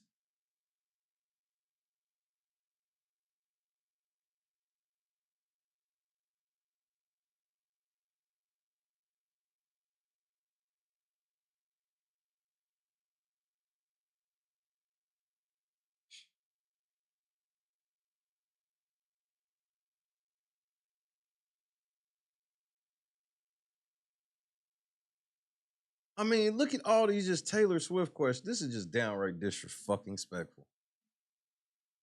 Travis Kelce, I ain't never rocked with you like that, but I've always respected you as a player. This shit, bro. You got to get away from this bitch. I've never seen you drop more catchable footballs than this year, bro. And I predicted it. Those that are new to the channel, I predicted all of this shit from the day that fucking it was, oh, they're going together. Up. It's a big problem for you Chiefs fans. Y'all gonna make it to the Super Bowl. You might not win it. How we doing, guys? Good. How are you, Travis? Good morning. Good morning. Jenny here with Extra. A quick question. You've been here before at the Super Bowl. Are you a superstitious guy? What do you need and know that you need to be successful at a Super Bowl? Daniel, on some real shit, you had it happen to you on not only like a small media level, but just a smaller level where it's like, you know, he got years of this football shit. You went on a fucking TV show, fucking something you really wanted to do. You made that shit happen. And look at what your shit was trying to be reduced down to. Now imagine when they break up. He don't even understand. He ain't even gonna be able to use his phone. He ain't gonna be able to use his fucking phone. I don't think I'm superstitious. I think I like to live my life a certain way in hopes that I get, good things to happen to me. But I'm not wearing the same underwear every single game or nothing like that. I know that you congratulated Taylor after her big Grammys night. Has she given you a Super Bowl pep talk? What? I wish Christy would come in here and give me a fucking pep. Bro, for her to come give me a pep talk, I have to be down. Me going to the Super Bowl does not. First of all, that ain't even his wife. So I'm sorry to even disrespect Christy like that. Like, nigga, like, this is just some bitch, bro. She is not involved in Super Bowl talks of any kind, nigga. And if the team found out, nigga, No, she hasn't. She's focused on entertaining the crowd out in, I think is it Singapore right now? Or I think that's in a few weeks. I know she's out in Japan, Tokyo maybe. So she's just working on entertaining them, making sure she's ready for her performances and everything. But the Super Bowl will worry about if she can make it. I know that you are focused on winning your own ring. Do you know there's an actual bet that you guys get married at the Super Bowl? What do you say to that? These bets are crazy. I'm petty. She belongs to the streets. Bets are crazy. Nigga, if you propose to that bitch, you will be the biggest simp ever. First of all, nigga, you her 13th public boyfriend, nigga. You better not propose to that bitch. Have you lost your fucking mind? That whore belongs to the streets. And not even of Kansas City.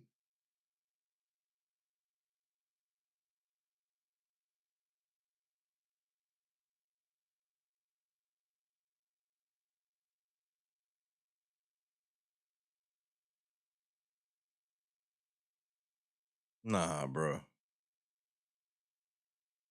They asked this nigga, is he proposing? Bro, again.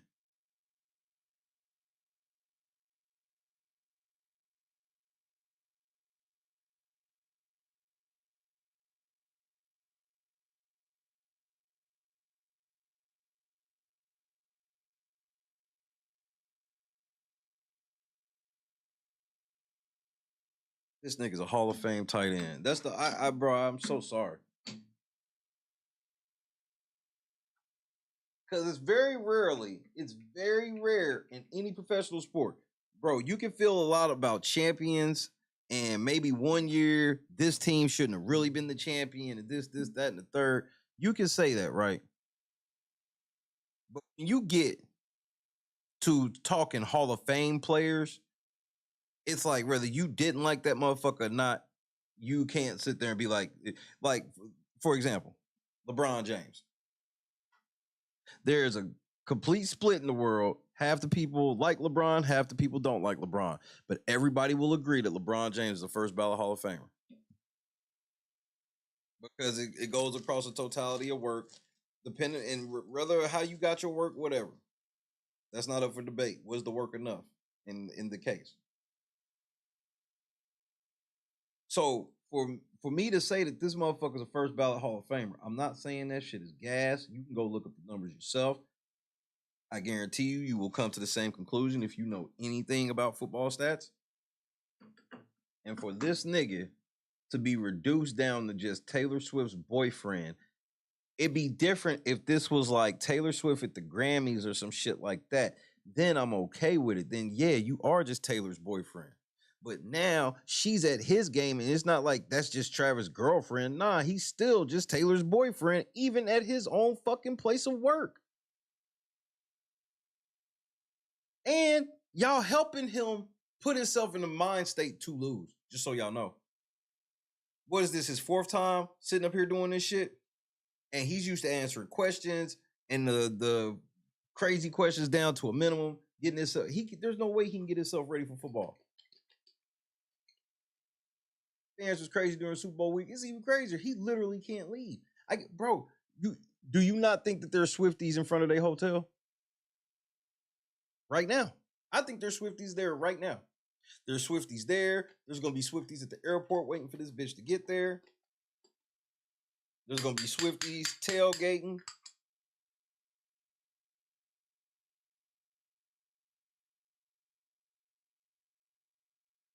I mean, this motherfucker Travis Kelce can't even be his own man at work, bro. That's crazy.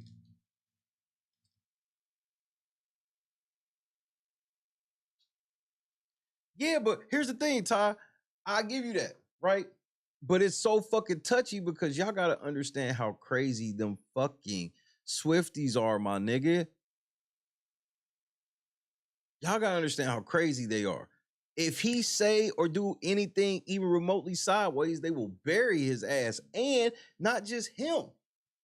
All of his teammates, coaches, they gonna be calling the stadiums. Okay, motherfuckers, they go. Again, this is the same bunch that said they be having amnesia.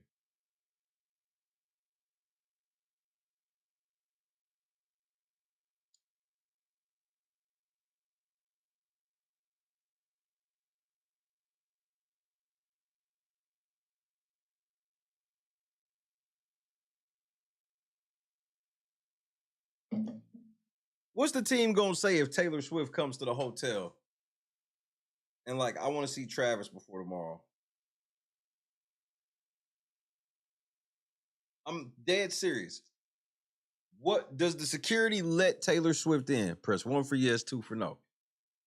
If Taylor wants to pull up on some late night shit to go see Travis right now, what is it? It's just after 1 o'clock. The game ain't till what, 3:30 Vegas time.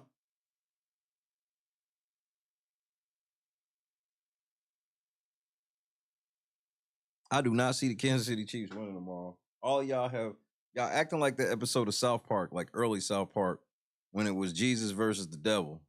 And the branding of it was such in a way where everybody's like, well, I know Jesus can win, but I mean, he's not winning this one. Then the devil threw the game. Good night, Boston. Enjoy your Super Bowl experience, if you are partaking. I don't think, here's the thing. That would cause an issue. I hope Travis was smart enough to tell her, do not pull up under any circumstance.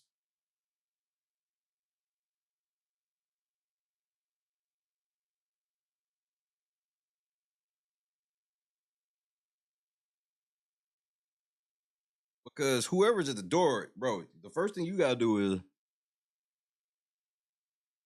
I'm sorry, Miss Swift, but I gotta call the NFL right quick.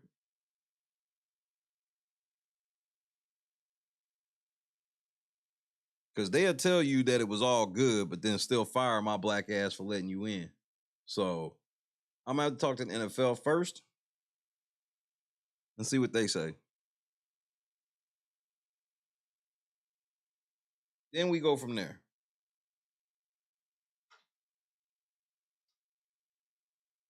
Losing my fucking job over no damn Swifties.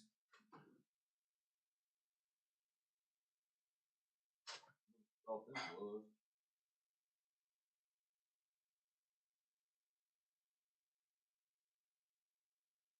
Hopefully, no players have gone missing. Because this is, bro, if ever there was some kooky shit that happened overnight, it's tonight in Sin City. Yo, the devil's in full effect. Allegedly.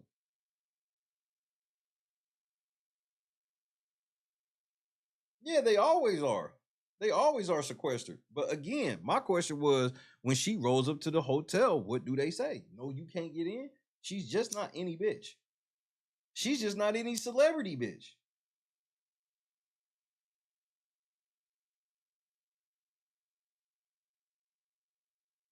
They're gonna show Taylor arriving to the building like it's Tom Brady, nigga.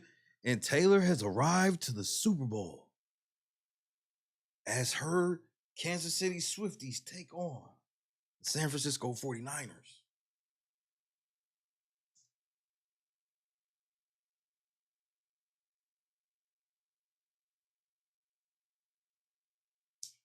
Are they gonna have that fake DeMar Hamlin show up? I still believe that's why the Bills lost to this day. When they had that fake DeMar Hamlin show up. I was like, man, y'all was pushing for that shit too much.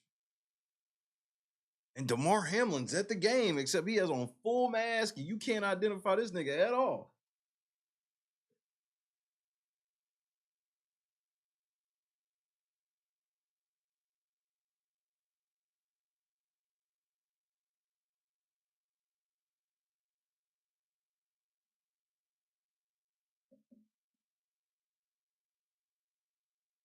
Man, some niggas is, bro.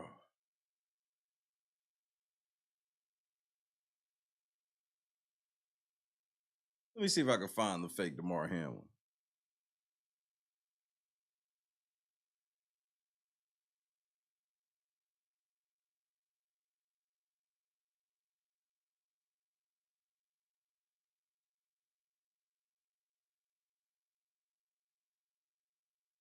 That's what they was called.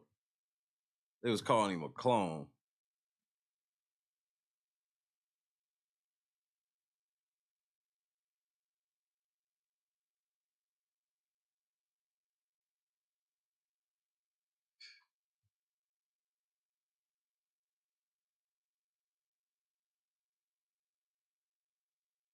Where is this nigga when that nigga rode in on that cart? There it is. Hold on.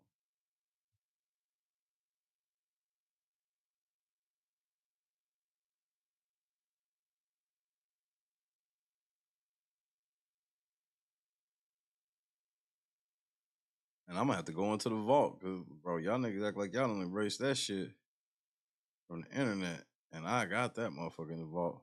That nigga rolled up on that cart.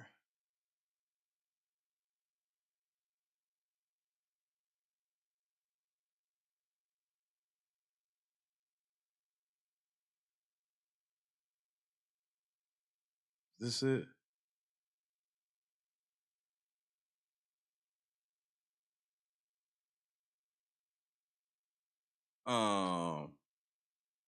Oh, okay.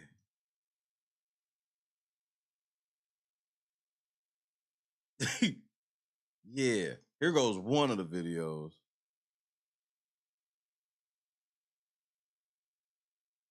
The inspirational recovery of Damar Hamlin took another step forward today. Before their playoff game, the Bills player made an emotional return to the team.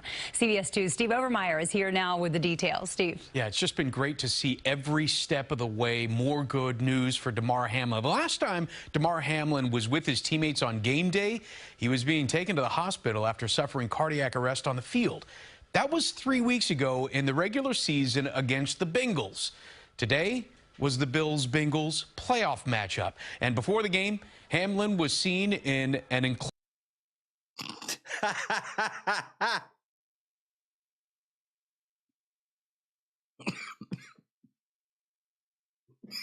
Is that Damar Hamlin?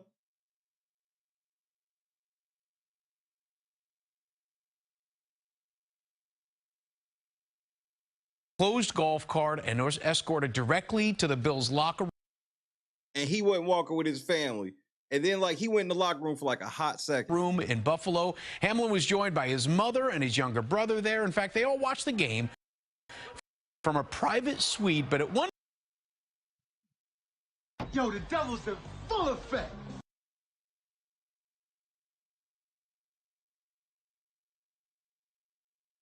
That's Damar Hamlin. You can tell that's Damar Hamlin.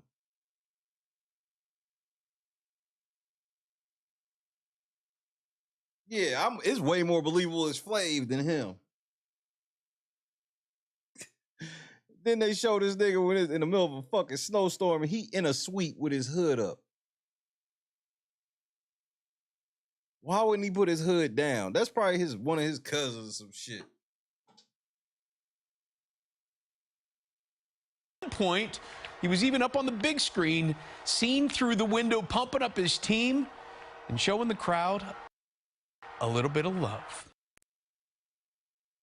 And then you saw that cameraman run past. We got to see, like, we didn't even get to see that motherfucking shit for real.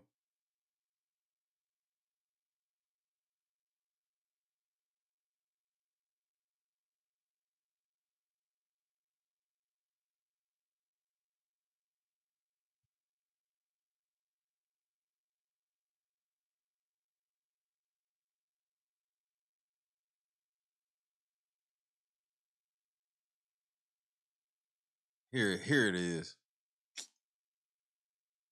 Bro, there's no way they never showed an actual shot of this nigga. And I remember I went through the whole thing. Looks like Damar Hamlin is in the building.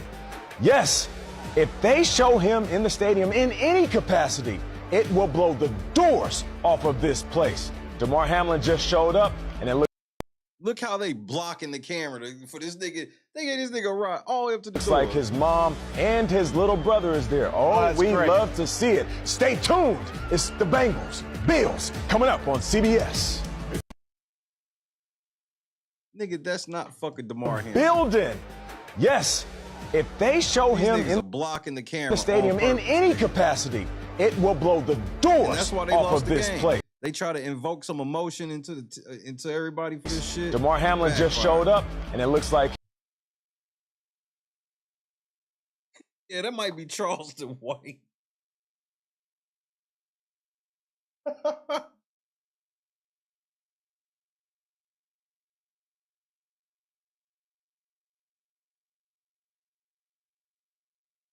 his mom and his little brother is there. Oh, we great. love to see it. Stay tuned.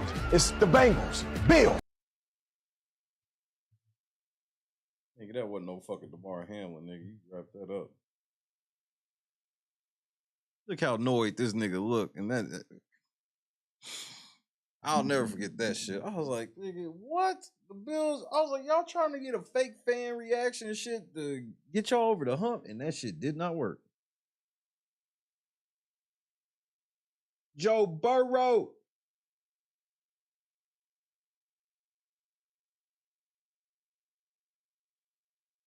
All right, who's winning the Super Bowl tomorrow? This is it. I think it's still officially at 1.5. Let's make sure ain't nothing crazy happen. Somebody don't win this weekend.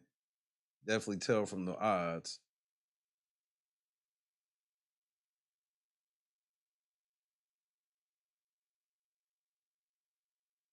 Oh, the Niners are back up to -2.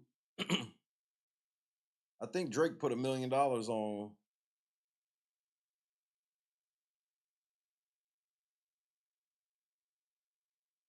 the Chiefs. He said he can't bet against the Swifties. Let's see if there's any crazy bets. You know, the ones that don't have much to do with the actual game.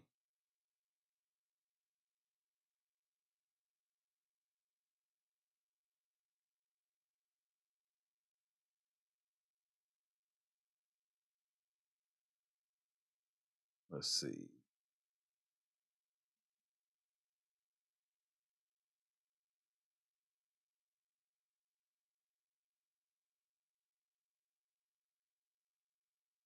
Let's see. Which one of y'all niggas is what? You can bet on Taylor's lipstick.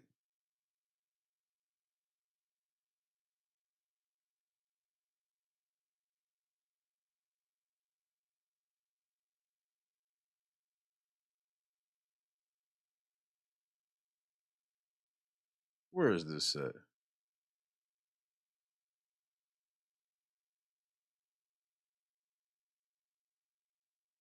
These niggas is mad about these prop bets. Hold on, I gotta find them.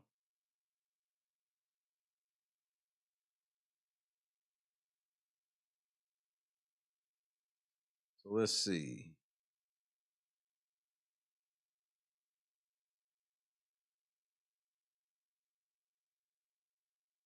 I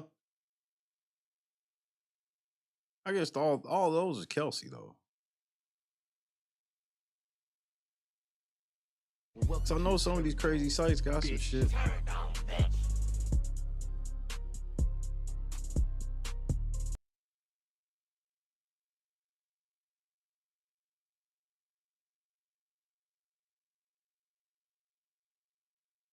Let's see.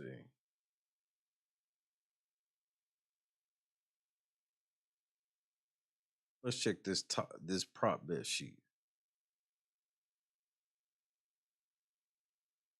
Will any player suffer a concussion? Jesus Christ. Yo, the devil's in full effect. Whose check scores a touchdown? Oh, this is Swifty for real. Will Taylor Swift try to hold the Lombardi trophy? Hold the fucking phone, nigga. If that bitch try to put her fucking hands on that Vince Lombardi trophy, I'm never watching the NFL again. Vince, I'm coming home to the motherfucking XFL, nigga.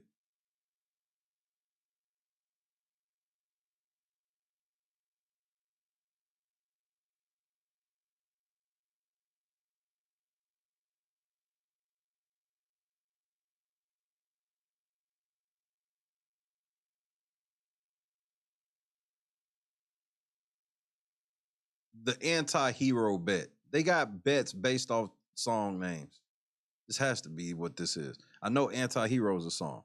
If Brock Purdy has 250 yards or more and 2 touchdowns, that's plus 200. Blank space. Travis Kelce to score an octopus, score a touchdown and the 2-point conversion, plus 3,000. Deja vu. Kansas City to win by exactly 11 points, plus 3,000. Fearless, Brock Purdy, 300 plus pass yards and 3 pass TDs, 49ers to win, plus 1,000. 15, Patrick Mahomes, 15 rushing yards and 215 passing yards, minus 140. Friendship bracelets, Travis Kelce or Juszczyk to score the first touchdown, plus 600. Gold rush, 49ers to score 40 plus points, plus 750. How you get the girl, Travis Kelce to score a TD in each half, plus 950. I knew you were trouble. Christian McCaffrey, 150 plus rushing and receiving yards, plus 160. Is it over now? Kansas City to lead by 14 plus points, plus 250. Karma, Travis Kelce, 0 receptions, San Francisco 49ers to win, plus 3,000. It should be a little higher than that. Travis Kelce has to get hurt to have no catch. Be a little higher. Look what you made me do. Kansas City to tail in the fourth quarter and win the game. plus 500. Love story. Kansas City to win. Patrick Mahomes and Travis Kelce combined for all Kansas City touchdowns. Damn. Plus 2,000. Mastermind. 49ers to win and rush for 200 plus yards. Plus 600. Damn, they think Patrick. If this only plus 600 for that, they think Christian McCaffrey get ready to go ape shit. Mine. Travis Kelce, 87 plus receiving yards. Plus 190. Kansas City to score 22 points. Well, Red. Kansas City to score 22 points in the first half, plus 1,000. Run. Travis Kelce, 5 plus rushing yards, plus 1,000. They might try some sneaky shit. 7. Winning margin to be exactly 7 points, plus 700. Shake it off. 49ers to score first. Kansas City to win, plus 350. The last great American dynasty. That sounds racist as fuck. I'm going to be honest with you. Kansas City to win by 22 plus points, plus 1,200. Today was a fairy tale. Travis Kelce to score a touchdown and Kansas City to win, plus 240. 2 is better than 1. 2 successful 2-point conversions, plus 1,200. Wildest dreams. Travis Kelce to score the first and last TD, plus 2,500. You belong with Rashi. Oh, man. Travis Kelce or Rashee Rice to score a touchdown in the first half, plus 120. You need to calm down. Brock Purdy, 200 plus first half pass yards, plus 800. This is insane. This is insane. They got Taylor Swift themed bets.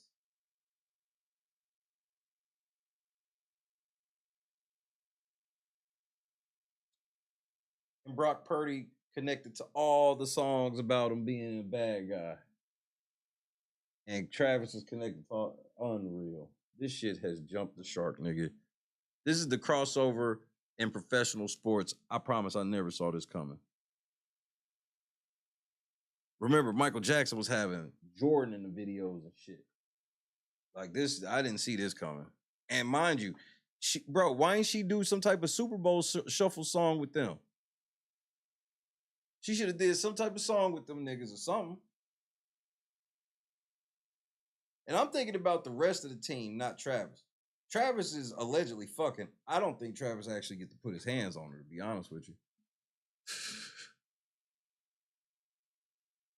He got to win a Super Bowl before they even talking about, like, him touching her.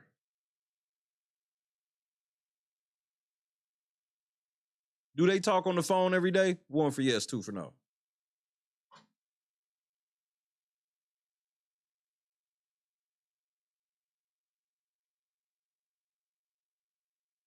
Text messaging don't count. They ain't been together long enough to just text.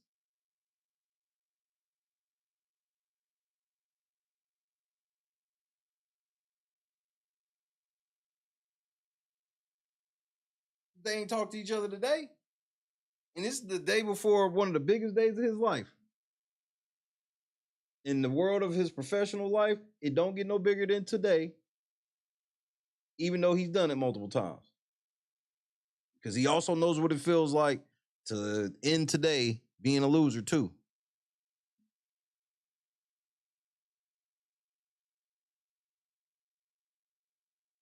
Taylor Swift ain't got time for this nigga.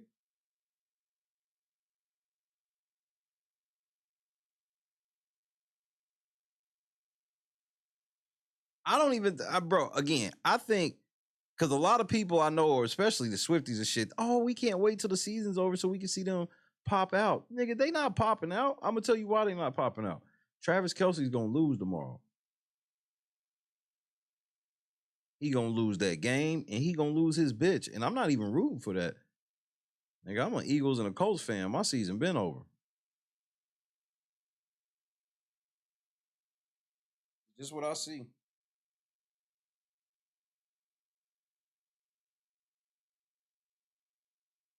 KS motherfucker ass. Sleep. Long day for you Chief fans tomorrow. That's the one thing I'm not envious about. I'm chilling.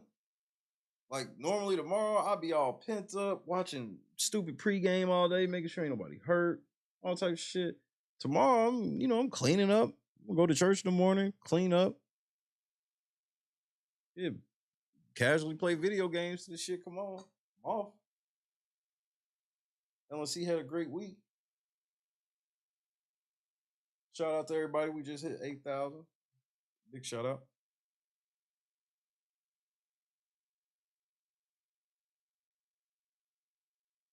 Massive shout out, rather.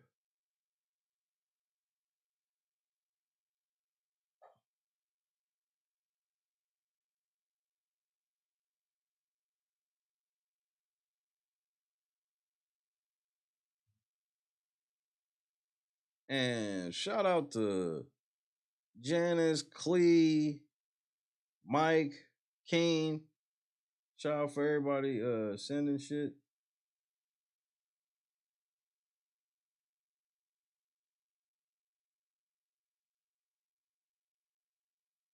There's a lot of shit, because the other thing is shit don't even have expiration dates. Obviously, there'll be times that we'll, breaking shit is breaking, but stories stay stories, especially if it's an interesting story. So I feel so much better from now to 2 months ago, to where like we ain't got nothing to worry about content wise. Like we got some shit. When we get into this new Diddy update, it looks like it's another Vince McMahon allegation from Ashley Mazzaro. Just 2024, Cat Williams predicted, and bruh, it ain't letting up.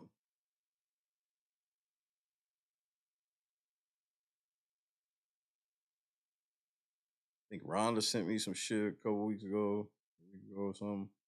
There's been a lot of people, bro. Alan, pretty much everybody. I hate calling names because I don't remember them all, nigga. Only one nigga, bro.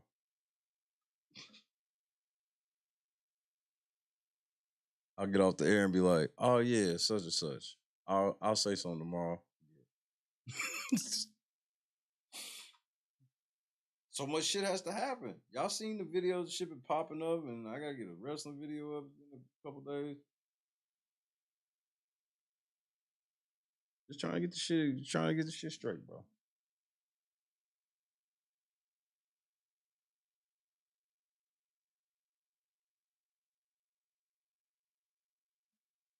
Well, we'll eat some decent food, chill, watch football,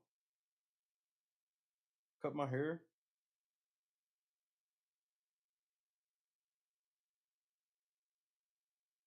I ain't looking forward to any commercials.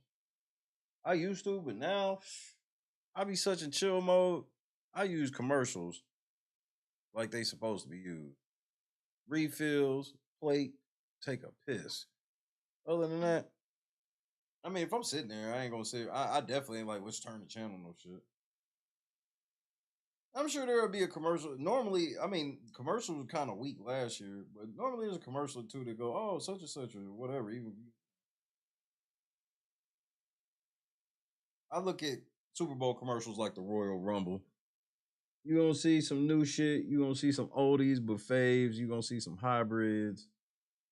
Shout outs.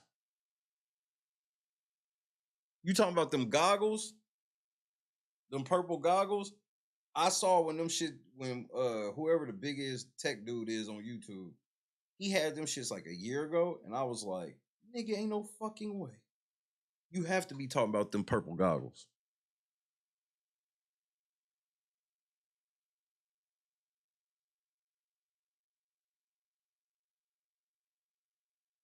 Them motherfucking things. Demon time.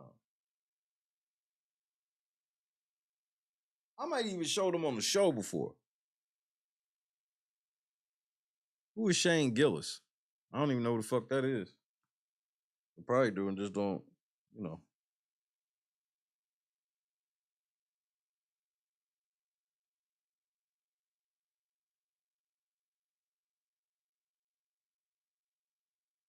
Yep. I saw them shits where they were beta tested. When they were sending them out to content creators and shit, and I was like, what the fuck is this?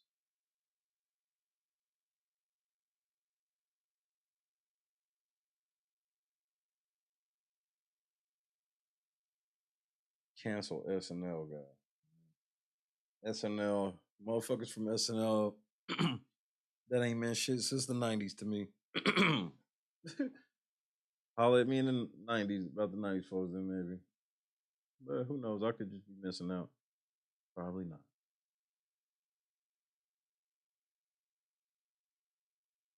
Mean Joe Green. Hilarious when he Coke commercial.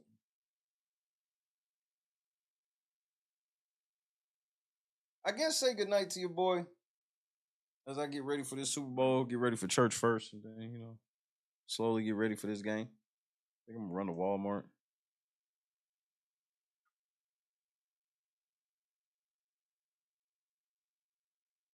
What's up? Story of redemption. Hopefully that's just what it is. I gotta have to. What I do.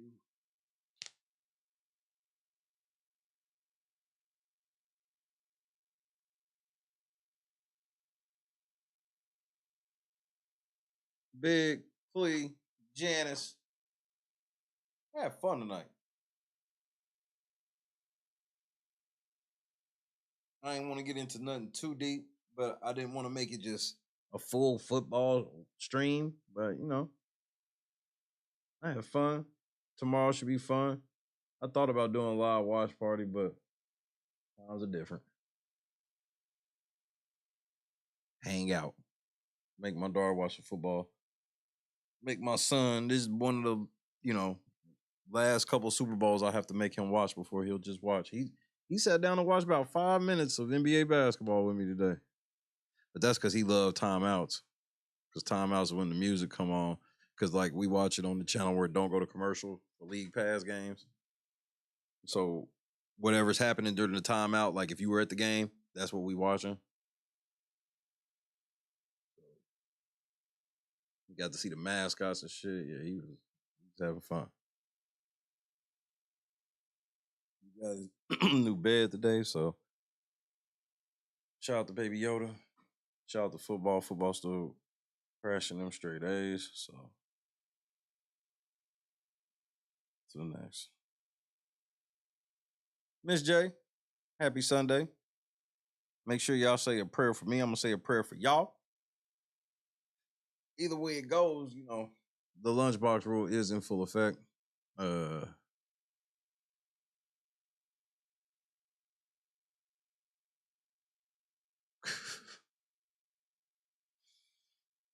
Oh, Taylor Swift. This bitch, bro.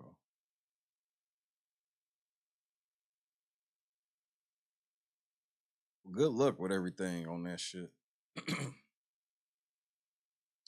Because I don't see y'all getting that dub tomorrow, Taylor. Unfortunately. But then again, I'm probably lying. Either way, God is great. Fly, Eagles, fly. Hashtag go Colts. At the end of all of it. I love y'all to death, man. We the fuck up out of here. Kendra, I know you about to pop your head in here at some point. In here in a moment. Good night, Kendra. Ty. And everybody else, man. It was great seeing y'all, bro. Who would ever thought I'd be ending the Super Bowl theme stream, if you will, with more ladies in the building than my guys. Shout out to the fellas on the replay gang. Hey, make sure you hit the like button, hit the subscribe button, hit the PayPal Cash App so we get the $20 goal. I forgot all about it. It is what it is. I love y'all, man. I'm the fuck up out of here. But first, we got to figure out what we eating. Hey guys, are you ready for the big game? Because I have some simple appetizer recipes that'll be perfect for your party.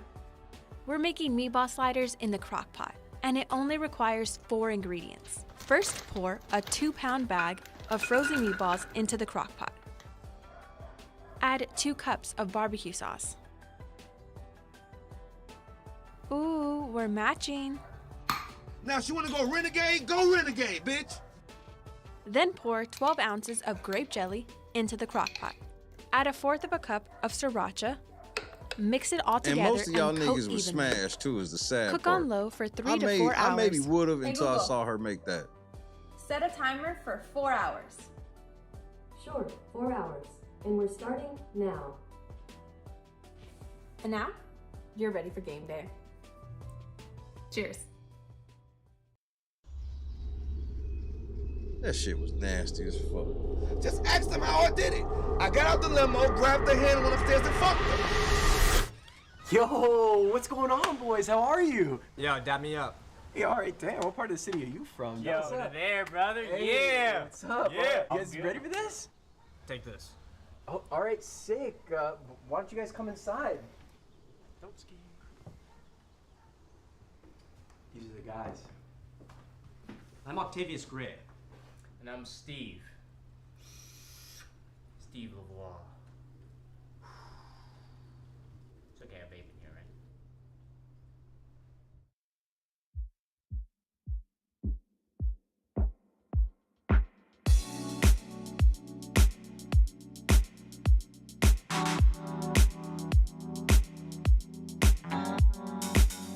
Set the mood right. Like, what the fuck is she doing, Cleve? Pick you up, baby, I'm looking so fly. Sunset rooftop, yeah, that's nice, right? Like, on everything, I could have made real meatballs in half Heart racing fast like the speed of light. Is this attraction, or is it the moonlight? You want satisfaction, but only for one night. This could be real love, but you've been broken, and I just want you to see. Hey, Kendra. What I can be for you. What I can be for you. What I can be for you. What I can be for you. What I can be for you. You've got me wrapped up in your love. Barely. Finding you is like a treasure. Making my heart feel this way, yeah, yeah. And I'll treat you so damn special. What you did, who you were with, I don't care about those days. When I'm with you, I won't complain. Share your success and heartbreaks. Yeah, you know I stay by your side. Never leave you dissatisfied. But I need you to let me know. Is this attraction? Or is it the moonlight? You want satisfaction, but only for one night. This could be real love, but you've been broken, and I just want you to see. I mean, this is some shameful shit. What I can be for you. What I can be for you. What I can be for you. What I can be for you. What I can be for you. Baby girl, it's just one night. Yeah, baby girl, it's just one night. Oh. Just ask them how I did it. I got out the limo, grabbed the hand, went upstairs and fucked her. Yeah, girl, it's just one night. Yeah, baby girl, it's just one night. Oh, yeah, it's just one night. Yeah, baby girl, it's just one night.